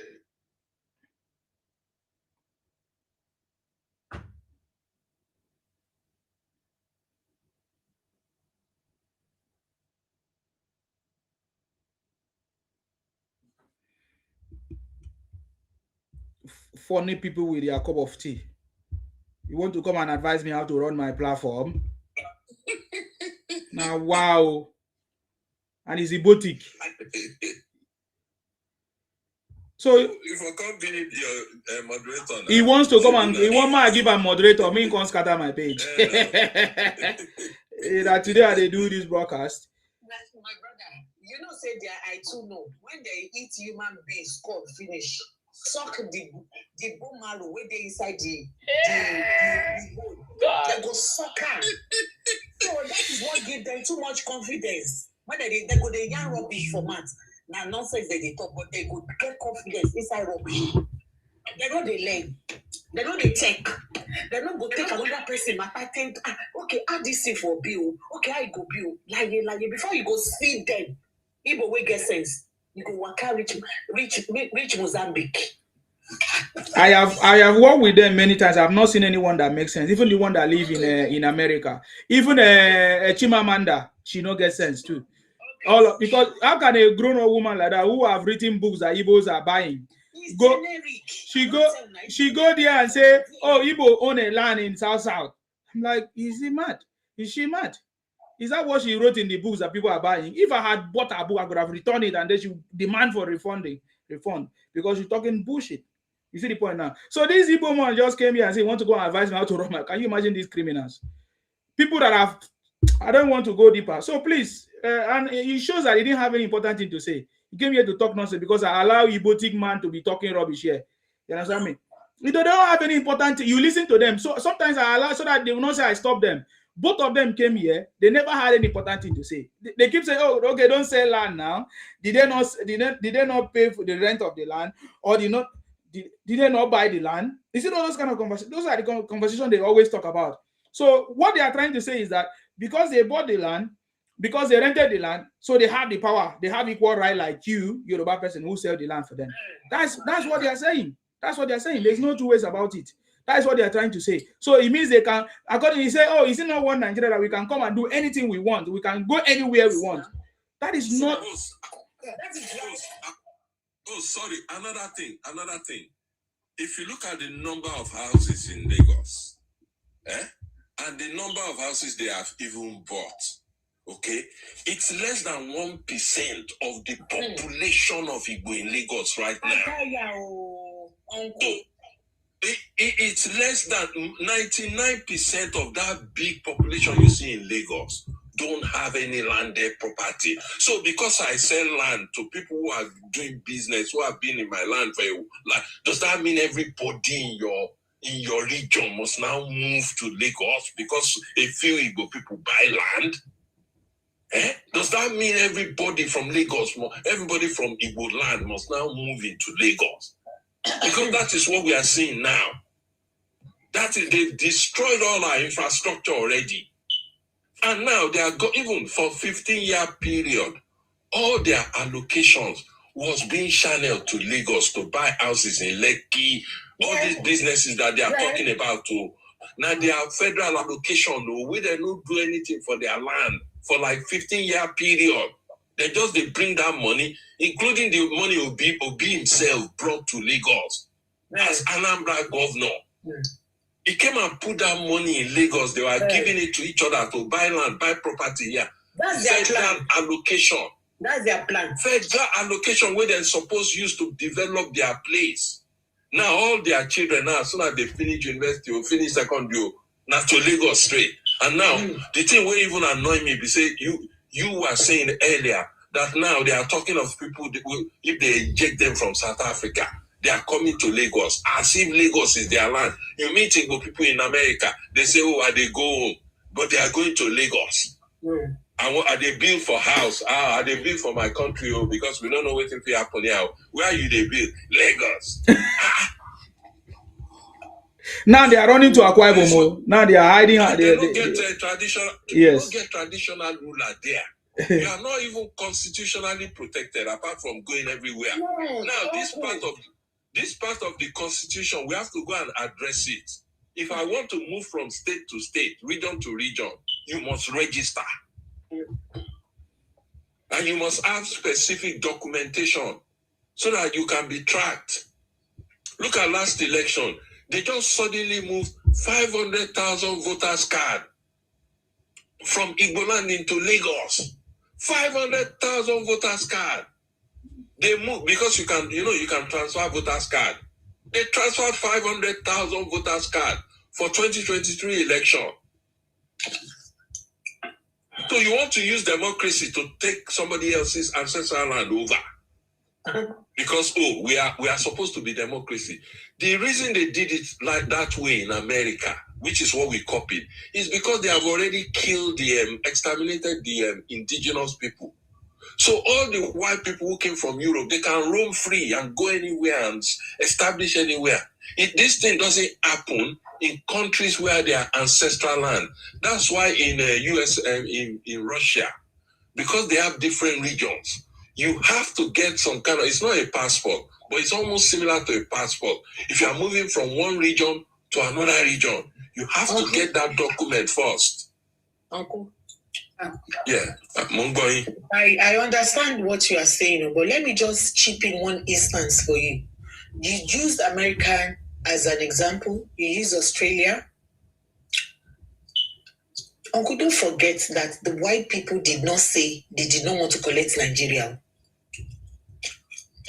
That they did not want to occupy us the way they occupy Zimbabwe and South Africa and Kenya. They did not say that.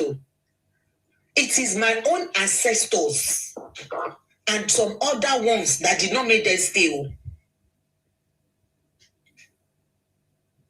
They did not say they don't want to stay.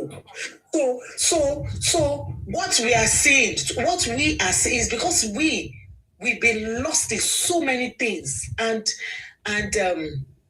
most of the traditional thing, yes, we know they brought religion, then people want to be religious, they want to abandon you cannot abandon who you are. It's in your blood.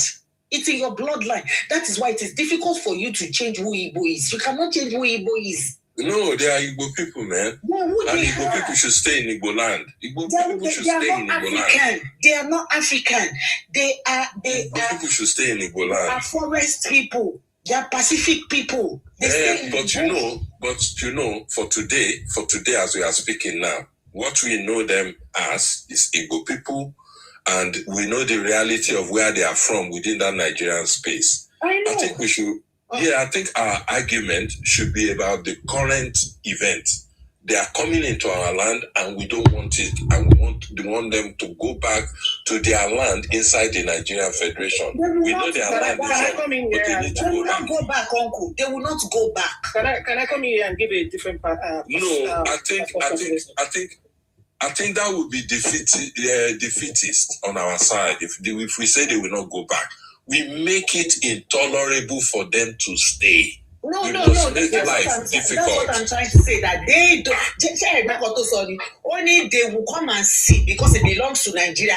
I will now tell him that when they created that land, when my own ancestors fought for the land, when the white people came, was it called Nigeria? Was it called Nigeria? Can you hear me? Can I come in here? All right. I think naturally Igbos will go back to their place. You know why?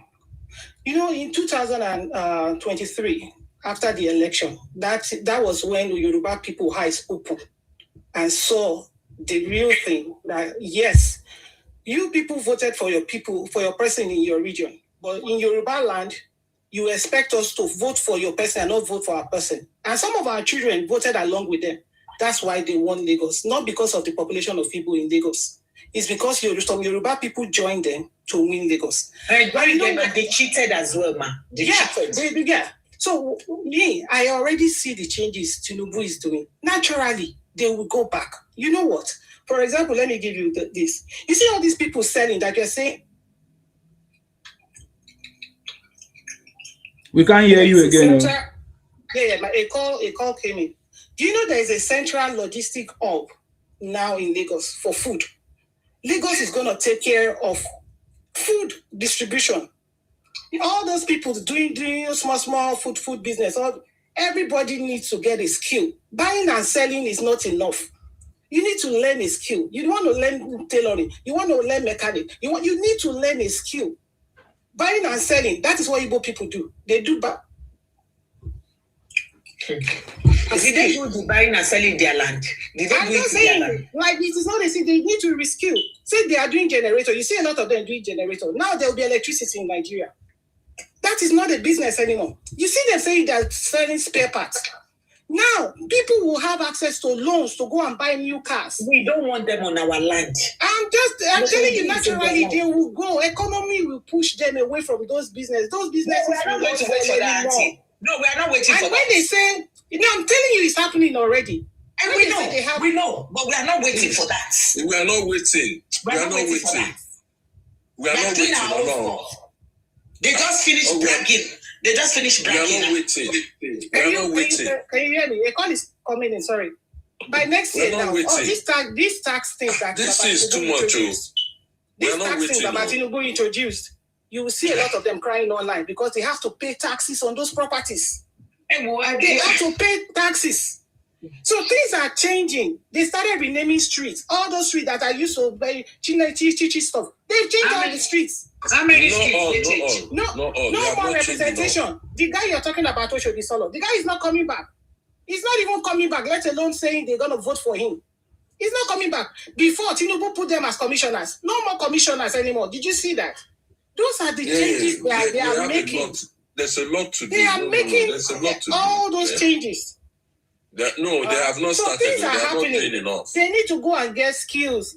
All these things they are doing, fake products, those are not skills. And they are not doing enough. Auntie, you are talking about people that they believe they own your land. They said my land, we are not the owner of our land. They will go. They will naturally go. We don't have to do like how they did in Kano for them. We need to change our laws. Our laws. We will do and overdo. Laws. Why would we do it? No. Then everybody will be in prison. No. We do and overdo. No, we need laws and need laws. The law will catch them and prison. Ẹ jẹ́ kí n sọ fún yín, ẹ má sọ yẹn bí ṣó ti yé yín. Igbos wọ́n ṣe nǹkan tó ń wọ́n ní wọn. So they can't come and tell us what to do on our land.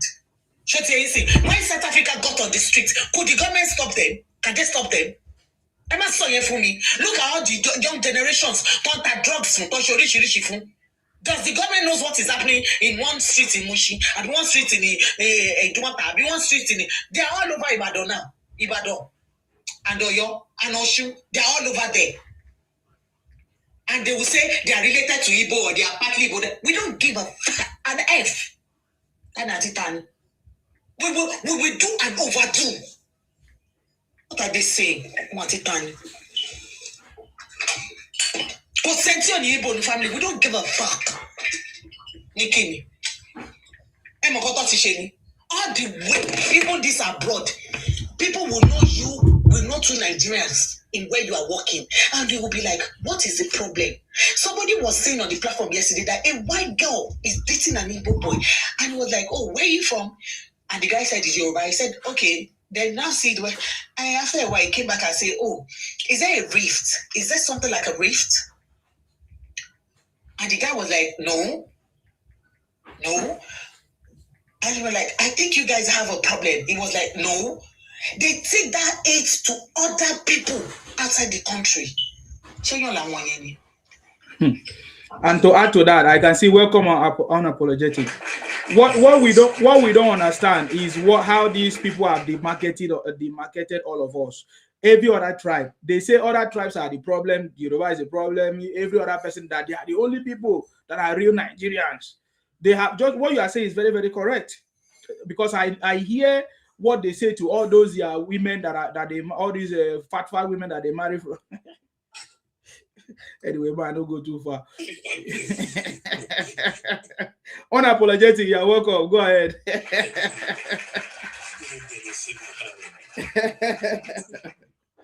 Go ahead. You're welcome, sir. Good evening. Yes. Thank you. Good evening. How are you? I'm okay. Greetings to all the panelists.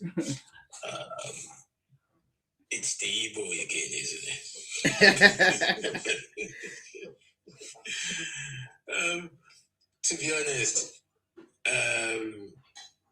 it's not their fault.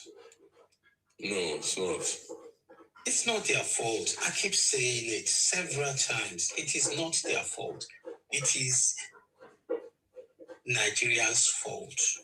It's only in the history. Nigeria is the only country in the whole world where someone had taken up arm against a nation, flee, return back to a red carpet, less than 3 years aspiring to head that country, and when he died, he was buried in the national color of that country. That's only happened in Nigeria. Germany is still not recovered from the sanctions that eroded the World War II. And because Nigeria had not made these people understand the fact that there are consequences for action, that's why they behave the way they behave. And as it is, it even spanned beyond the borders of Nigeria. In Togo, in Cameroon, in Ghana, currently in South Africa. And you know what? I do not pity the South Africans. Why? 2, 3, 4 years back on this Black app, the South Africans were massively supporting them. Let these people go. Biafra. Now they are seen as Nigerians. But when the South Africans were supporting them massively on this app, they were supporting Biafra. That's correct.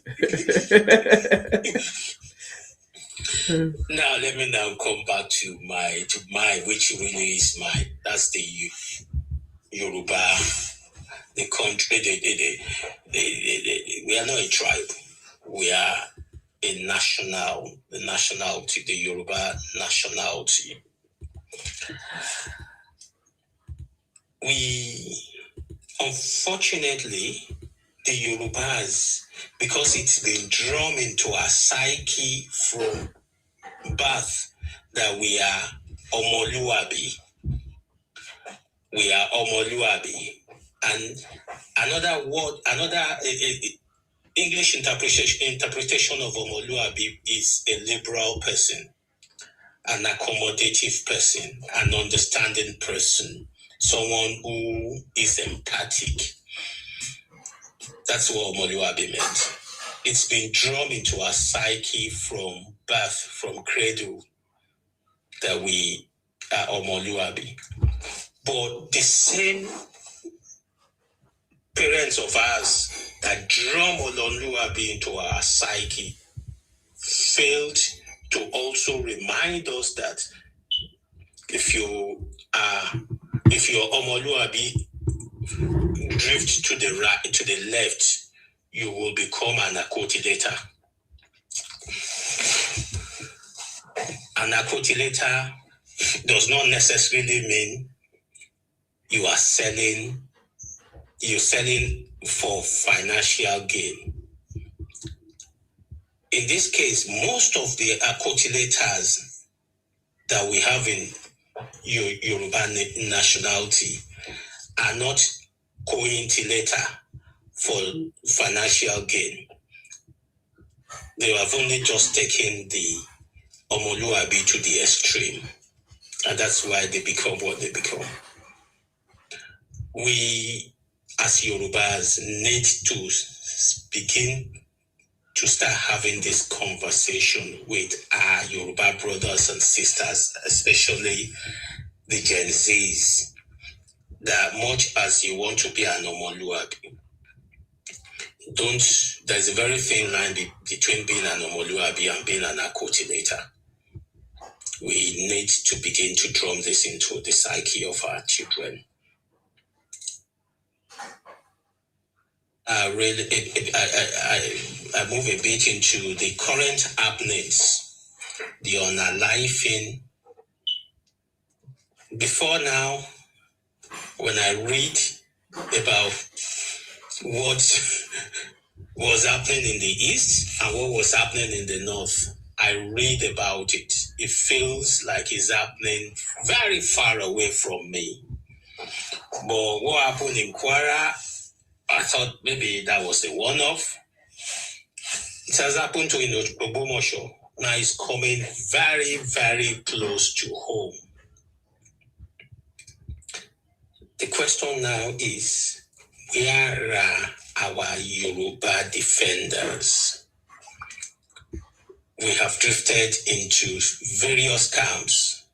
Things fell apart. Our things had fallen apart and the center could not hold as it is now. I'm advocating, I'm pleading on our traditional leaders to please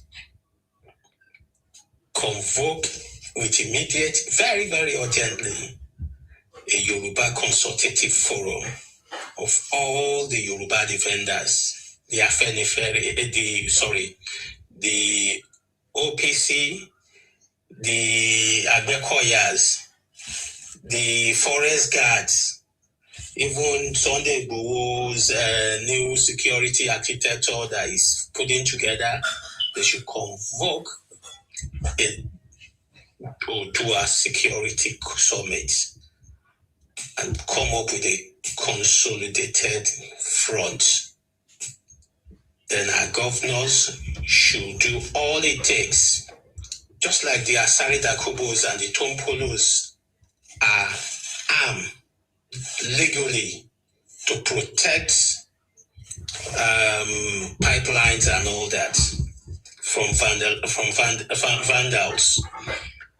We need to start protecting our region from these intruders, these marauders, because we are fighting from two fronts. We are fighting now as it is, we are fighting the Igbo expansionists, as well as fighting the Fulani marauders who had been told by their forefather Usman Dan Fodio that they need to reign from the Sahara to the Atlantic. And the Igbos who also think that those who are without history, who says they were the early settlers, our great grandfather drove them off the land. So it sounds funny, isn't it? Well, it really is, isn't it? But I'm sorry I'm using your platform to advocate this, Usima, but it's painful because seeing the videos of what is making the rounds, it's really hitting home. We will support Tinubu. In fact, there is no contest about that. Tinubu is assured. It is the existence of Nigeria after Tinubu that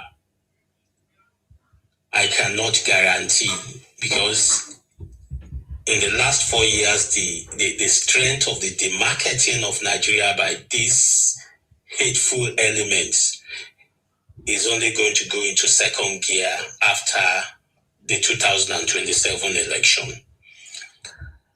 And they are not going to stop. I don't know if you are aware that the IMF have to lock their Twitter handle. Yes. Because of the... Yes. And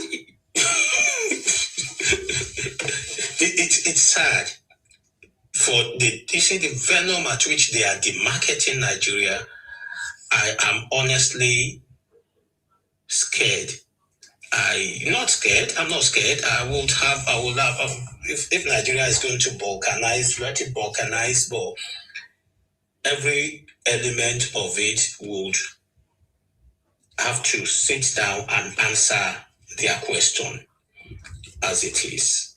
Thank you very much, Usima. I yield the mic. Thank you very much. Thank you very much, sir. Sorry, just to be aware, it was World Bank, not IMF. World Bank. Yeah, World Bank, yeah. Sorry about that. It was this. World Bank. So you are aware, not. No, I am aware. It was just a slip of tongue. I didn't. Okay. Yeah, thank you very much. It was World Bank. Yes, correct. Yeah. You see, sir, what you are talking about now that is going on in Yoruba land, we don't want that to happen in South. So for me, that is part of the reasons I'm also here. Okay. Because I know what they have done before in the past. They hide it under the guise of Fulani or One Nigeria, or they are doing business. Those are the perimeters that they use. Oh, Anioma man who is doing business in Lagos is not your problem. So those are the kind of things that they do. But no, they don't do business. They go beyond business. Okay, fine. There are few people doing business, but they use business as a yardstick to commit all these crimes and carry out their hidden agenda. You get the point now of moving to every place to invade and change the trajectory of your voting system in order to make an Igbo man a president. That is what they have always been up to. If you want to know what I mean, you go and listen to the, what do they call it? Kanayo, when during the last election, what he said. So those are the evidence that we have as well. Vicky, what's your contribution? So thank you very much, sir. I appreciate you for your contribution there. Thank you.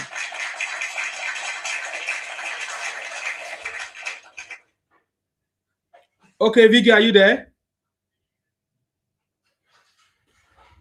All right, I need to remove you. When you are ready to speak, you come back. You cannot just come and stay when you are not saying anything. So yes, that is the method.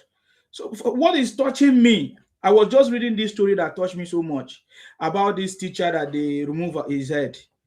It's so sad because now the family are saying, crying and weeping that, oh, this person has been married for 10 years and never had a child. So now this person died without a child. You see, that is why I'm saying these things, so that people will understand what is going on. Because people, innocent people, are going to become victim of this political insecurity, of this political tool that they are using to cause a problem in this country. Because that is what they want to do. There is nothing else. There is no other pattern that they can use to defeat Tinubu.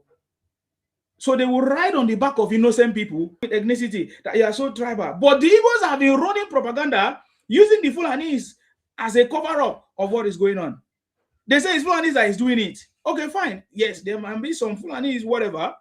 But then they capitalize on that to also become Ibolani to invade our land. This is the point. This is the fact. You get the point now. So they always know how to play the victim card. The guys that came in here, all of them, they were using the victim card. Oh, we only come to build a house, come to do business. The house we are using, we bought it, we rent it, this and that.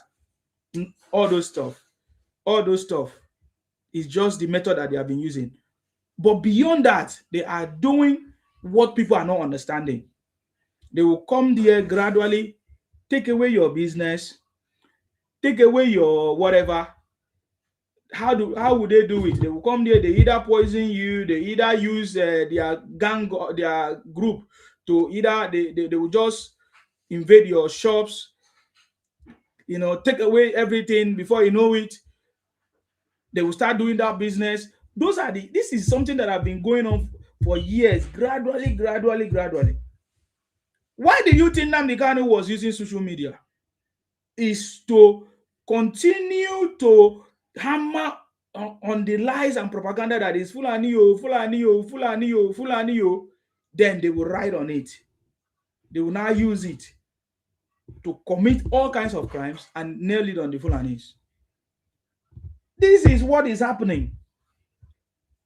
We saw it live and direct in Anambra State, that the governor had to debunk it and say, no, all the people that we caught in the bushes and everything, they are 99.9% of Igbos.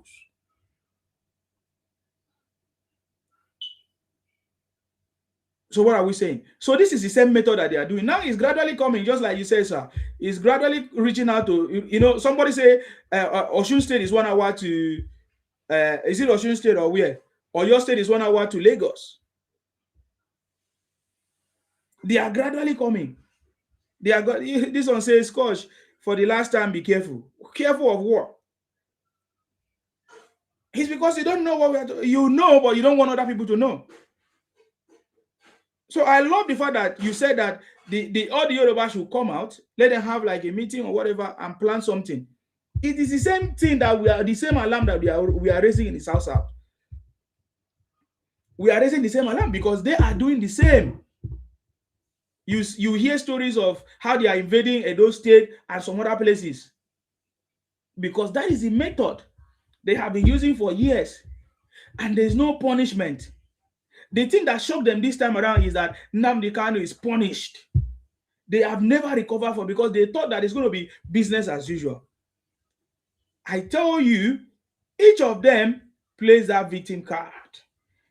We saw, I don't know how many of you have listened to the video of I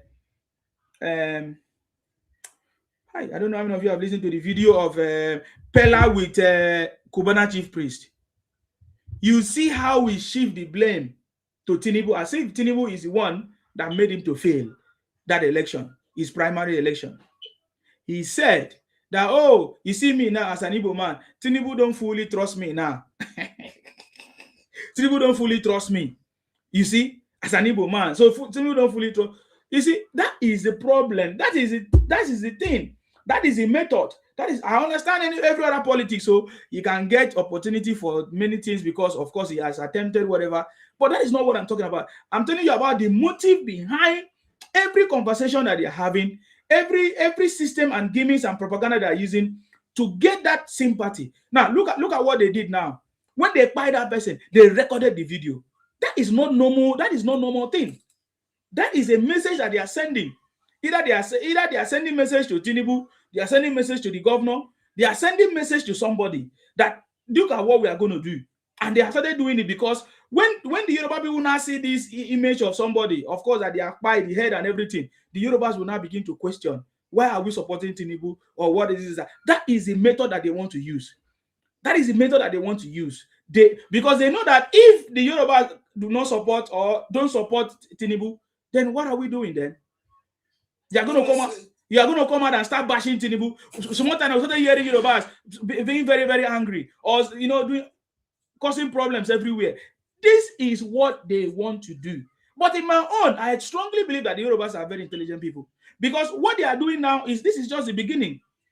It's getting close to election period. They will do more in order to see the reactions of the Yorubas. That is what I want to say there. Ade, please go ahead. Yes, this thing you said, it has caused argument between me and one of my brother. Blaming Tinubu for what happened. I didn't see the way that one man was beheaded. Why do you have to keep supporting this man?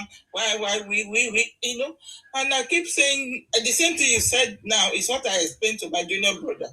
But now it's since yesterday now we've not even talked to each other. They want to use this thing to destabilize our environment, our belief system, our existence, and all that.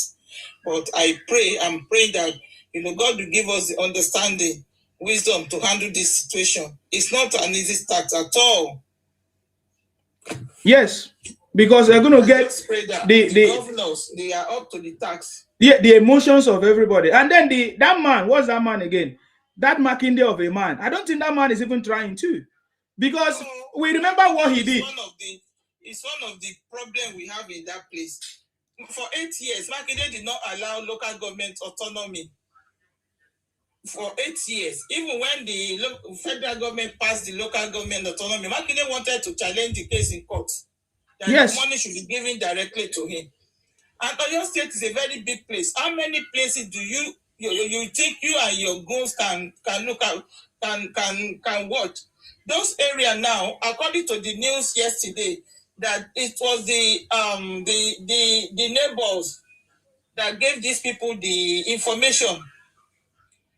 And this is a very remote area. There's no presence of government in all those areas. When you go to all those villages, you will see the way people are looking. They are like destitute. So anybody can easily go to them and win them over with little change. And they will start selling information to them. They've arrested like 6 informants that lives in that community that are giving these people information. If there is government presence in that places, I don't think all these things will happen. For the past 2 years now, Makinde has been running over who want to be a Nigerian president. He'll be hosting shows with this guy, all this LDC, doing all these jamborees in Ibadan. All his attention was in the city. He only concentrates in the cities. They don't know what is going on in all those villages. So anybody can just go there, do whatever they want, get all the information there, and perpetrate what the level of evil they want to perpetrate without anybody checking them. It is very, very sad. All the kings, the elders, and the governors in Southwest, I believe they are going to have a meeting this week to find the way to sort out all this, to prevent this thing from happening again. Because enough is enough. Okay. You see, just like you said, now remote area and everything. My concern, how do they now record that video and now start to amplify it? Who are those amplifying all these things? Who are those, if not for a specific purpose? If not, it was channeled and planned in order to spike and get the emotions of the people, not just only the Yorubas, of everybody, because nobody wants to hear that kind of a thing. That so somebody and they take the video to use it as a campaign. That is what is going on. And now, innocent people have been using it since yesterday to campaign. Everywhere they will send the head of that innocent man to. And they are targeting the Yorubas. They are sending the videos to the Yorubas, and they will change their names. They will change their names. I saw them even in my platform. They will change their names. They say, "Hey, why don't you talk about the incident that happened in Oyo?" I don't know if these people really have a heart. Is it more than politics? Okay. How can people be playing politics with so much bitterness in them that they cannot even think about anything positive?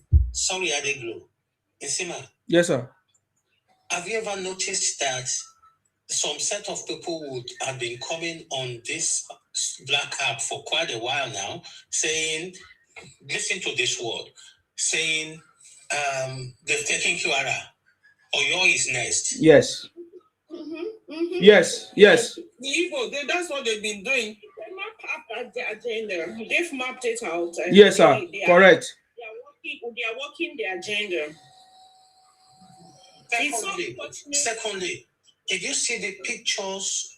I mean, I don't know if those who saw the video, did you see the footwear that the supposed Fulani, the invaders had? What did you notice about their footwear? They're wearing joggers. Previously, when we see Fulani's footwear, they don't wear joggers. They either wear slippers or boot, army boot. Those are tiny things that people should be looking at. Sammy, I can guarantee you that thing is not Fulani anything. I have not said it's Fulani or no Fulani. I'm just making my your observation. Yeah. It might turn out to be Fulani. We never can tell. but we are working on the assumption that it is the Fulanis.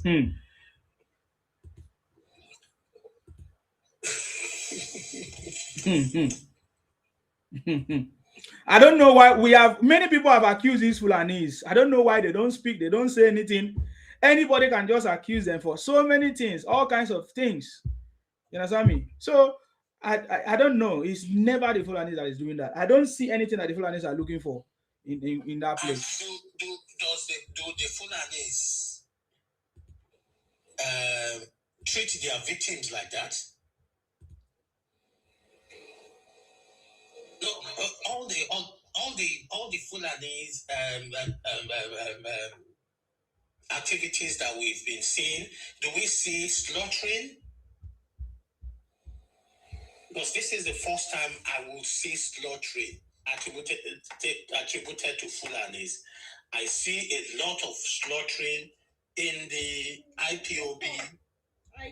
Yes. That is their signature. That is more or less their signature. Slaughtering. These are pointers. Thank you. Thank you very much. I appreciate you. Thank you very much for that observation.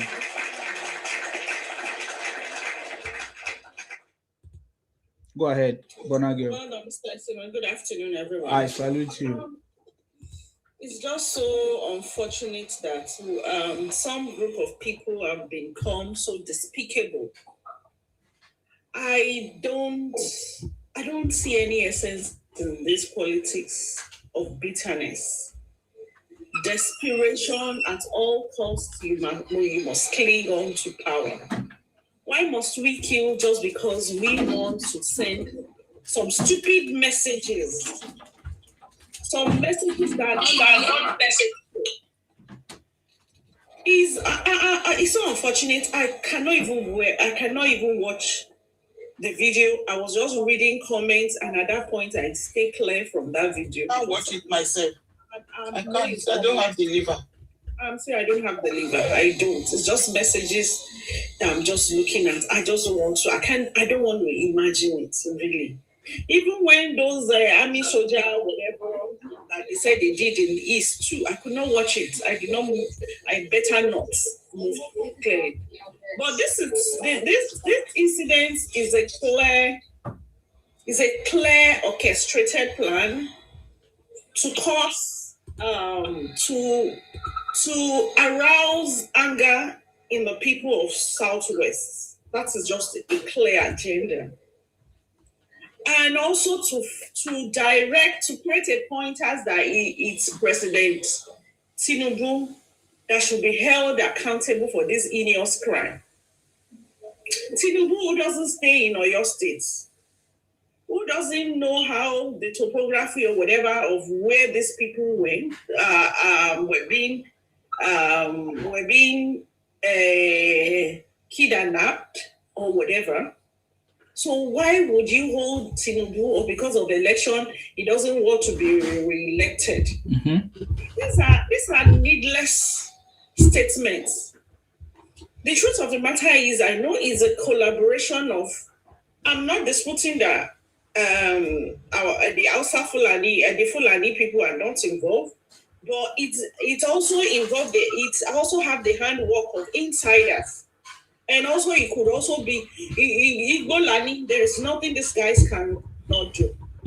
There is nothing they cannot do. Just to create some stupid statements.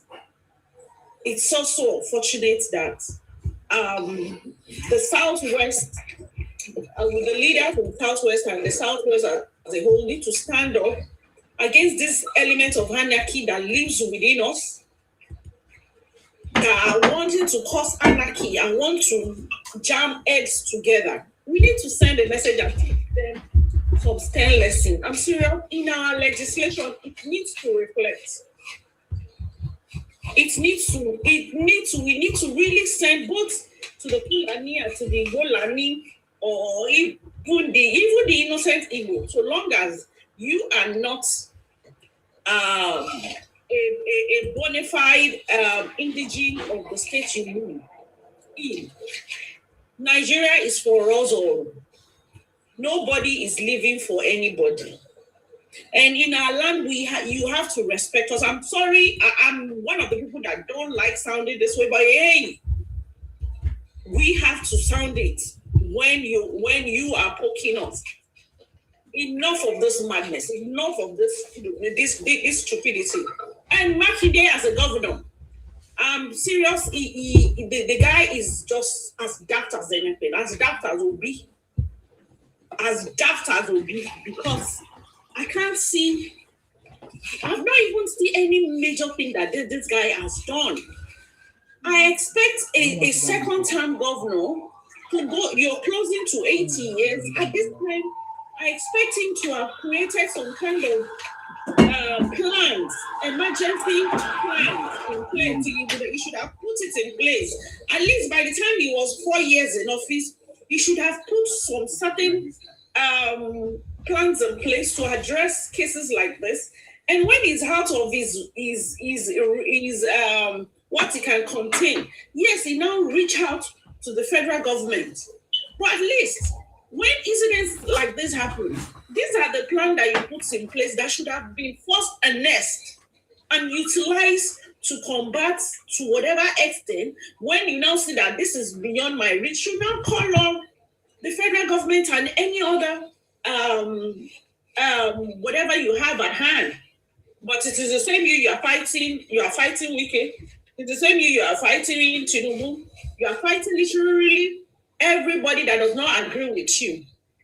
And pursuing one stupid presidential plan. I don't know who is deceiving this motherfucker that feels that he is popular. I don't think he's more popular than just within the Oyo State that he governs. Even in that Oyo State, a whole lot of chunk of people will not vote for you.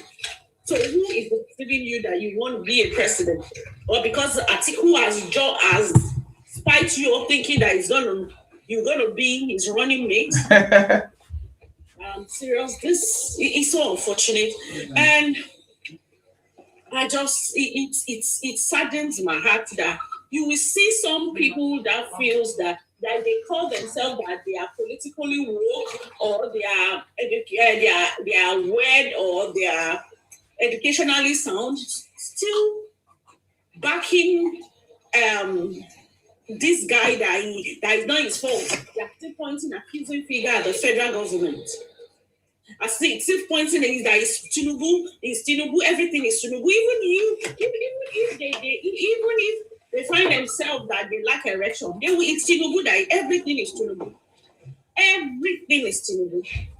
We should direct our anger to the right, whatever. Yes, I know that the federal government also has a role to play in this incident, but it's not totally or solely their responsibility.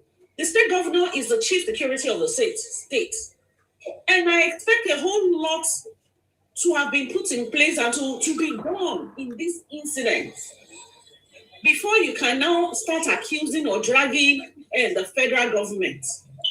And we need to do better as a people. And I even discover a whole lot of us don't even understand what the Constitution says.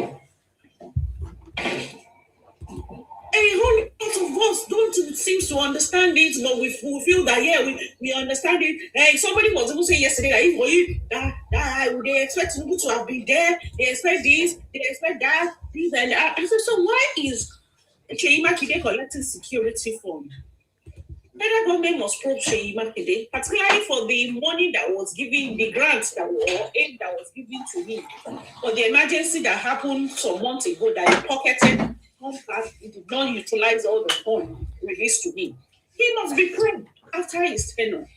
The federal government must make him a good example among the governors. You can't be using your people and using the vulnerable people for your own advantage. No, it should not be. And I heard they said if he has some audio fighter jet or whatever that he said is in Lagos that they are coupling or whatever, which is, I don't think that is true. It takes you a whole 8 years to put security measures in place for your state. Particularly when you heard that this incident has happened in Kwara State, just a boundary state, you should have been, that enough is a pointer to you that it's coming home. It's coming home gradually. And that's the reason why you should have buffered your territory. But no, they will collect security fund. They won't want to spend it. They want to keep it and embezzle it. These are even avenues that it would have even harnessed to use to employ youths who are not, who are jobless. Make them correct that, make them create some kind of security, whatever. At least within the state. Lagos State, for instance, has the Lagos State Security Fund to buffer its security. They are making excuses. He's not in charge of the security, the police. He's not in charge of this. He's not in charge of that. He might not be in charge, but there is a whole lot that he can do. Is it that he called for reinforcement or he called for assistance from the federal government that they have a situation at hand and the federal government denied him? No. But here we are making excuses and allowing these motherfuckers, Igbo people to be making for. So that was why yesterday when you were a little bit, I was like, please, this is not funny. Please don't join them. Because I know they're already jumping. So I've seen some of them, they were already using that incident. They were jumping on the incident. I was like, with some people, they've just lost their soul. I'm just reading it again now, that in Ogun State, they just discovered is it NDLA or which of the whatever, they just discovered a major meth plant that is being discovered in Ogun State with Mexicans and before I read wider on the development, I've seen some comments that thank God he's not in Igbo land. Before they say it's Igbo now, I've seen most of those Igbo people's comments that And at the end of the day, by the time I read widely about the incident, I saw that even Igbos were arrested with those Mexican people. So what are we talking about? These people are criminals. These people are rules. These people, there is no, I'm serious, dear. I don't know what kind of element are these that God has joined us with. So desperate to get money, desperate to get power, desperate to get anything. Is that how to play politics? And even if you want to even play politics, is this someone like the stupid idiots, Paul Obi, that you feel dead? Out of the most intelligences, you are saying that you are the most intelligent in Nigeria, even in Africa, we give it to you. So out of your intelligence, is there an element like Obi that you can feel from the zone as a presidential candidate? Shame on you people. Shame on you. So, Mr. Isima, I'm saddened. Thank you very much. Is it true that Makinde married Igbo woman? What I heard is even an Yoruba. His mom is maybe from Edo State, but I'm not sure of who his wife is. But even irrespective of whoever is your wife is, you are governing a Yoruba state. No, the problem is that if anybody marry an Igbo woman, you are going to be influenced, and you are in a very big problem. Yes. And you'll be compromised. Yes, you are going to be in a. I say, Gosul Akpabio. You see, Gosul Akpabio. He went and built road for the Igbos in Anambra State when he was a governor with Akwebo money. Yeah. Yes, this is. I've not said this before, but this is a reality. That's what he did. That road, according to them, was connected to the church or something like that. So that was how he did it. It's a terrible situation, though. It's a terrible situation. It's a major issue in Nigeria. I'm serious. The federal government needs to also up their game. The state governments in their legislation, when it comes to acquisition, residency in each state, they need to up their game. We need to up our game. Every state needs to up their game. People need to be properly identified and registered to stay in this. Let's leave this. Yes, we are. If you say it's tribal, you are being tribalistic as and if you are accusing us Yoruba as being tribalistic. How many Yoruba? I salute you, Saviki. I was calling you earlier. Yeah. Yeah, I was those I'm at work. I was just those I was sleeping. Okay, sorry. I'll give us a few minutes. Bonagel, are you done? Yeah, let's say Let me. Okay. All right. Yeah, Vicky, please. It's your time. Go ahead. Yeah, thank you very much. Sima, I've been watching your program for You're a very welcome. long time. You're welcome, sir. So today I'm able to connect with you.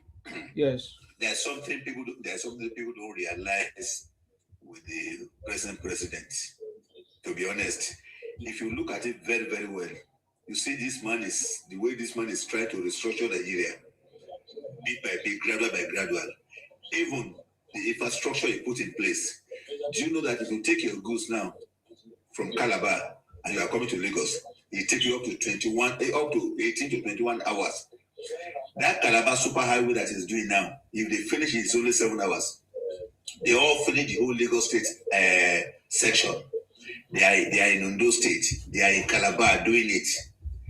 There are so many roads this man embarked on is doing at the moment. But because the program of this man does not favor the Fulani and the Igbo, so they plan all means to break it down.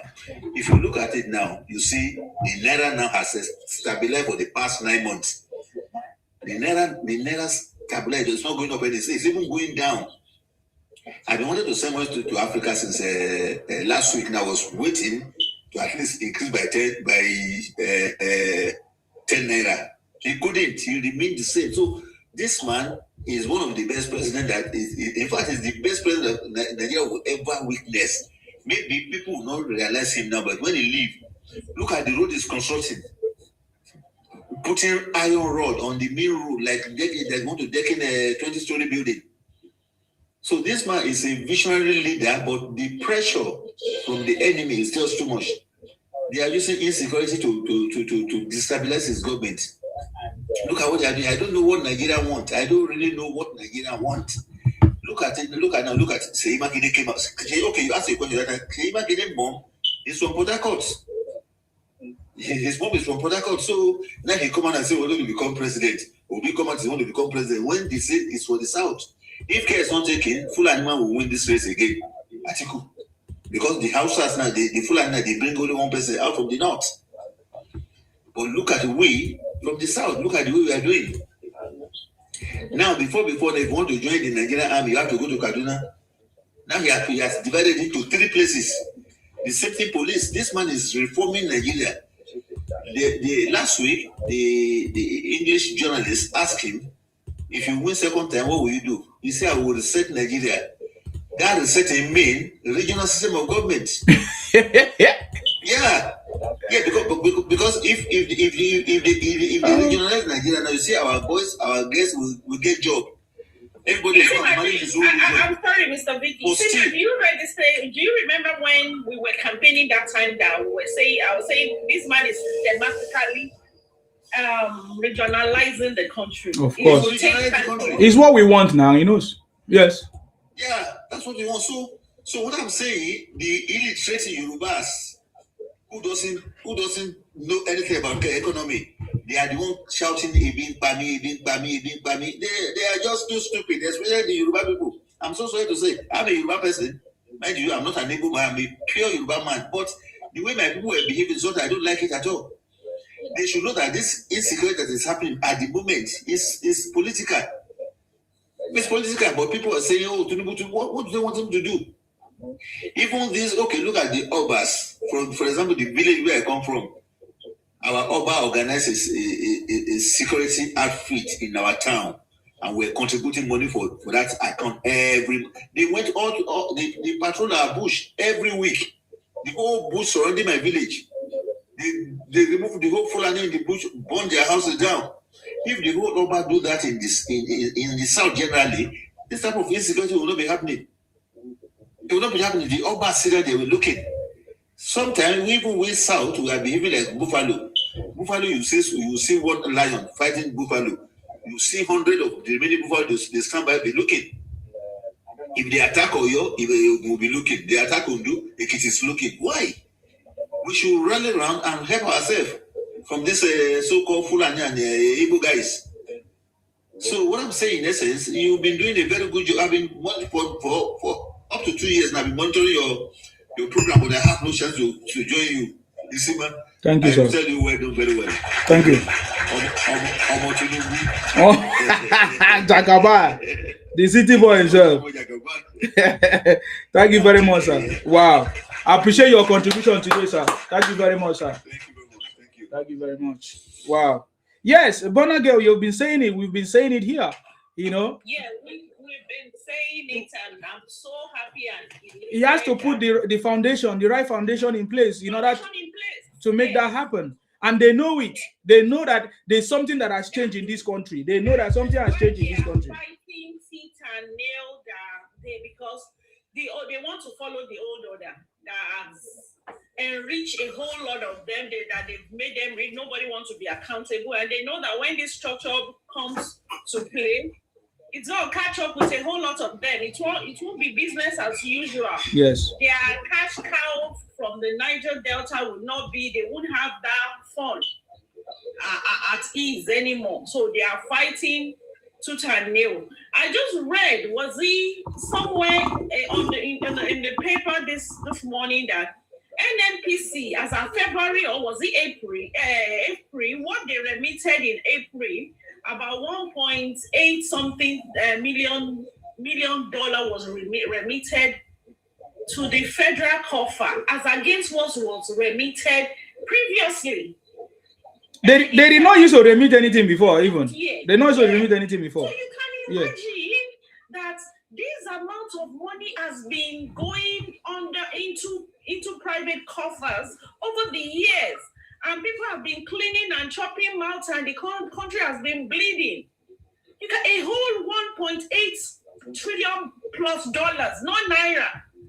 People are wicked in this country. I'm serious. People are wicked. So you can't expect such element that probably this money have been going to private coffers and purses. You should be expecting a big fight from such people because they've been deprived of.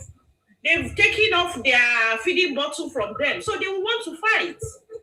That contributes to the heightened insecurity now. They will sure want to fight the system because their source of livelihood have been cut away. Yes. A whole 1.8 trillion compared to what was being remitted in the previous years. And over the previous years, they've not even been remitting anything. At the end of the day, they will still even say that federal government is still holding NNPC. Yes. It's so sad. People are wicked in this country. It can't be business as usual anymore. Exactly. And it's better, like the opposition knows, Tinubu is coming back. There is nothing you can do about it. Tinubu is a blessing to this country. Yes, we have insecurity challenge caused by elements like them. And it's a challenge that we will show us or not. It's a matter of time. Since then, security system have not been put in place in the past donkey years. And it won't take Tinubu cannot do that within 3 years. They are working on the security architecture of this nation. We will surmount it and we will overcome. Amen. You are having your field day, but very soon the business won't be business as usual. The table will turn. All you people, wicked people that you say the poor will not bring, that you hold Nigeria to hostage and to ransom. You by God's grace, within the next couple of months and year, I'm serious, you will come and account for the years that you hold this nation to ransom. And I would advise the federal government, they should please, as they are putting necessary structure in place, both security-wise and physical-wise, by the time at some point, maybe I'm sure after the next election, the president should bring to account all these people who have been in charge of all these parastatals that's denied Nigeria the income. They have to bring them to book because all this money are the fund that are using to fund all these magnets going on everywhere. And the federal government should know that these people will not rest on their horse. They will sure want to come hard. Subsequently, the federal government needs to bring them to book. They need to make them to face the route of the law. Let the law take course over them. Every one of them must account for all the money they've denied Nigeria and all the lives that in the process that have been locked. They have to account for it. Thank you, Mr. Isima. Thank you very much, man. Thank you very much, man. Yeah, I think I learned that there's good news. The children that was captured has now been delivered, or they are now free. That's the latest news. All of them are now free by the special grace of God. Fubara withdraw from primaries APC. Hey, I leave that one for special conversation. Fubara is no more. We told him. Did I not say it is gone? He's a goner. Yes, and then I think they also captured the former minister of power, right? That was dealing with us in this country. Yes, so I heard he's been jailed. Yeah, he's been captured. I'm loving what is going on now. So many things is happening. So many things happening. All in. I'm serious. This incident of your Ibadan or your state will not distract the government. No. We will do the next. They are using it to distract the Yoruba. They want to get the sentiment. They want to get the sentiment of the Yorubas. The annoyance of Yoruba. Yes. Because whenever anybody hears somebody buy, na very painful something. Yes. It's emotional something. It's an emotional distraction that they wanted to cause for Yorubas. Yorubas, we stand firmly behind Asiwaju Bola Ahmed Tinubu. There is nothing you can do about it. All right. You can only distract us for a while. We will catch you. We will catch you. Either Igbo either Fulani, and in any whatever name they come, we will excel. We will triumph over the evil that they've created. Amen. Thank you very much, Bonagio. Powerful contribution there. Let's hear from Remy Guy. You're welcome. Go ahead. Hello, Sima, my guy. I salute you. I salute you, sir. Good. Thank you. Yes, I just want to walk on to what the previous the speaker before the lady. Okay. He used this analogy of like buffaloes, like a lion pinning down buffalo and the others are looking. You see, for me, the two major problems of Nigeria are the Igbos and the Fulanis. Yes. Yes, they are. I mean, there is no way like you can cut. So then I now ask myself, Igbos and Fulanis, they are just two out of all the ethnic nations in Nigeria. So why can't the others just stand up and say, like, no, enough is enough? Why must these two groups keep constituting nuisances and causing us problems in that country? That's one thing I don't understand. Like, why can't the others just come together and say, no, enough is enough? That one. It's because I can answer that question. It's because of Wazobia. But go ahead. Okay, sir. So I mean, you are the professionals. You know, we are just here a poor man thinking of how to get things better, sir. Did you say you're a poor man? Is it not Nigeria that made you poor? According to my Igbo brother. Yeah, Nigeria has happened to you. Yeah, Nigeria continue happening to me, sir. So let's go on. I guess part of the problems like we have in Yoruba land is the ambitions of our leaders there. I don't understand why they think they always have to bend down double to please the others. Like, and I mean, including Igbo and all these people in their cabinet and everything. Election time, they'll put on their attire and go. I don't understand why they think they have to do that. Like, because I guess probably all of them have ambitions to become president one day or something, you know. So it makes them do very, very stupid things from time to time.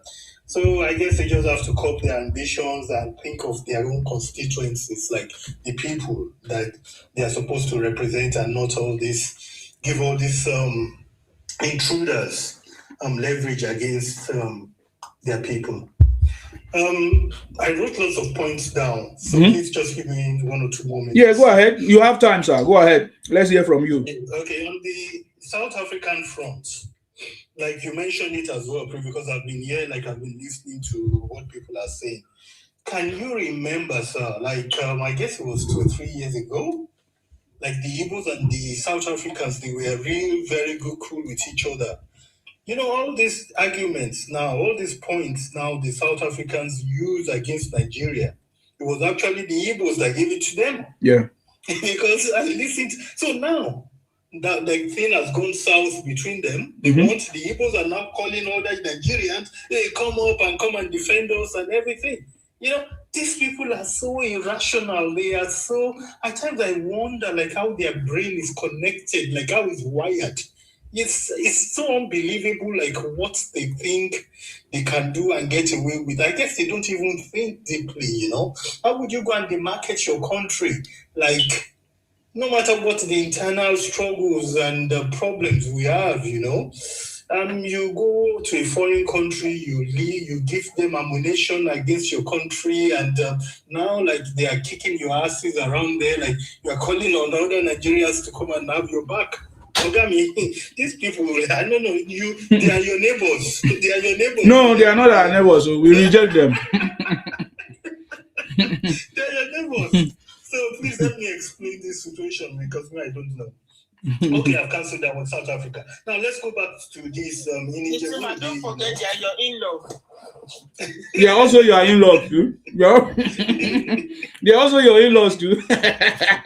So let me go on, sir. The NDLA thing, you know. Can you imagine, like Igbos? When I saw the news initially, I knew I wasn't even ready to go down to read the text in in the news before I knew like it was Igbos. You know? So you go all the way to Mexico to get 4 people down, like you play them as cooks. They were supposed to be cooks. And like, why didn't they go? You see, these people have like taken Yoruba land now for I don't know. Yes, now. In that same Ijebu, they kidnap people, collect ransom, buy them, and now throw them in the well. In that Ijebu axis. They've now turned that place to their kind of evil forest where they can do and undo. So you're now going to set up, DRUG industry there up. Why did they go to Anambra or somewhere else to set these things up? I mean, so I guess our people, we Yorubas, like, we have to do a lot to curb these obnoxious behaviors, like coming always from these people. And coming to these kidnapping issues, like the thing has backfired. Whatever their plans are, it has backfired because now Yoruba people are so agitated. Like I was on Busi's platform today, and every Yoruba person that came up said, no, in Lagos, they are not even going to be allowed to vote. They are not going to be. I mean, and I saw the Igbos are not voting in Lagos come the 2020. Not just in Lagos, every Yoruba land. They are not. I can talk of my own constituency because I'm from Lagos. They are not coming out. Any one of them that comes out will they will have to go to general hospital to go and use bandage to. I mean, that's if they even get out alive. You know, so they are not coming out because this thing is just becoming way too much, and this thing have triggered Yorubas. Believe you me. These things have triggered Yorubas. And like finally somebody, the uncle that talked previously said like, you will see Yorubas coming. Most of them, they are imposters. If you see Yoruba name somewhere and like practically 80% of those people using these Yoruba names to abuse Tinubu or Yoruba land or Yoruba elders, they are Igbos. They are Igbos. Like they just use Yoruba names to do their shenanigans they do online. Nsima, thank you so much. You have been there on the front. Someday I will come your side. Now Switzerland, me I did here, so no wahala. I will come your side. So no wahala. You are welcome. There, okay? You're welcome. Thank you, my brother. Thank you very much for your contribution. No wahala. We are safe. Thank you very much for your contribution. I'm just going to take some comments here. I see all of you on YouTube. Thank you very much for your support. Thank you for sharing on YouTube. You know, you can watch me on YouTube. Maybe if you miss the broadcast, you just join. You can always rewatch. We have it on YouTube. When you search for my name, Sima, you'll see it. So I see all of you. I think we also have it on Facebook right now and X. Thank you very much, guys. I see all of your comments. It's a lot. I'm just going to read some few that I think is important. Akiwumi Sangwe said, you are right, sir. We don't need to ask them to develop and build their region and places if they wanted to, but they have evil hidden plan agenda to take over other people's ancestral lands. That is correct. This from Samson Ali on Facebook said, Nsima, please drop this man and move forward. The man is an idiot. Okay. That was when we had some bad people. Akinwumi said, why are you guys speaking Yoruba? Don't you know that it's not everyone that hear and speak Yoruba? Okay. Thank you. Sorry for that. Majority of Igbo tribe are criminal, robber, kidnapper, IPOB terrorists. Exactly. OB is their head.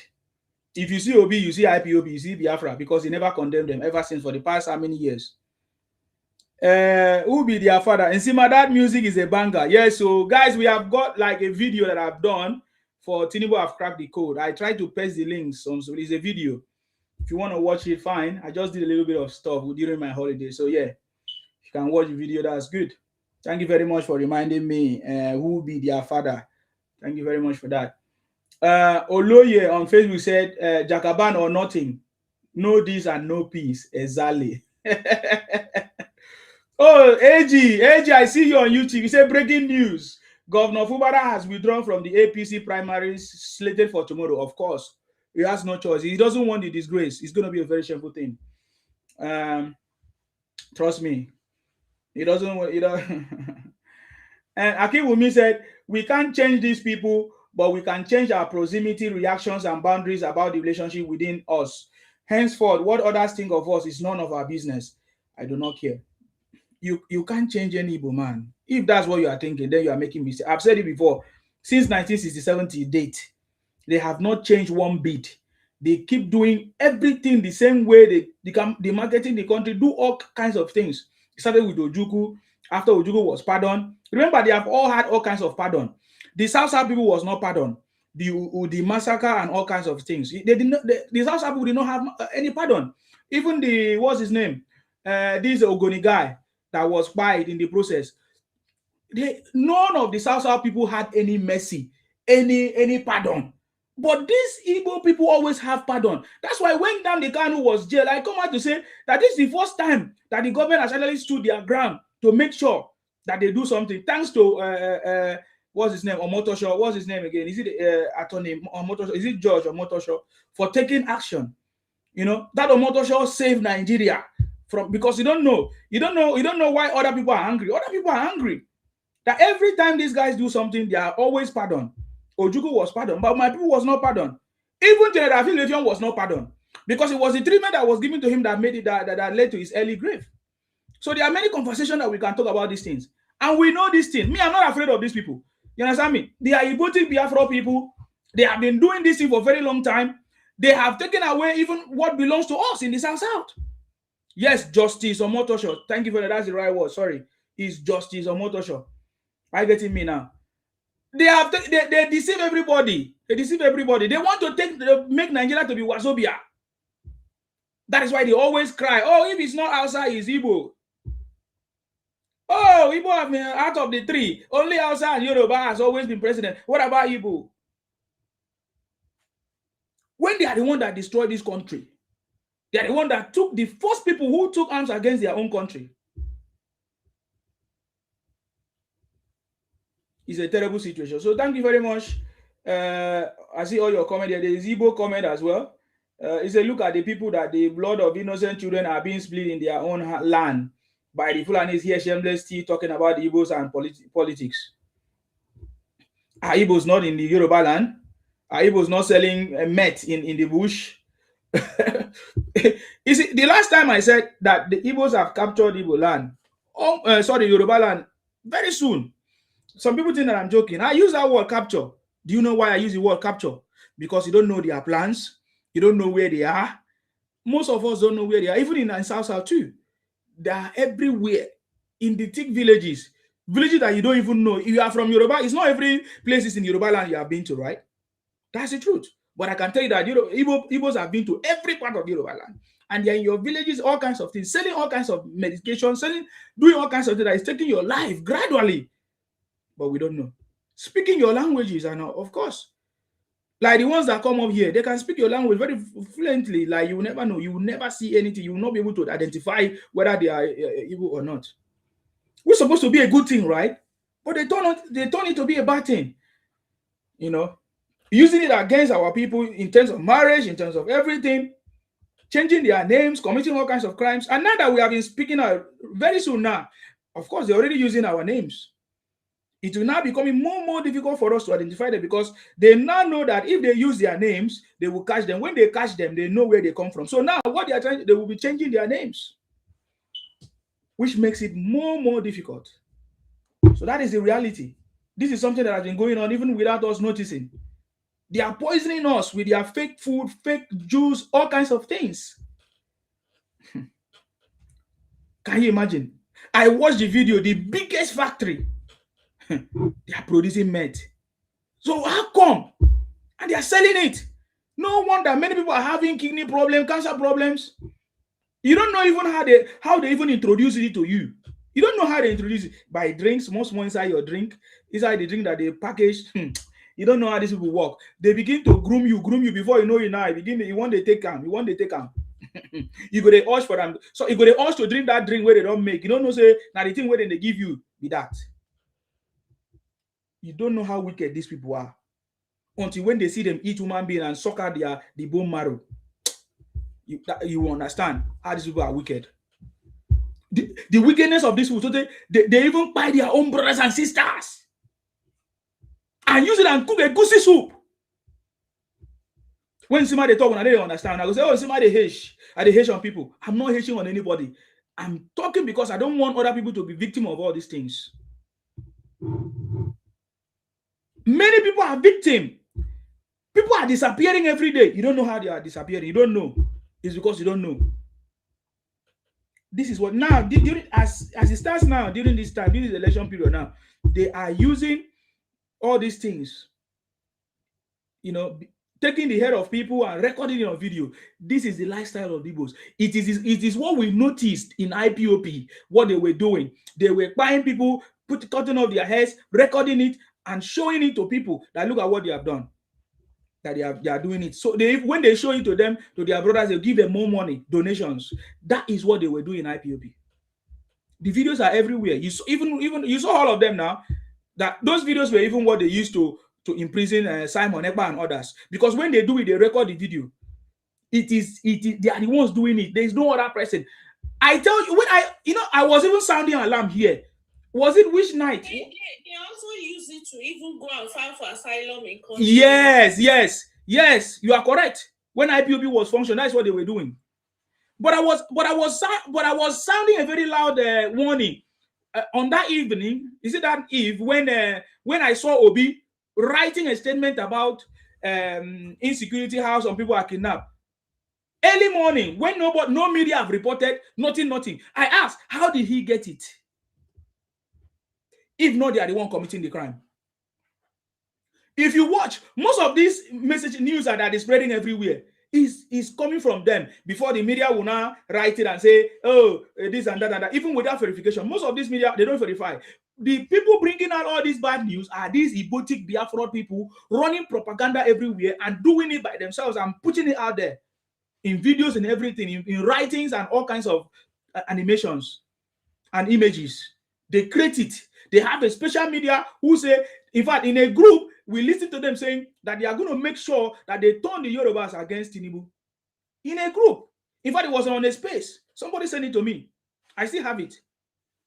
I'm waiting for them to come and say, Nsima, show me evidence.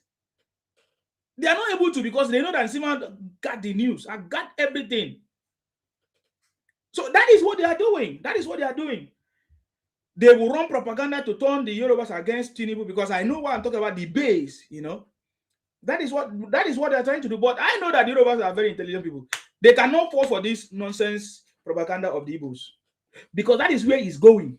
You are going to hear more. There's going to be more things that is going to be happening. I pray that those victims, people that are going to fall victim for this political instability and political insecurity that is coming.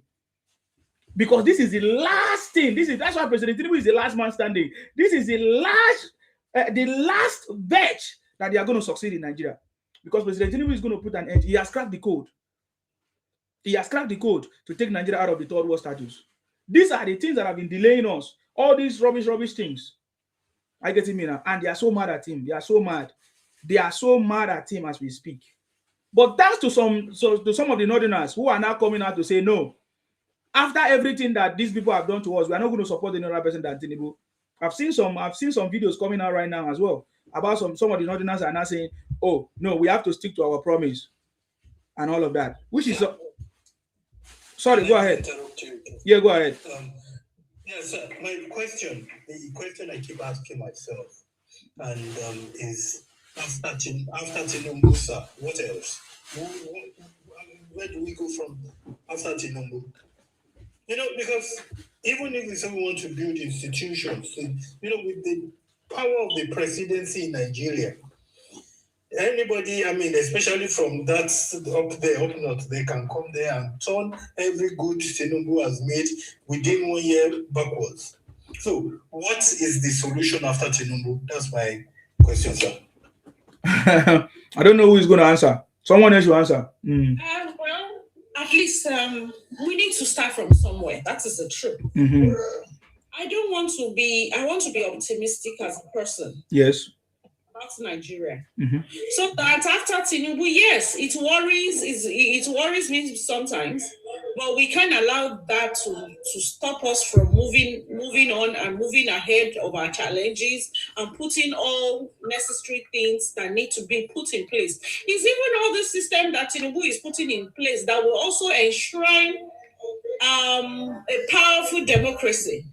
It is part of the system that is being put in place that will also help win off corrupt people from being elected in the office, because by the time systems have been put in place, when criteria are listed that if you've been to jail or you've embezzled this amount or you face whatever, you are not entitled to vie for an office. Is it not the system that will help all that?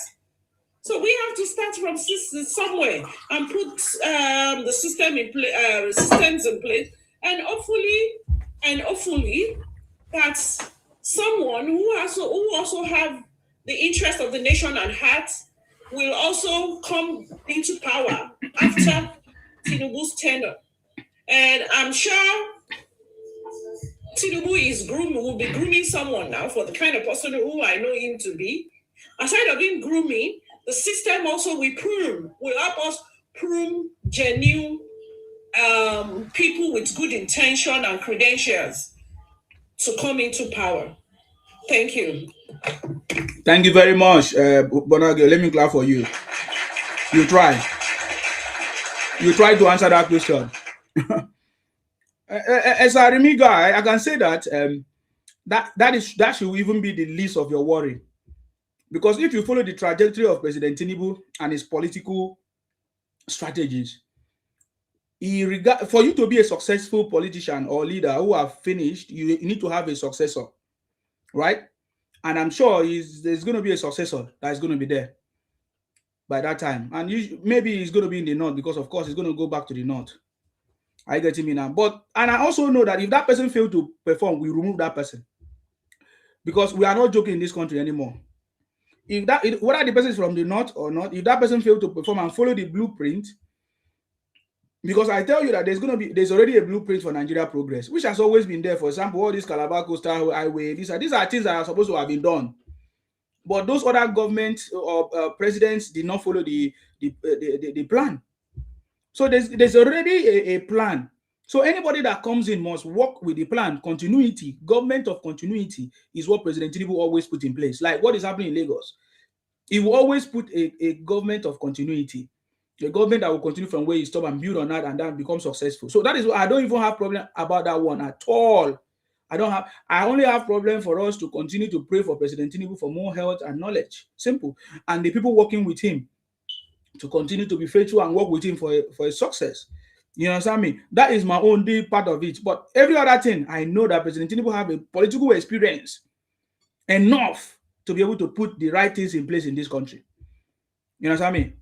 He has the political knowledge to put the right things in place. And are you telling me, for example, that if President Tinubu return our country to a regional system, that any stupid person will just come and say, oh, you want to collapse it and bring us back? Who will allow that to happen? Or maybe if the state have the autonomy to the point that the state will only contribute maybe some percentage to the federal government, will somebody come and change it and say, okay, don't bring all your money pay straight to the federal government? It's not going to happen. Resource control is what we need to solve the problem of this country. With resource control, no state or no group of people will be sitting down somewhere and be expecting money from the federal government to be shared to them.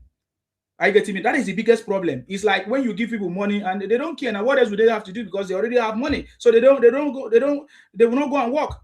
That is why in this country, in the UK, the people are successful because there's always going to be bills. You must pay for something, therefore you must work. And if you don't work and you get a benefit, government will be asking you, put you in a part that you must work. So that is what is going to happen. So either the government will be returned to regional or a state autonomy where our resources will be controlled by the state and only few percentage will be paid to the central. I can guarantee you that if President Tinubu is able to execute that, no Jupiter can stop it. And if anybody rise up, everybody will be against that person. Everybody will be against that person, except those few people that say that are benefiting from it the most, like the Southeast people. They have been sitting at home for years, but yet they were still collecting money. That's why they didn't feel much, because they were still benefiting from the national treasury. That's the point. And that is why other people have always been fighting, because they don't want us to control our resources. They have always been eating fat, especially the oil. The oil in the south is now being nationalized, while the gold in the north is not nationalized. So these are the things that have been going on. But President Tinubu is gradually doing that, making sure that those gold in the north are now refined in Nigeria. There's also a refiner that is built for gold and other minerals, solid minerals in the country. There are many things that President Tinubu is doing that is not yet announced. I think there is a set date, a particular date that is being set right now for those announcements of things that President Tinubu have done, commissioning and all kinds of a lot of stuff. I know that 29th of May will make President Tinubu 3 years in government. So you see, all this noise that people are making they are making it out of, will I say, maybe not informed. Their noise is not informed knowledge. It's not based on informed knowledge. They are just talking because of most of this propaganda and all this information that they are just sharing everywhere on social media. Even me that is not Yoruba, I see the kind of message that people are sending me. So I can imagine if you're a Yoruba person, what you are seeing, what they are pushing, the agenda that they are pushing, especially all those ones that speak Yoruba, all those Igbos that speak Yoruba now, they will be championing it, speaking Yoruba and making comments and videos and things to capture the minds of people, because that is how they work. Untouchable, you say, see bleaching cream, my brother. If you know Nsima, you'll be happy that you see Nsima. You'll be happy that Nsima is one of the best Nigerians that you have ever seen. Nsima. You talk about bleaching. You they see fresh guy when they rub cream. Now they shout. I beg go. See me, I know go die leave my family. I go there alive. You understand me? Because all those who are plan, all those who are courses who don't cost me now. You don't add extra years to my life. You don't know. So that's why I always say amen to your courses, because I know. You even need to ask you what is the name of the bleaching cream you are using. Imagine, all my life I never rub cream. You don't know Nsima. Now you're they deceive yourself. They jealous me. They see me in this. They have already seen my future. They have already seen my future, because if you are lucky to be part of the winning team, my brother, you are blessed forever. You need to be part of the winning team. Join the legacy. I've told you, this is the join this Tinubu legacy. Because tomorrow night you say, oh, you see what, they don't bribe you, they don't pay you, they don't give you money. Now so we go talk tomorrow. Or tomorrow I go say, INEC don't do, INEC don't bribe, INEC don't rig election. Now so now they talk. If I know the confidence in INEC, why they contest in election? Because they no go favor you now. You go say, oh, INEC don't rig up, INEC. I know all the lineup plans of the Igbos. As time unfolds, I'm going to tell you what they are planning, what they want to do. Everything, every bit of it. Whether they will say INEC lost election, so they start causing problems. I have all the lineup because I'm listening to their spaces and the things that they are planning. They are planning all these things. So don't take them for granted. They are planning all these things one by one. Series of events that they are planning against even the Yorubas and Tinubu himself. But I know that the city boy always win. The city boy always win at the end of the day. You understand me? So, but that's why we need to pass it, so that when it happens, we will tell you that, look at what we told you. There are series of events that these Igbos are planning, lining up. Should in case they did not win. There are things that they are planning to do, just like they did last time. Remember? But this time around, they are planning more. But it will fail them. Let's hear from you, Ras. Let's hear from you, Ras. If you have any important thing to say, go ahead.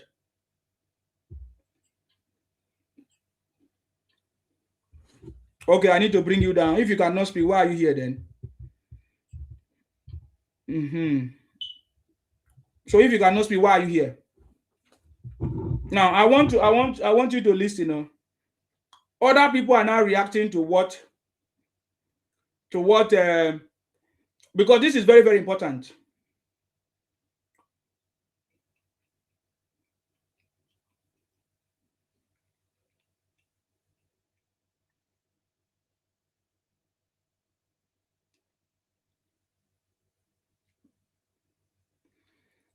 You should be asking yourself, how come those Igbos are no longer shouting Biafra, Biafra?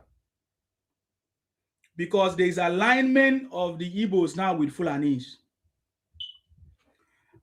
As someone that has been following every trend and news of the Igbos and Igbo propaganda and Biafra, I can tell you something.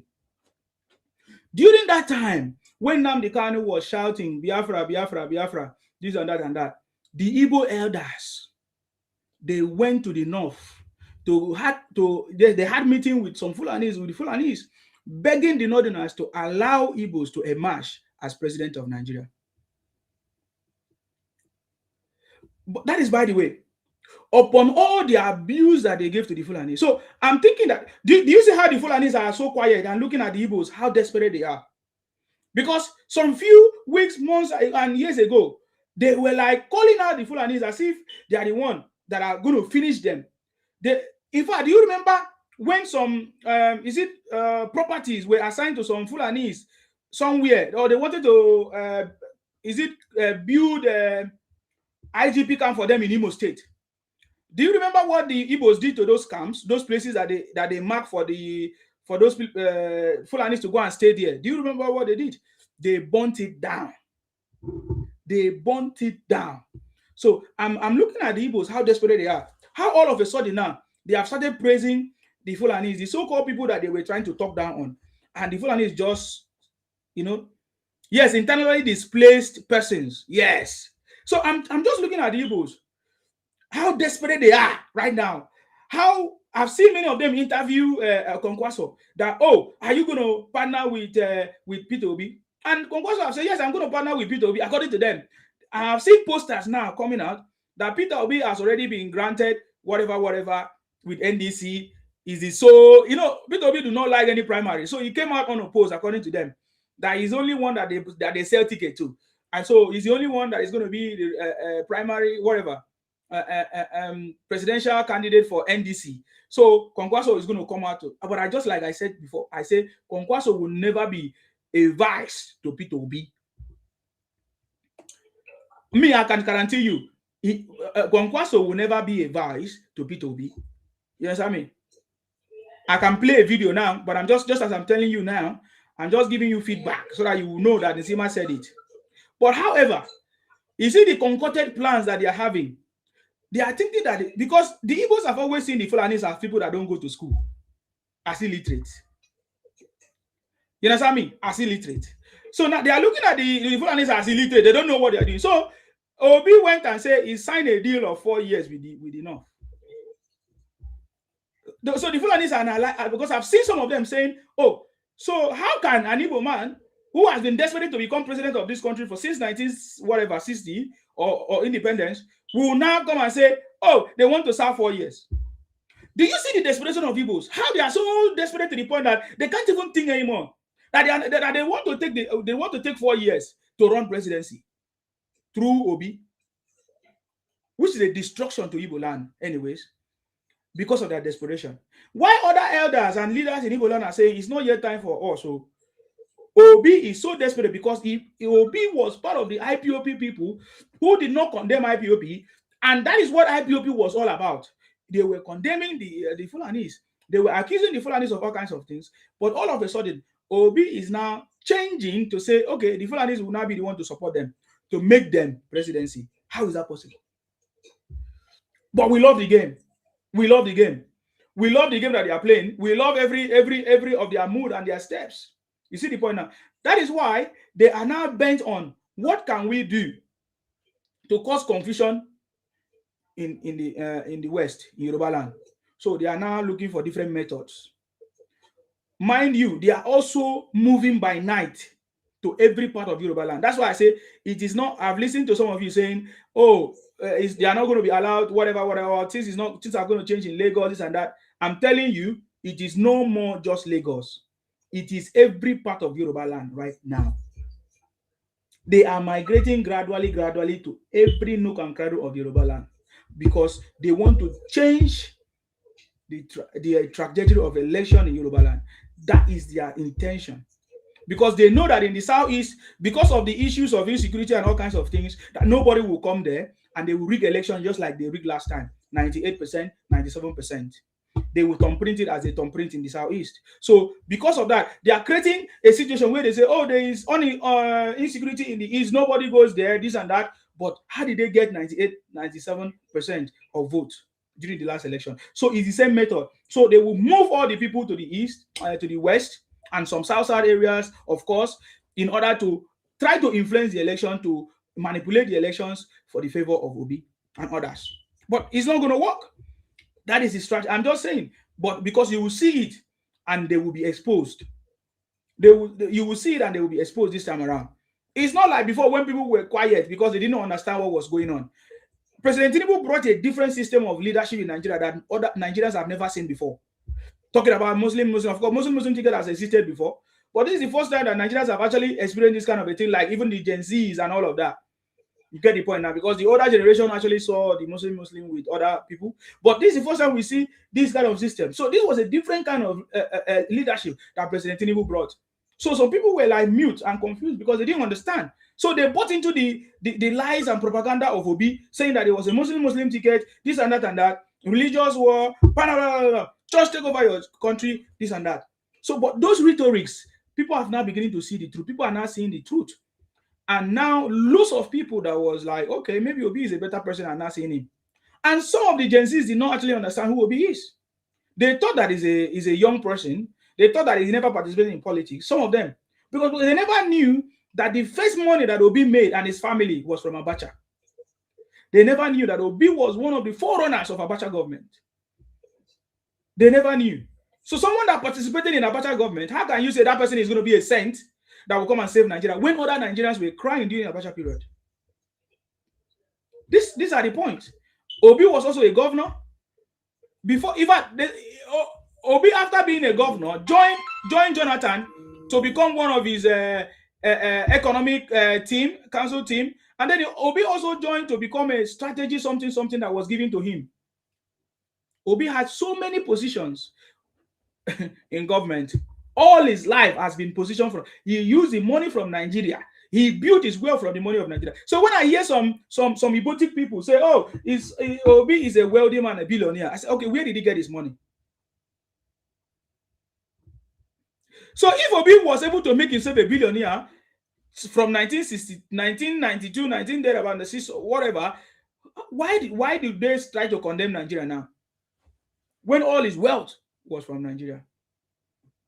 Obi never made any other money from anywhere. If Obi has made money abroad, he took the money from Nigeria to any other place. That's the truth. This is the truth for every other politician. They all made their money from the Nigerian wealth. Obi made money to the point that he had to put it in the bank. He didn't know what to do with the bank, with the money. He had to put it in the bank so that it will yield more money for him. Because local government, can you imagine for 4 years, half of his government as a government, 4 years money in how many local government do we have in Anambra State? Can somebody check it for me? Let's check. How many local government do we have in Anambra? I can't remember right now. Let me just check it. Local government in Anambra.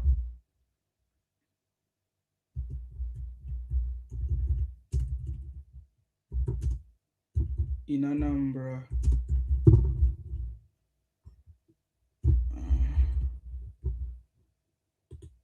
Sorry, I just want to confirm to you how much money you can make. So the reason why all these governors fight against this local government autonomy, this is why. They are, according to my report now, 21 local government areas. So look at all the monies that they give to each of these local government areas, and the government sit on it for 4 years. Think about how much the government have generated. Think about how much money Obi took from Anambra.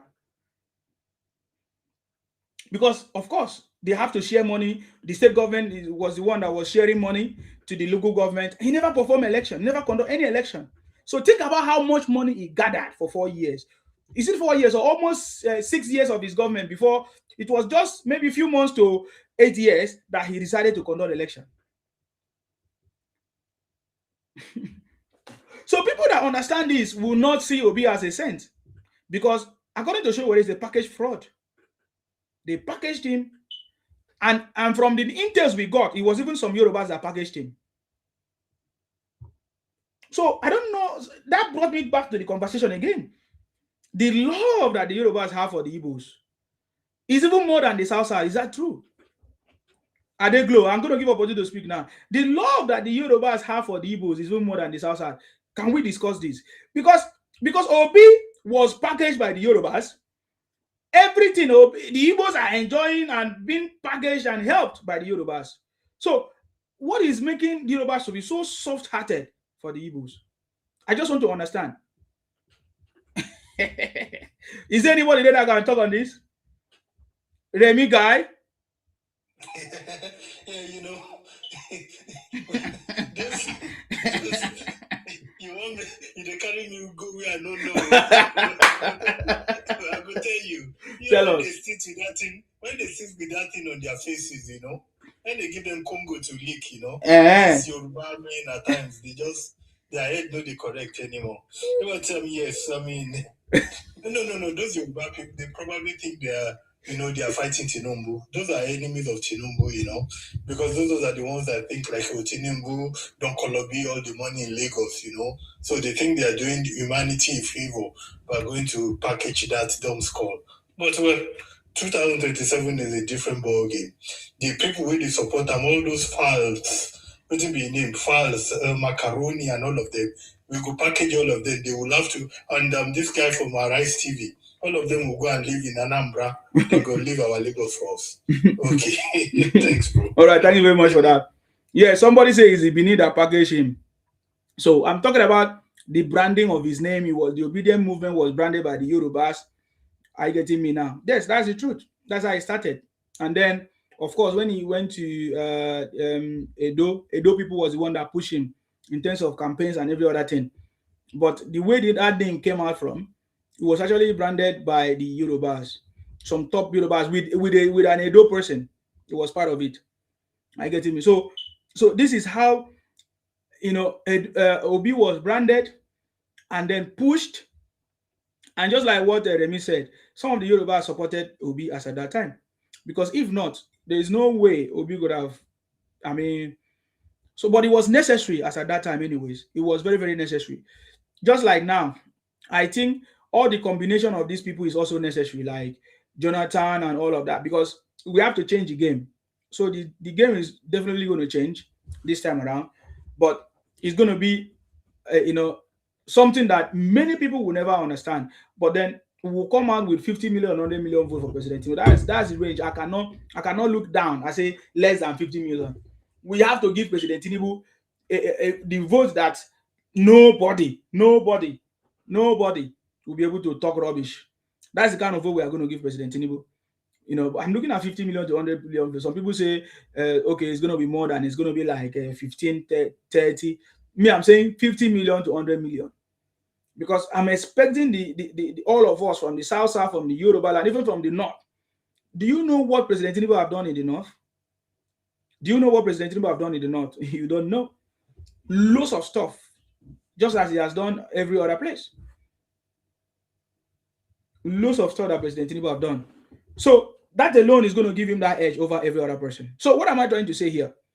We all of us must rise up and be ready for the next propaganda and the next buying that is going to come, because they are going to push a lot of buying.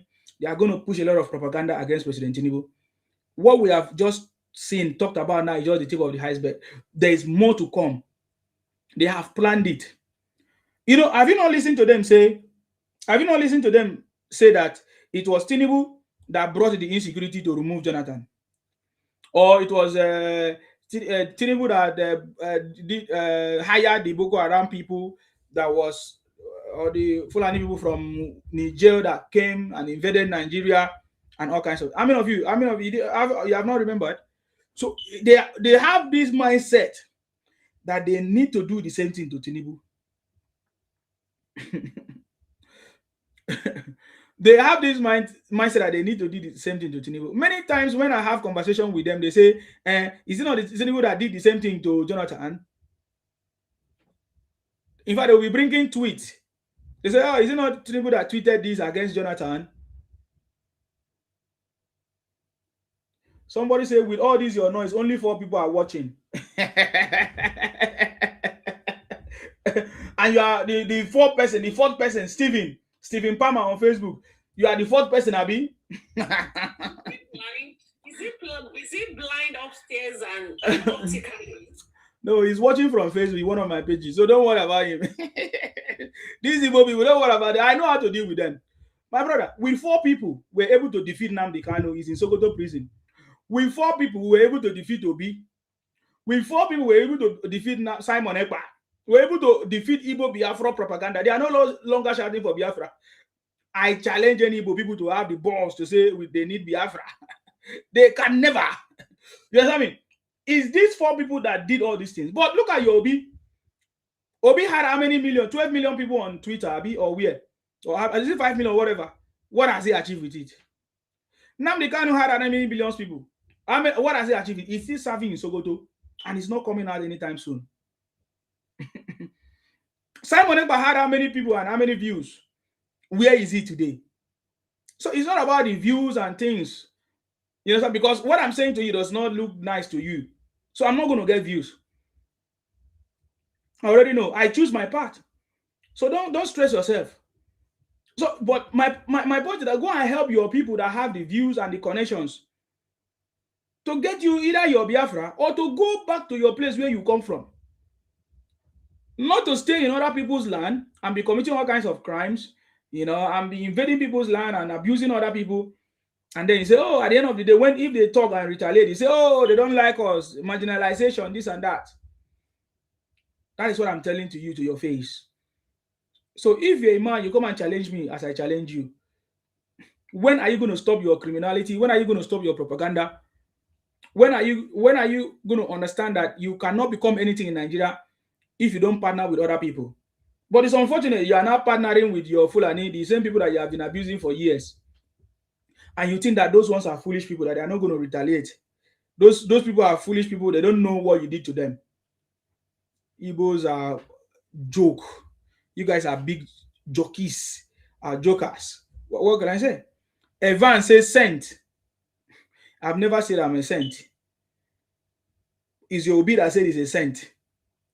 Obi has been proving to us that he has never stolen money. He's a righteous man. He's this and that. It's your people that are pretending as if you are saint. I know you people now. You always pretend as if you are saint. You have never heard me say I'm a saint. Even if I'm a saint, I don't go to your church. I don't believe in that word saint.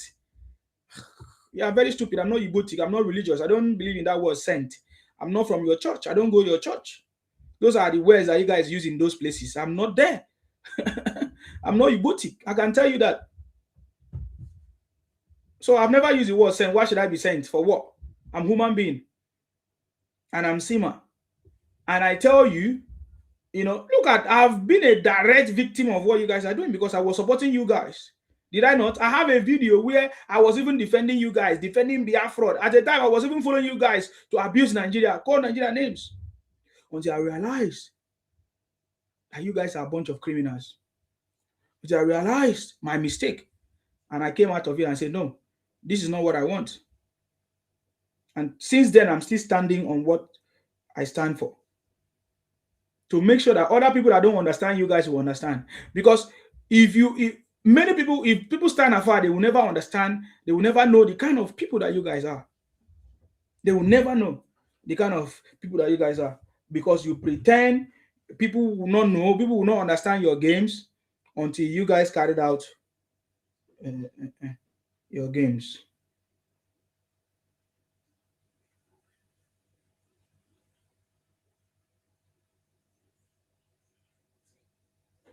And by the way, there are so many things I've said before. You see, I will just mention a little bit of it. Maybe next time I will talk about it. You see this thing that Igbos are doing today. It's not new.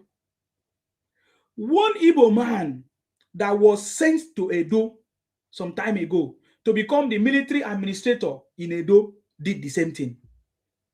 What the Yorubas are experiencing now in Yoruba land, in Lagos and other, the Igbo man, when he was the military administrator in Edo State, he also did the same thing. In fact, to the point that he suspended the Oba that reigned in Edo State as at that time. So I'm saying this so that people understand the depth of who the Igbos are, because you don't understand it, especially the Igbo Biafra. And 99.9% of them are the same. What I'm telling you happened long time ago. I can't even remember the date now. If I can even get the date.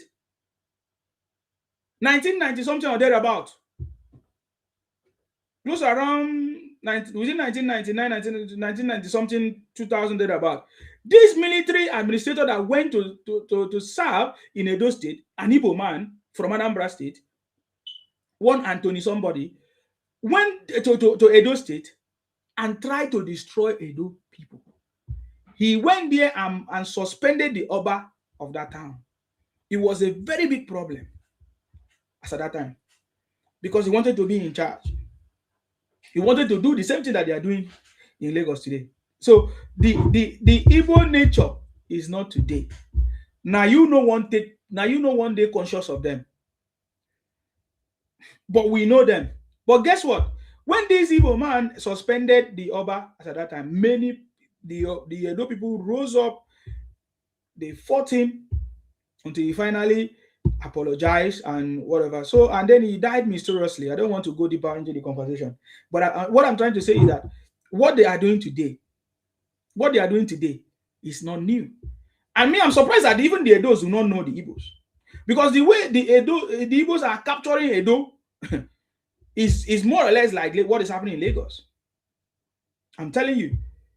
These Igbo people, what they did to the Edos as at that time, I won't, the way the Edos has forgotten. I don't understand it. Thank you very much, Toka and Rodowski. Yes, thank you very much. Navy, it was a Navy captain. Yes, one Anthony Onye, whatever. The hate that the Igbo people have on the Oba of Benin and others is not today. They have done it before. So that's one of the things I was so mad when I saw them trying to equate Nnamdi Kanu to Oba of Benin. I was mad. I said, if you don't know these Igbo people, how can you do that? Because that is what they do. If you know them, because some of you are young people who don't know this, who don't understand some of these things, you are tend to be carried away. If you understand these Igbo people, these Igbo Biafra people, it's not today. Are you getting me now? It's not today. They have been doing this thing. They have been acting the way they are acting. So it is not new. You understand me? It is not new. It is I would say it's us that has not been paying attention to all their plans, to all their steps and all kinds of things that they have been doing in the past. But we will continue. Chim and Neo say your bleaching cream is working. That's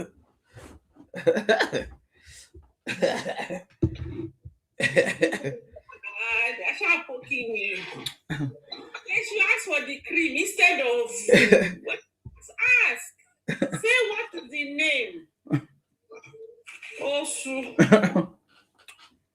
If like as they see me, they see me with as a different person. You enter the eyes. This is na phone, no.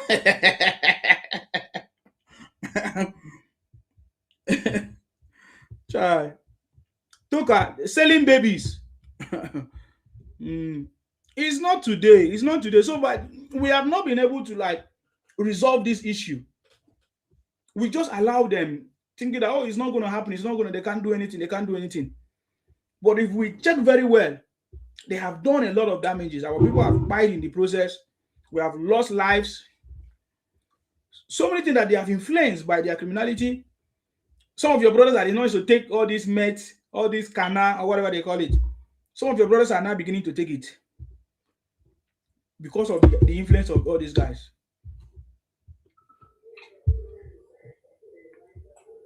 What about the issue of all these dangerous diseases that we are hearing now? Kidney cancer, all those things. It's because of all this, because of them. So it's time that we begin to pay attention to all these things. Now, don't get me wrong. Some people say, "Oh, you don't like them." I'm talking about Igbo Biafra criminals, which I know that 99.9% of them are part of it. Toka said every bad thing they are behind it. Yes, Toka, thank you very much for that.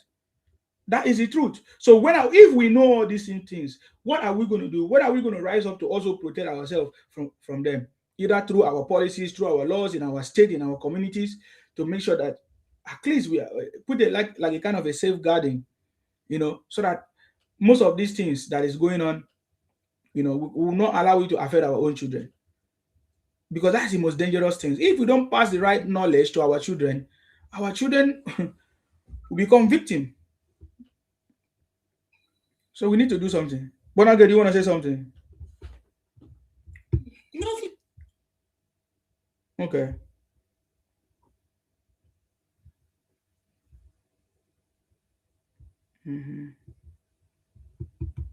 All right. Okay. So let's talk about what is happening right now, because this political atmosphere is already tense. It's tense everywhere. The breaking news: Fubara just withdrawn from the primary that is going to happen tomorrow in Rivers State, right? I think so. He just withdrawn from the primaries contest. That is gotten the message.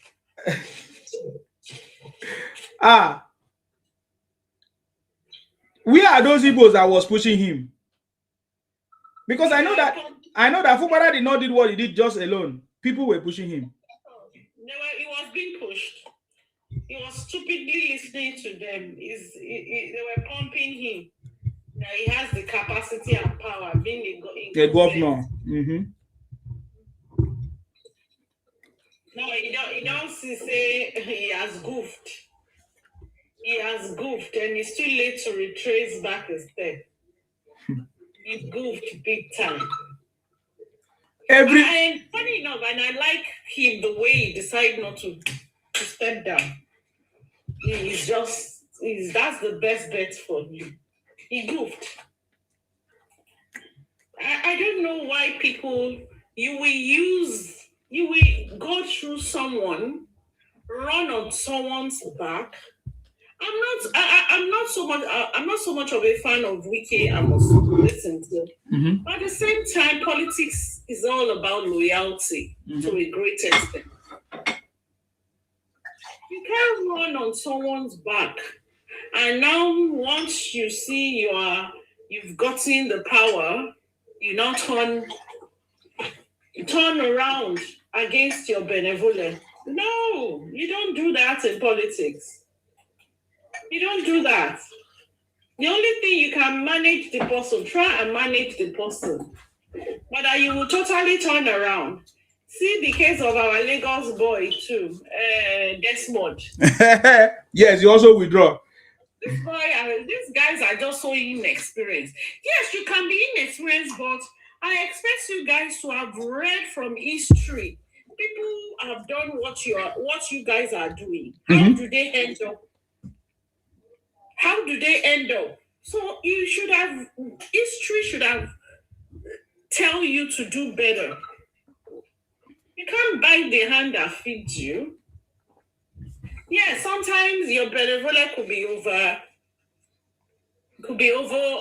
whatever. But there is a way you can manage, and it's all about politics, playing the game with the person. But that you just want to turn around and feel that you're ready. You feel you are popular, yeah. People likes you. People who are pumping you at the end of the day, they will back out. Even if they won't back out. The machinery that put you there will no longer there for you. Will no longer be there for you. They will use that same machinery against you. They will use it again. So now, that's what is crying about. Now. Yeah, but they told him that he has served for 12 years. Let someone else be there. Simple. Is that no wickedness? You want to be there forever? Forever. Huh. Wickedness. Because your so-called godfather or whatever, he was in a particular position for some time. He moved for somebody else to take over. Asiwaju was there as a governor for 8 years. He moved for someone. So do you now want to now become Mario in the house? Wow, he stayed a long time, 12 years. Wow. 12 years, he don't do. They were really patient on him. Yeah, they were. I'm serious. They were really patient, and it was the likeness or whatever they have for him. Yes. For him. So if not so. Lagos is not that, they are not that patient. There are a lot of people who are on the queue. You're not the only one. A whole lot of people that are on the queue. Get out and let somebody else do it too. And so Fubara, unfortunately, He got it wrong. And I expected him to have the last issue he had that the president got involved.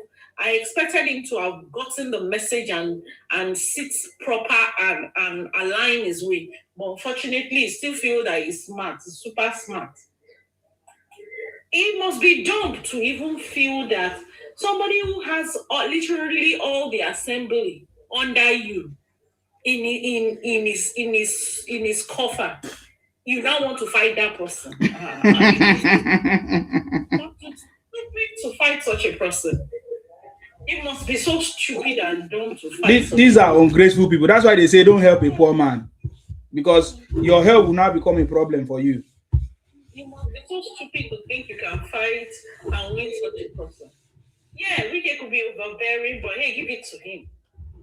He's a politician, and I don't think Wike is overbearing. No, you will agree. It's an agreement. If you did not agree, maybe you could have chosen somebody, but you agreed. You do for me, I do for you. Yes, that is who Wike is. He's not. I don't think Wike is a bad person at all. He's never. He's a very correct man. If you stick to the promise, he will be happy with you. You will play the game. You understand me? That is term, sir. What is that his term? Which one? That is popular term. Enyendeba.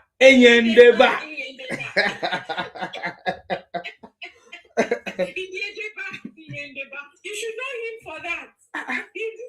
He's his boy now. He should know. He knows. You do for me, I do for you. You should know his principle. So that is the reason why you are made to play with such.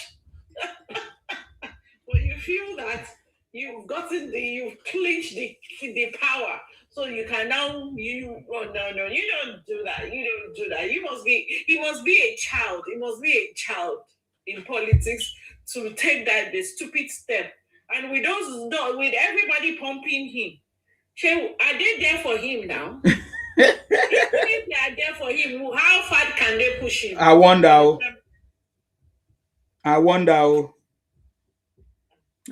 Thank you. Some AG said Fubara stepped down because he knows he will lose. Fubara withdrew because he knew he was going to lose the primaries. Exactly. He knew that there is no. Who are the backings with him? Who are the people that are going to be there for him? So that's he has not done for those people. So they won't buy him this time. No. He doesn't understand. He thought that politics was just so easy because Wike was there that fight all the fight. But I don't know why life is like. That's why I say don't help a poor man. I think I've always been saying this thing. Poor people will always be poor, because I'm talking about poverty in the mindset is a thing of the mind. Because how can you knew that there were people that was fighting even when Wike chose you? People were not happy with Wike. People was fighting Wike. They say this man is not supposed to be the person. He's not qualified. He's not this and that. But Wike said, "He's my choice," and he fought for you and made you to win. You went behind and then go back to those people. I don't know what could have become of him or what have come after him. Or he was playing Wike from the beginning. He knew what he was doing. He was thinking that he's going to deceive Wike at the end of the day. He must be a baby. He must be a child politician to think that he can play game. He play someone like that. Yeah, that's what he was trying to do. He thought that he would be able to play him. I believe now he knows Wike very well. Yeah, they taught him the big lesson now. Exactly. So if he's not buried politically in that region, now small go remain. They will bury him politically. All 4 years was a turmoil. Is full of turmoil. And seriously, I'm not his fan at all. He's not smart. He's not smart. He's not. I expect somebody to whom much is given, much is expected. I expect him to be more pragmatic and strategic in his dealing with Wike. Not all what or what's no. I'm sure maybe it's the Igbo people that are pumping him to go against his benefactor. Yes, now if that's the way Igbo people are, they will be pumping you, pushing you. That is what they did to him. Because this case of Fubara is a very peculiar one, because the president himself was involved, the federal government, of course, was involved. They begged him. In fact, I think they just allow him to just do the first term. That's it. Because but everybody was on top of the case. They talked to him. They made several agreements, which he did not keep to those agreements. So how will Wike allow a second term for you, or fight for you for second term, when you never kept the first agreement? First agreement. So you can't be trusted. Such person cannot be trusted. And it's all about trust and loyalty in politics. So Fubara, if you dey follow Tinubu, no dey follow corner. Yes, so Wike, tell me something. That's what happened to you. If you dey follow Tinubu, no dey follow corner. Yes, so Wike, tell me something. Che! Yes, so Wike, my man. It dey make things that happen. I never liked that Fubara one day. Because he, immediately he started doing all those shenanigans. I never liked him at all. I don't care about the story. I don't care about the story. That's the truth. Yes, I don't care about the story. Fight your state assembly. Yes, to the point that you held the state at hostage. What kind of politics are you playing? No, you don't do that. Even if you are fighting Wike, not your house of us, not your assembly. No, those are the people that they will determine if you stay or go. I don't know. That was too. That was too much. I just think that it was Wike that know how to play this card, because if not, Fubara could have just pretended for the first tenure to finish and allow Wike to support him and help him to finish his second and get re-elected. Yes, and then he can now start. Yes, and then you can now start misbehaving to Wike. You are not coming back. Yes, but because you started fighting. But because the God of Wike, the God of Wike did not allow Fubara to pretend. You can't even pretend. No patience, nothing. No, the thing really exposed him. Yeah. Then he was doing all kinds of shenanigans. Even when people came in and they were begging him, talking to him, they're actually working with him, wanted him to maybe they can settle it. Many times I've listened to Wike said many times there have been settlements, but he did not keep to his own part. It's crazy. The guy is just no. You don't do politics like that. How will I put it? No, you don't do things like that. Too soon that he started all his stupidity and nonsense. He must have had some Igbo supporter pumping him, because it's those people that do things like that. His Igbos have been pushing him now, because they started saying that where he come from, whatever, I've forgotten the name now, that is Igbo, whatever, in Rivers State. They want to take over Rivers State. They want to take over those people. So yes, everything happened tonight, or even before, because of course there's a meeting going on right now, APC. So lots of things are happening. Fubara withdraw, Desmond withdraw. I think, man, there's a lot of this country is no longer the way it used to be. If Desmond withdraw or he lost out. He did not. It seems Desmond lost out. Yeah, he said he withdrew and then he lost out. Yeah. I don't know. According, they always say use the word withdraw. That was the same way Cubana chief priest said he withdraw. We have lots of baby politicians. See this one too, he lost. He's not throwing tantrum. Who is he throwing tantrum for? Cubana chief priest. Wanted to blame Tinubu for his woes. That guy was mistake. If not, his loyalty is even yet to be tested. Just one loss, you are throwing tantrum. Go and ask people who have been contesting primaries for a very long time that they've done four times that they've not still won. They still remain loyal. You just, how many months you join party? You just lost. Just they throw tantrum. They throw tantrum. I beg, go sit down far. The thing that even surprised me about Kubana chief priest is he did not immediately just join the party. It's not even up to like 2 weeks or thereabout. He declared intention. He declared intention to run for something. Meanwhile, before that time, he has already insulted Tinubu and said, "Oh, no Igbos are going to vote for you, because you punish Nnamdi Kanu, that he should release Nnamdi Kanu." Yeah. That they one. All have agenda. I'm serious. They all have agenda. They don't have the skills. They don't have the good intention. They all have one on the agenda.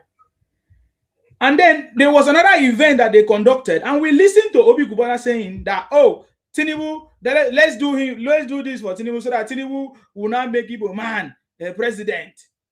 Sorry for we.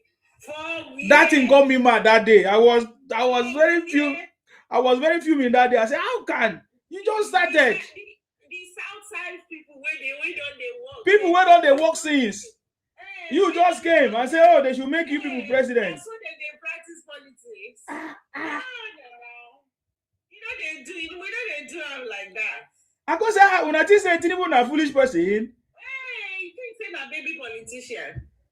You think say na baby politician? And that also reminds me of when I remember when Fubara went to meet Tinubu. Remember when people were saying, Fubara don't sideline Wike, he's now going straight to the box because it's not APC. How many of you remember that thing?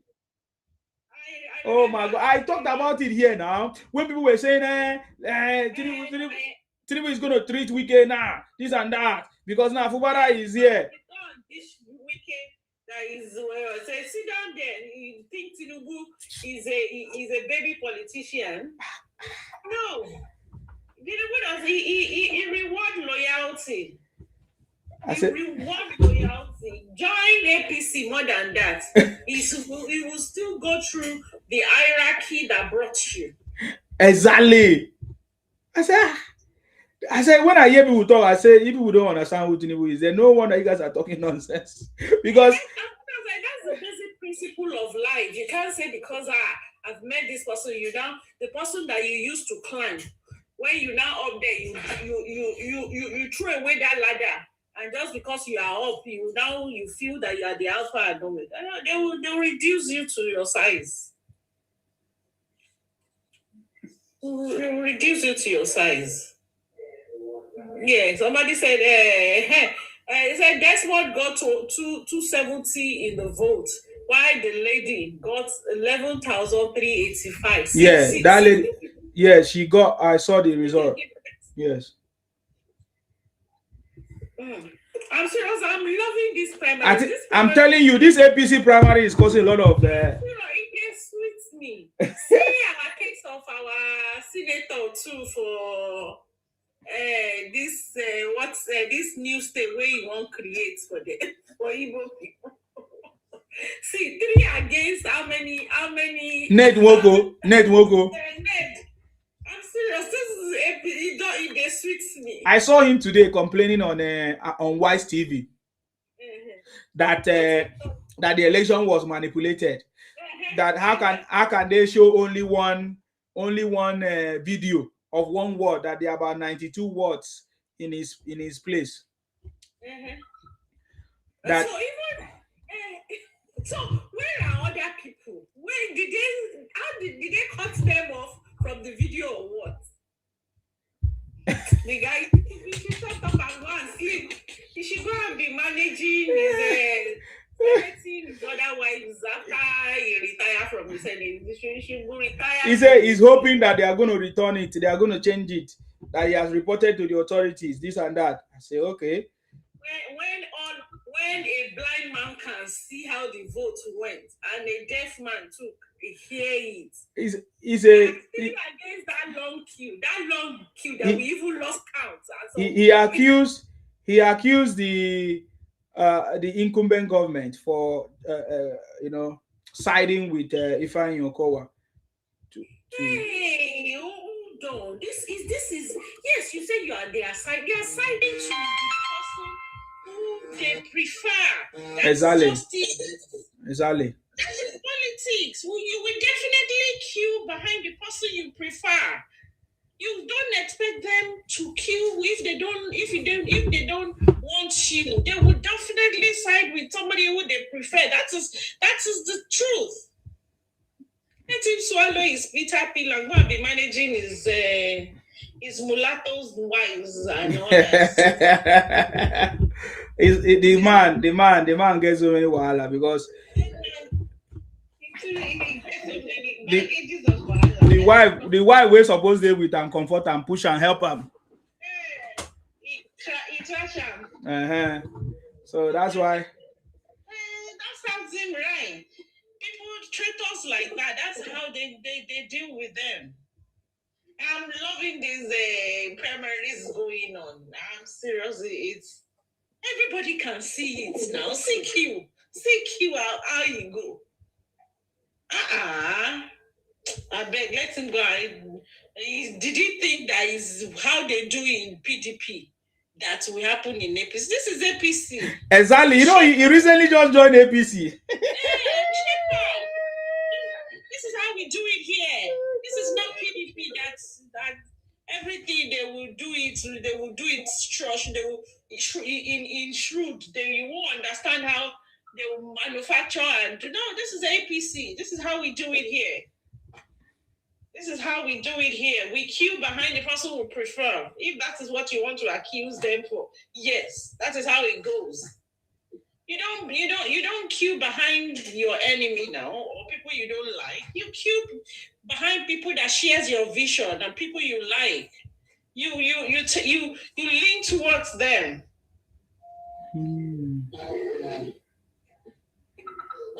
When he knows he needs more population, why can't he bring his retinue of wives, and if he has aged children that can vote, why can't he bring them there to come and join the voting, whatever?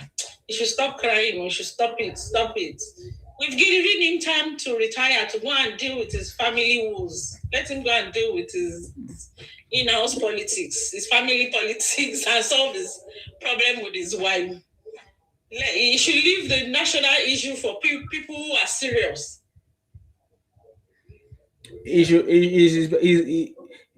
In fact, he should better go home and rest instead of spending money.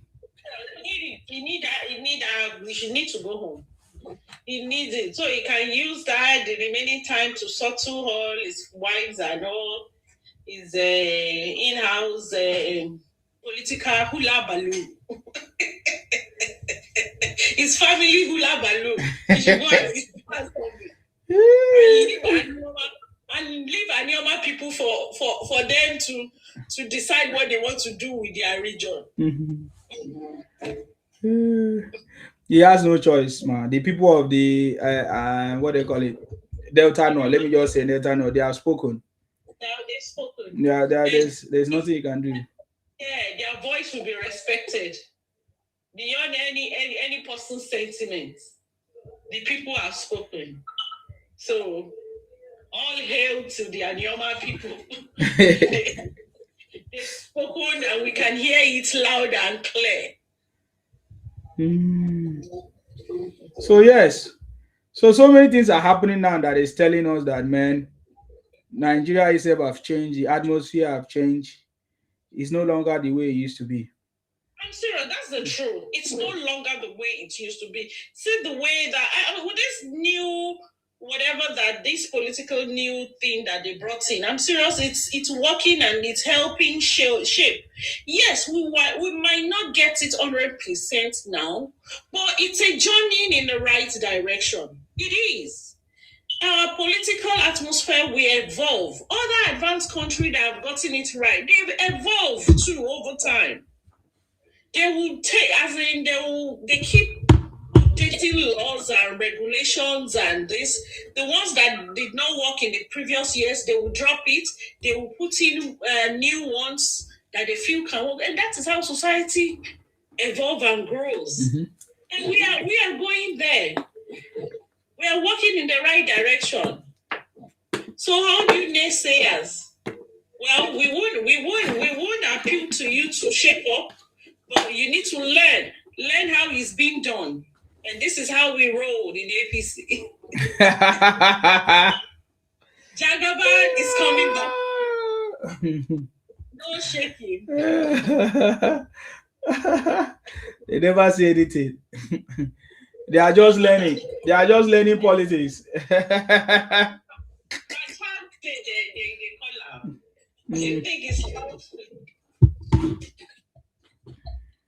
are just learning politics. Somebody who has been learning for decades.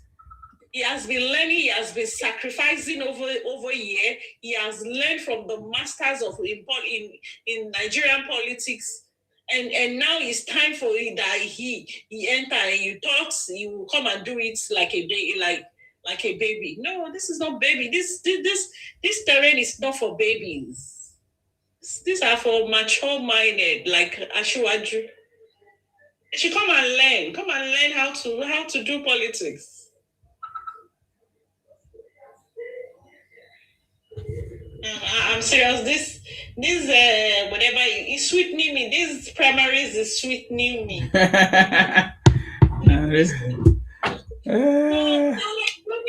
No struggle, no fight, nothing.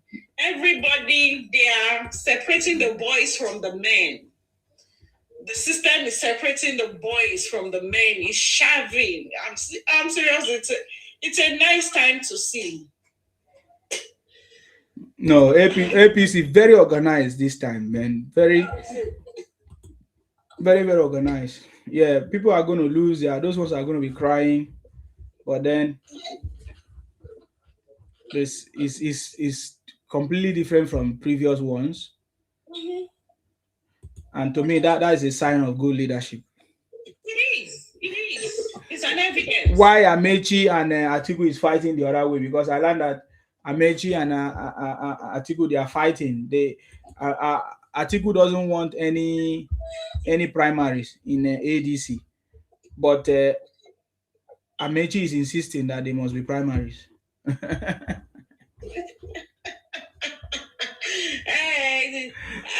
sure Atiku did not want to spend for primaries. He doesn't want to waste his money. Sure, you know from experience. Yes. So he knows he doesn't want to be doling out money. Yes. He just wants them to. He doesn't have. I think sure when they say they are fighting is because they don't have money to conduct primaries. Yeah, they don't have money for primaries. You know, it you have to pay this, pay that, pay that. Amechi have that money to pay this, pay that. Well, Atiku does not have that loose fund. Over the years, he has lost. He has paid. So he has. To a large extent, he has woken up. Yes. He knows that he doesn't want to be using me. So he doesn't think anybody should use me at all. He just wanted, please just present me and let's now go and face the main politics.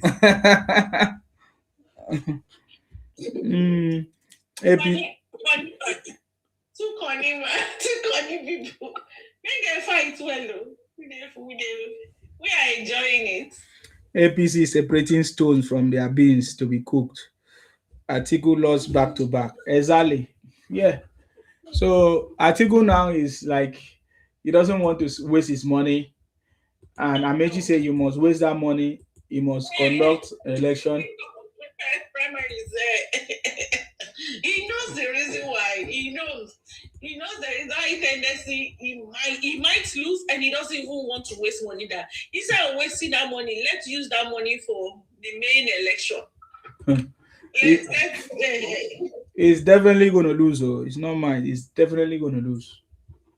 It's definitely going to lose. They must do that primaries. I thought they said the new regulation said they must do primaries. So the way they wrote the law is that if there is consensus, fine. So if everybody agree that you have chosen one candidate, like a consensus candidate, fine. But if one person just disagree, You have to do you must do the primary. So Amechi has disagreed that he doesn't want any consensus candidate. You need somebody. So they have to conduct the primary. So, and when they conduct the primary, it's no longer delegates. They used to do delegates or whatever. Now it's direct primaries. Yes, I heard. Yeah. So it's not looking good for all those old politicians, especially those ones that came from PD that are still thinking that it's the normal way. It's the normal way, yes. It's not yet. It's something they are not, it's a system they are not used to. Yes, because I listened to what's his name? That man, Ned Nwoko, say he did not understand what they were doing. He thought that they're gonna call the delegate this and that, so that they will use money and share as they used to do. And you just see if they allow them to share, you just see most delegate will just swing to them. Mm-hmm. But now they don't understand the system. They're not used to it. It's a system that is akin to them. This is how we do it now.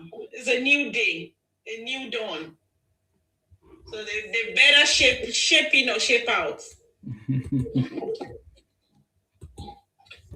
Tinubu is helping them to entrench democracy within parties as well too. So they should be thankful to Tinubu. Yes, of course. It's Tinubu's tax reform policies that is making this happen, right? And electoral reforms. Electoral reform that is making it happen. So they don't want to thank him now. Now, so Nigerians, they do. When somebody come out in power, they go say, oh, this person was good. Unlike before, those delegates, they will be swelling now in different hotels, collecting money. They will be feeling cool with themselves that they are the king. They used to collect a lot of money. It's not working now. Yeah, they'll collect from this, collect from that, collect from this. No. And I'm sorry, I love it by this way. Let it be open, not few selected people. Yeah, exactly. When is the due date? What do you mean? Damosh Oba said that's America's style of primaries. Okay. Perfect. What do you mean by due date, please? I don't know what you mean by due date. Due date for what? Oh, you mean the primary? It has already started now. Different state, different places. They're already doing their Yeah, they are already doing their primaries, So if that's what you mean.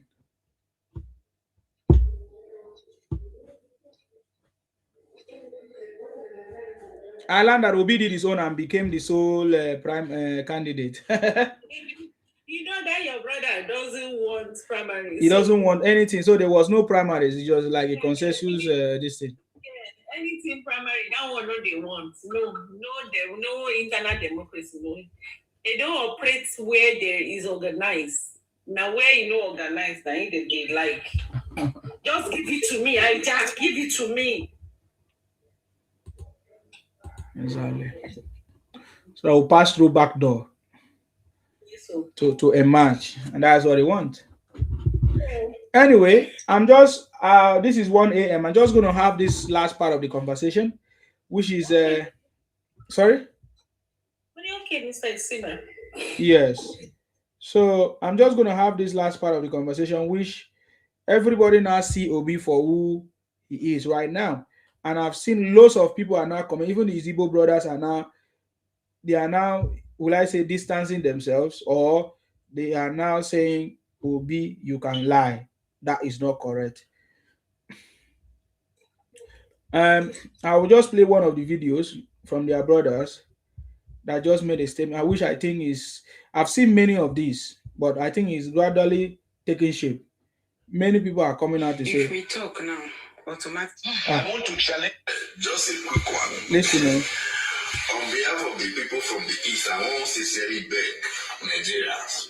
You see, you want to beg Nigerians. Please, may they forgive us from the East that will not send Obi when they do for national television. When they bring disgrace, copy. Hold on. I don't know. I don't think it was clear enough. I don't know if you listen, if you heard it very well. So, you know me, I don't believe them anyways, but he's saying that he wants to apologize. People from the East, they are very... He wants to apologize on behalf of the East for what Obi is doing. So let's hear him. Soludo, anybody knows Soludo? When he was the CBN governor, he performed very well. David Umehi is doing wonders to Nigeria Road. What Obi is saying on national television, nobody said it. Obi is not top thousands of people that can represent East. How will somebody go on national television? All you know how to do is to lie. Just lie. And you lie with confidence and pride. That you went to a restaurant in Abuja. You saw a first class serving food. And you have the guts and the boldness to say the president should help the opposition to win an election. You can imagine what is coming out from a man that wants to rule Nigeria. That you have the solution to solve the northern problem, and you could not solve the problem, solve IPOC problem that was happening in Onitsha and Anambra State. You see, we want to. Anyway, I just want to say that people are beginning to see Obi for who he is. It's as simple as that. The other day I saw Dele Momodu was begging on a TV that Obi is going to step down for Atiku. This that is Obi is, I don't know. I don't know why why Obi choose to deceive. Will I say disgrace himself this way? Because I don't know how Obi is going to emerge president of Nigeria. Like I've been calculating in my head, how is it going to happen? I can't see how it's going to happen at all. He's being delusional. In his dream, he can never be. He will never be. He can never be. That's the truth. It's example people that are still pumping him. They are pumping him. They will pump him till he get depressed. He will still go into depression after election. You see, they are pumping. I'm serious. It's an aberration to be comparing for Obi to be. They should be comparing him with Tinubu. It's an aberration. They are not on the same level. I don't know what is it about Obi. What is it? Nothing. Intelligence. Education-wise, anything, talk of anything. Even in that his business that he said is even running, import and export safe. He knows Sabia. Import and export. So yeah, that's what is going to happen. Door economy. Container economy. He said he went to study market to market economy.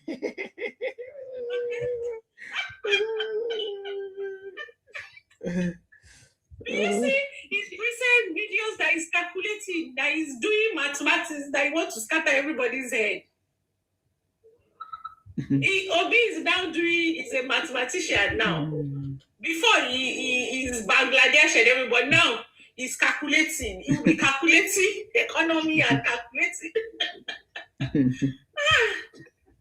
Serious, the guy is just a joker. Well, it's also nice that during politics you have elements like that will make you laugh, that will make humor. At least when the seriousness is going on, we will have comedy time as well too. So Obi will be supplying us all the comedy and humor during politics. So it's good. It's good to have him. It's good to have him. Yeah. That's why I say, if not Obi, everything could have been so boring. But Obi has made it fun, you know. Every time we talk about him, we just laugh and just move on. Because Tinubu don't give us something to talk about. He laugh. He's a serious man. He makes things happen. He's a serious man, yes. Obi is supplying the humor part of politics. I mean, he's our Ali Baba. So let him be doing the job of this guy for us. We're enjoying it. Interesting days ahead. and really, my condolence to the family of the lost teacher. Really, it's a sad one. Condolences to all the people who lost their life. Yeah. And we pray that we will overcome this. Nigeria will be great. By God's grace, we will get the system. We will get them. Amen. And we will overcome. Thank you, Mr. Isima. We appreciate your constant coming online, your deep love for the nation. I'm serious. I wish I could have this commitment as well to coming online and giving it all 12 hours. Sometimes you do 12-hour show. You see that? Yes. It's not easy. It's not easy, really. It's a whole lot. Thank you. And this is it's not today. You don't take. I'm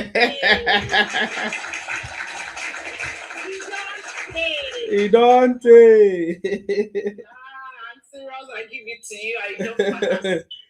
Thank you very much, man. Thank you. Yeah. I appreciate you. Yes. I mean, I can't do this alone. Of course, all of you and other people have always been here as well. You know, I would say is working together as a team. You know, to make sure that we make this happen. You know, we have done it before. So this one that is coming is we are already prepared. Pass goals going to happen now. Wow.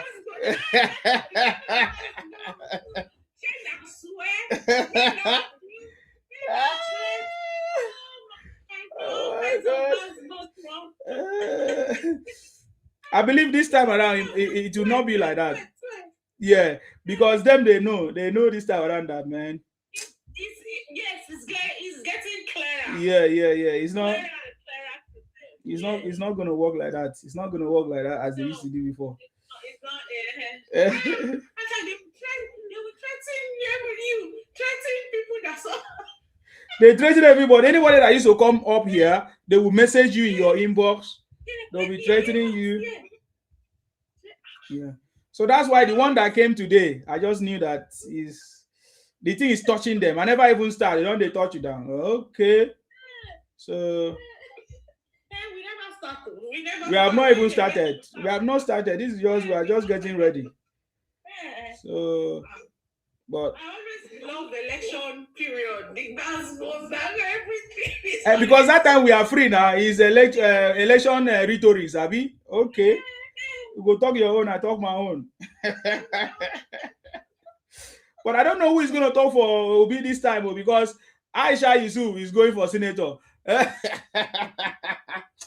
go mind her business. She go dey hustle her own hustle. These people. Hustlers around Obi. That is what they want to do. Is there after their own agenda. Yes. They just want to ride on Obi's little popularity that he said he has. And they feel that that is enough to take them anywhere. They're not going anywhere. But they are wise, so they are wise to use Obi to become a candidate. They're trying, but what worked in the last election will not work this time around. No, we have evolved. We have become the people have become wiser.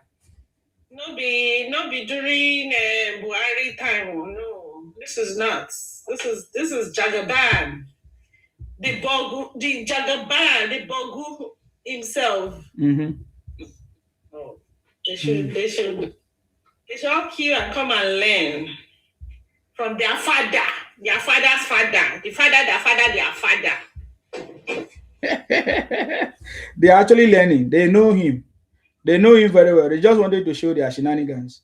Even Atiku know who Tinubu is. Obi know who Tinubu is now. Today, you know him very, very well. So they just want to play their own card and see how far. You know, if they see Tinubu today, they will bow down and shake him now. Just like when Reno saw Peter Obi. I know what Reno did to Peter Obi now the other day. Nothing else. The basketballs now just on social media. I know we are.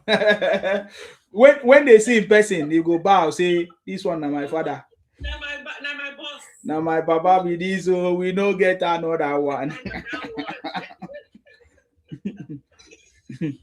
No. They seriously need to learn from Tinubu what Tinubu have done. I mean, how he turned the tide, especially that American issue.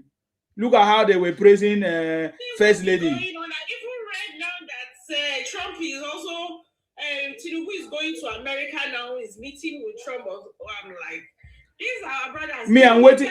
I'm waiting for Tinubu to come to Nigeria. That's my own. Trump to come to Nigeria. He needs to come to Nigeria. And that will settle it. That will settle it. Our brothers, they will faint. Hey, that payment will be so much. These are people. Well, we know them. We know them not today, so they will forever be in payment. Definitely. They will never recover. Okay. Thank you very much, ma, for coming. Thank you, Sister. We really appreciate you. Have a wonderful evening. Yes, thank you very much. Thank you very much, ma. Bye-bye. Okay, guys. Let's leave it there. It's like almost 1:01 a.m. right now. Maybe I just need to keep it short. We'll come back again with another conversations. There are loads of them. I just don't want to go deeper into most of them right now. But I tell you, what is necessary right now is for us to understand what is going on in our country, so that we are not going to be carried away by the propaganda that they are trying to push. We should be the one to push against it. We should be the one to tell them that we know what they are doing, buying people and using it as a political tool against President Tinubu, whatever game they are playing. President Tinubu is our choice. Yes, you also have the right to vote and be voted for. So if you think any other person is your choice, fine. We love the competition. We want to see who is going to win at the end of the day. I mean, that is what makes us different from you or distinguish us from you. That's what makes us the city boys, Jagaban, and we are ready. You understand me? So, but don't use insecurity, buying people, recording video to use as a campaign tool. That is so childish to me. That is wickedness. That is no longer politics. You are turning it to be something else. And if other people retaliate, I don't think it's going to look good for you. So guys, let us, be ready, because more propaganda is coming. I remember those days when we formed the South movement and we put some people there. I remember telling them that these guys, these Ibotic people, they know how to will I say, plant a seed of discord or plant a seed of some, bitterness and disagreement. that we should be very, very careful of them, that they will come, now that they see us come together to speak in one voice, that they will come and put asunder. They will do all kinds of things. And I was very, very right when I make that statement. And as at that time, many people were thinking that I was just talking because I needed to talk or because I hate on the Igbos. And all of a sudden it happened. It happened before their eyes. And I told it to them. I said, yes. I reminded them. I said, look at it. Look at what we did. Look at what I told you. Has it not happened? It's happened. So yes. So that's what is going on. So, and just like I'm telling you, there is more to come. You are going to hear more propaganda. You are going to see more propaganda. You are going to see all kinds of things, victims of all kinds of insecurities. But hopefully, these sacrifices that we are going to pay to redeem this country from this system that we are, at the end of the day, we are going to be happy, smiling, and be grateful to God. So thank you very much, guys, for those that supported, shared, contributed, all the guests. Thank you very much for your contribution. Thank you very much, Bonner Girl. Thank you very much, everybody, Sir Martins, and others that came in earlier. May God bless all of you. Let us continue to pray for our President, His Excellency, Asiwaju Tinubu. Let us pray for the Vice, Kashim Shettima. Let us pray for Uncommon Senate President Godswill Akpabio. And let us pray for ourselves and all of you Nigerians, South, Wazo South, Southwest, Northeast, all of you that are patriotic to this country and want progress in this country. That's what we are looking for. So we are going to call out every evil, and then so that we can achieve success, peace in our country, because that's what is important to us. So thank you very much, guys, for the opportunity, and stay blessed until I come your way next time. Thank you very much. I'm bye for now. Thank you. Thank you, Ma. All right.